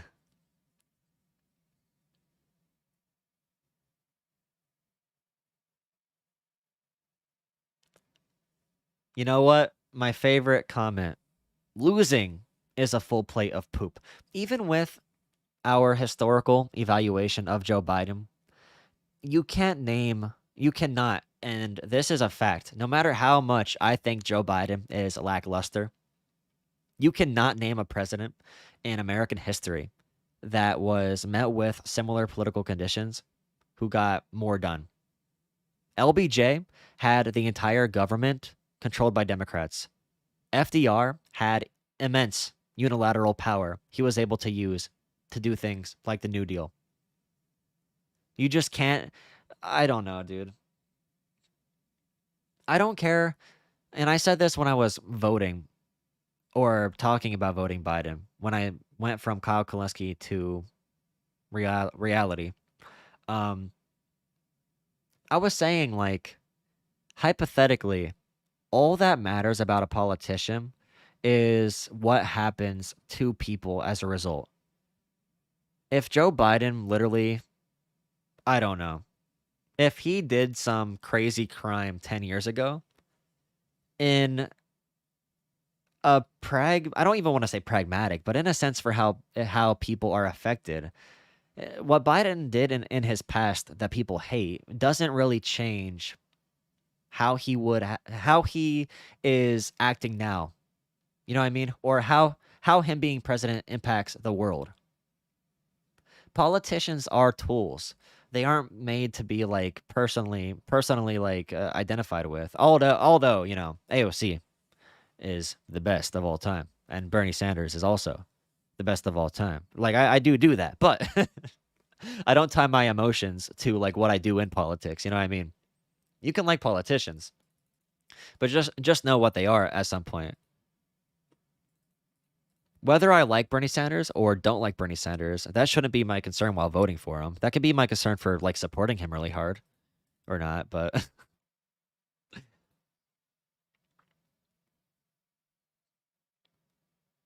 oh my god. Dude, it seems so out of touch. If we like if we go through the hundreds of executive orders that Biden has done that would be going in the wrong direction still if Trump was still in office, that alone was worth it for me voting for him. There were 100 environmental regulations that we got put in place over 50 or 60 years. And every regulation took tons of activist power to make happen. And Trump rolled back like 70 or 80 of them. Joe Biden put them right back into place. Do you know how much activist time those regulations took to be put into place? How much activism voting for Biden maintains? How much hard work from really hardworking people was maintained by voting Biden? How many unions across the country, their chances are now maintained the more Democrats win, even if it isn't perfect? We're keeping hope alive. We're not just giving up. We're not going to be nihilistic about it. We're not going to throw away the entire game and just stop caring about the world because we can't have a utopia yet. Part of caring about these values is the willingness to fight for them through adversity, even when it doesn't feel the best, when we need to bend the knee or take a knee and vote for Biden or vote for anybody else. Whoever if we needed to vote for Clinton even, like, did you see Kyle Kalinski's tweet? He's already blaming Israeli PAC money. Thank you so much for the $5. But, okay. So the Kyle Kalinske blame game thing. He's blaming Israeli PAC money for Nina Turner losing. The big thing I was saying is money in politics does have an impact. The Democratic Party did not want Nina Turner to win. The question is, how did they not want her to win? And what did they do? I don't think it's a question that most of the members of the Democratic Party that came out to endorse Chantel Brown hated Nina Turner and put money into the race. But my question is more so, I don't even know if I'm making sense right now, I'm tired. But my question is more so, what did Nina Turner do wrong with her campaign? Because progressives are going to be outspent. We know that already. Like, they're going to be outspent. You're doing all small dollar donations. You're not taking any money from anybody. But like I said, the big advertisement they ran against Nina Turner was her, like it was her own words being broadcasted to people. They didn't lie about Nina Turner, like what she said. And don't talk to me, don't get in politics if you cannot handle an ad campaign mischaracterizing you, or like don't run for something if your image can't handle that. Like, It's politics, dude. It's politics. It's not like it's politics. What do you think this is? Oh my god.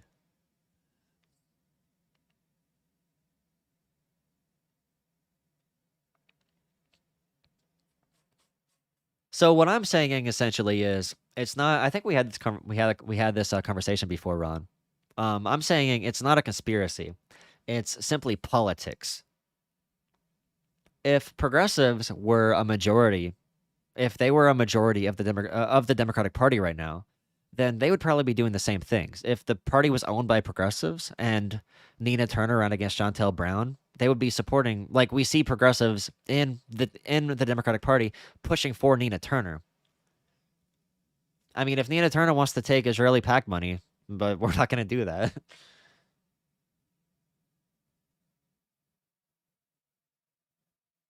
Goodbye. Enjoy your food. Yeah, it's politics. All right, I'm getting tired. I gotta crack my neck. Look at my pit stains. Anybody see those? Anybody see my pit stains? Thanks for hanging out, guys. I guess I can see what Tom thinks about this. Tom Foolery. Where is he? What the hell?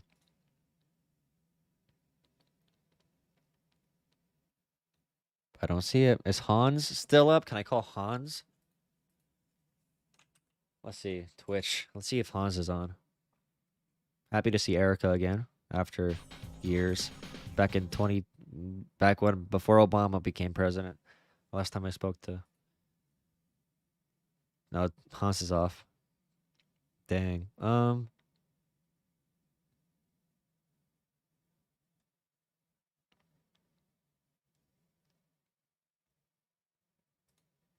Yeah, I don't know.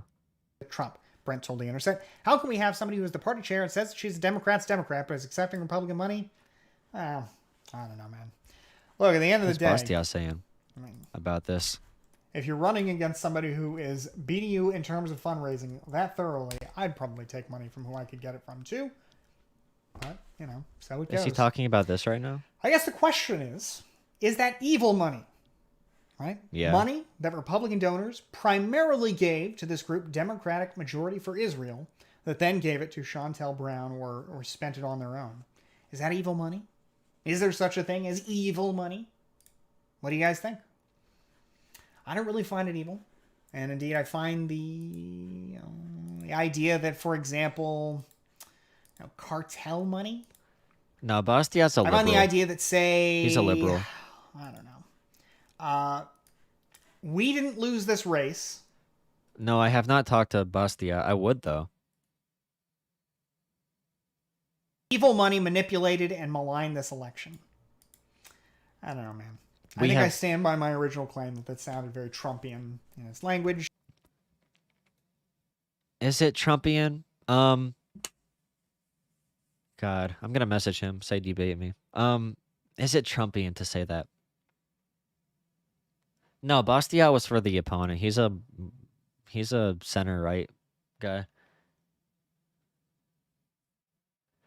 Is it Trumpian though? And maligns them. No way. Screw that.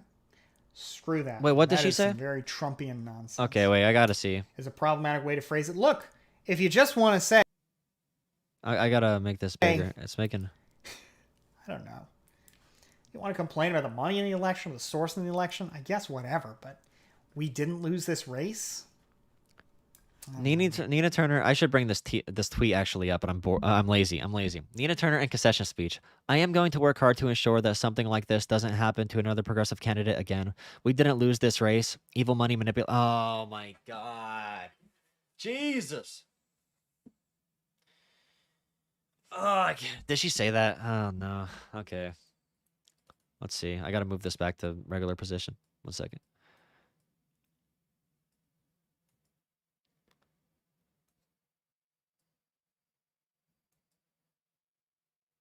Come on, go back. Never mind. I'll just do it this way.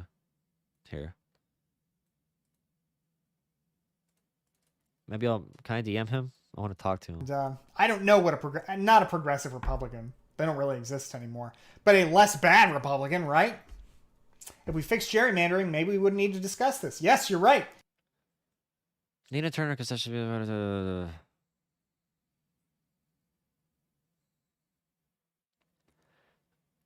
Don't go on Twitter, by the way. People aren't actually like this. 90% of people would not do this. You get the worst extremes of many people on Twitter. I see people posting Clinton pictures every... Dude, trust me, don't worry about it. Democrats are not saying we love Hillary Clinton like this.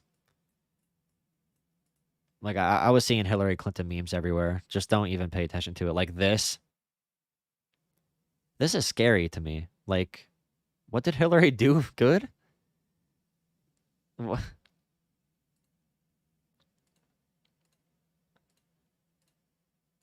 I should record this little piece for my video I'm going to put up about Nina Turner. I should put it up tonight. What can I title it for clickbait?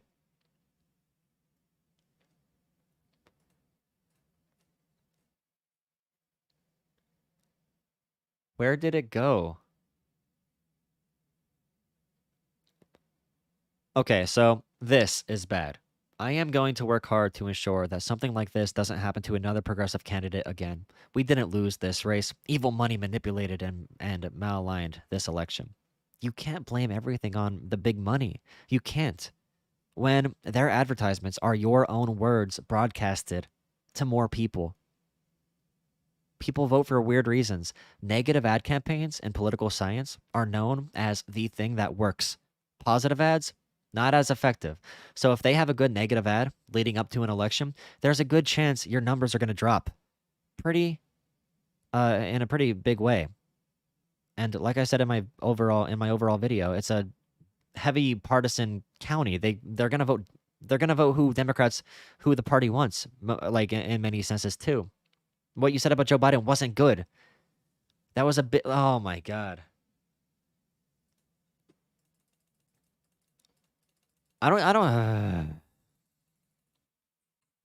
Wait, did Turner raise more money? Did she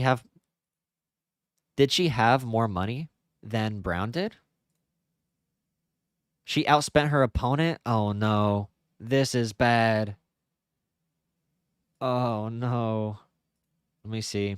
More than $6 million poured into this primary.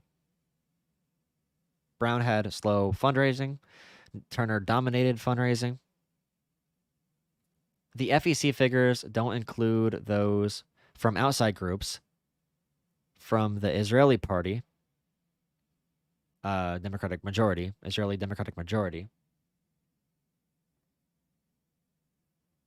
Turner, small dollar donations. Okay. How much money did this organization give? It wasn't enough, right? Yeah, so Turner did spend more money, right? That's not... Oh, boy. Oh, boy.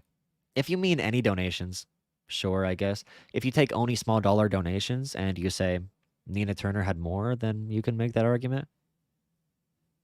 But you still had the same advertising... Oh, there's so much political science stuff here and advertising knowledge here. Like, there's some... that's not an excuse. That's the overall point.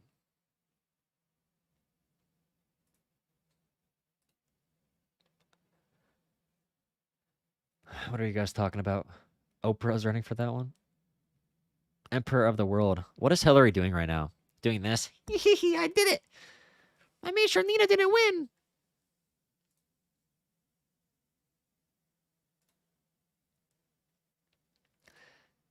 Kyle Kalinske. Nina lost for... I can't talk anymore. Oh, I have water. I'm so dumb. Oh, my... I've had water this entire time. Nina lost for a very simple reason. In the closing stretch, this happened. Oh, boy. The ads lied about her. Do they have the ads on here? Okay, let me find... No, here, wait. Ad.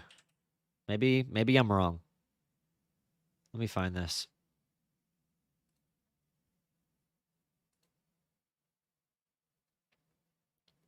Does anybody have any examples of the ads?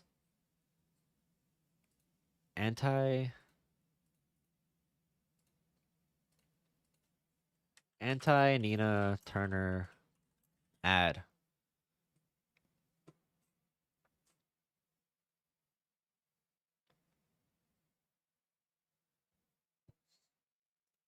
So many anti-Nina Turner ads, and all they do is make me want to vote for her. Can I see? Literally 4 in a row they saw.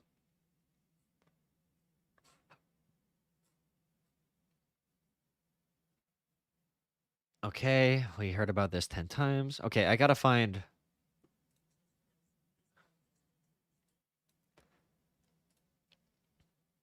Like, bro. Barack Obama and Pete Buttigieg are very popular. I don't care how much you hate them. I don't care if you hate everything about them and their policies. What is the point? To make you feel good? It's funny. I mean, yeah. But I mean, if I share it, I'm not about to run a high-profile Democratic primary, so. Here's one of the advertisements. Yep. Hey, baby. How about Politics 101? Hey, bro, I meant. Whatever. I don't know. Duh, baby. How about duh babies scandals lately?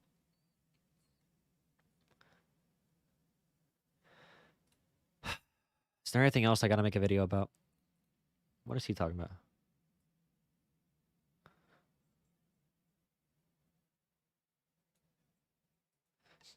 One v one me. I said 1v1 me. I wonder if he'll respond. Okay, let's see what else is going on. 1v1 me. I'm not actually a furry. It's just kind of fun to pretend. Fight me. Okay, let's see what else is going on here. Election time, you know. Let's take a look at the other side. Take a look at the other side. Okay. 1v1 me. Come on. Oh my goodness, James Clyburn here. This would have been a good one to post, perhaps instead of the laser eyes. Cringe. All right, I think I'm actually done. I'm tired now. Thank you all for hanging out. I recorded enough. I'm gonna put up a bunch of clickbait content. Okay. Did anybody say? Did anybody say, what a good clickbait title would be to get people? It doesn't need to be clickbait. Yeah, Destiny is to the left of Bastia. Yeah, but what's a good title to get people to watch the Nina Turner? Angry rant about Nina Turner? No. Huh. Spencer, thank you so much for $5. Nina lost by 6%. Oh, Nina Turner has trumping in response. Nina lost by 6%. A couple ads didn't flip the election. And usually Kyle correctly points out the polls are flawed. Kyle was a beta. I'm not saying a couple. I disagree, actually. If you look at the data on negative advertising, it wouldn't be a surprise if that was a big factor in this entire thing. Nina Turner postmortem. It needs to be spicy, though.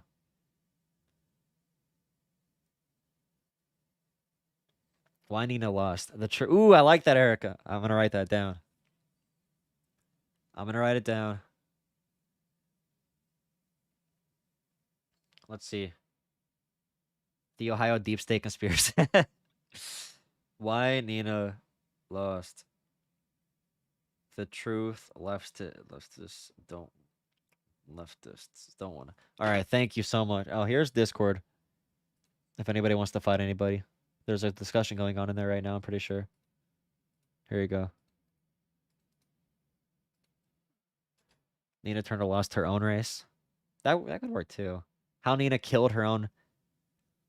Okay. That'd be good if I had more information, but I'm doing like a off the whatever reaction.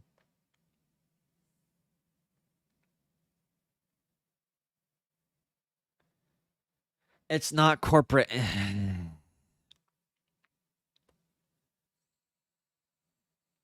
Okay.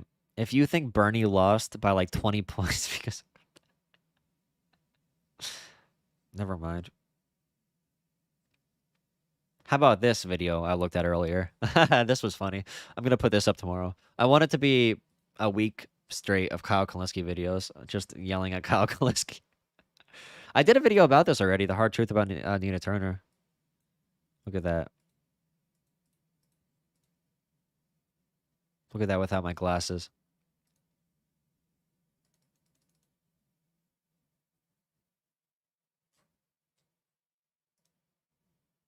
Oh no. R.I.P. Oh no, not the CIA. Oh no, the CIA got us.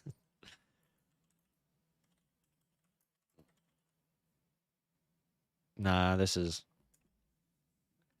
I hope progressives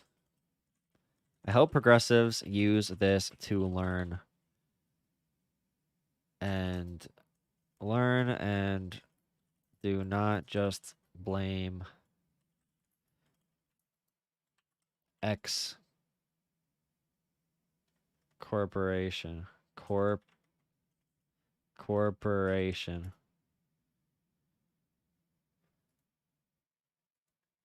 As a time to reflect and learn. I hope progressives use this as a reflect. All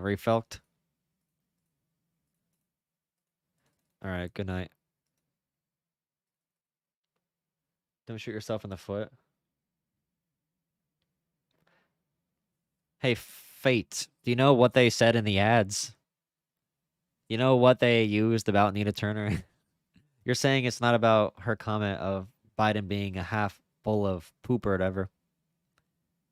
You know, they spent money to make sure more people heard that and that they knew she wasn't a friend of the Democratic Party. Do you know how many people said to me, I'm not gonna vote for Bernie because he's not a real Democrat? Oh yeah, also, Nina Turner wasted time in the People's Party or whatever the hell that was, that fake progressive movement that fell apart right away. Instead of focusing on third parties and virtue signaling, we should focus on concrete fundamental change or getting political power to help people.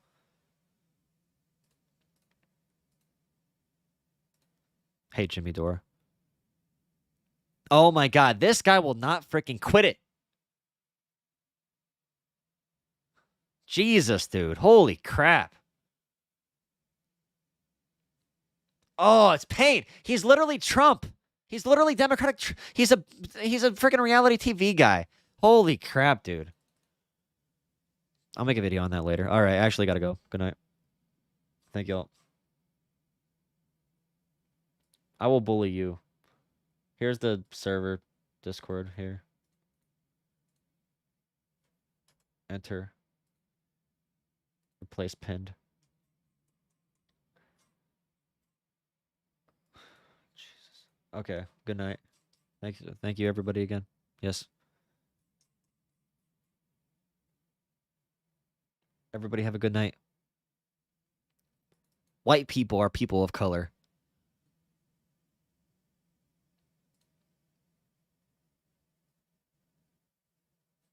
Where is the video? I hate the Olympics. I like the races though. To this Olympic Interviews. Where's the actual race at?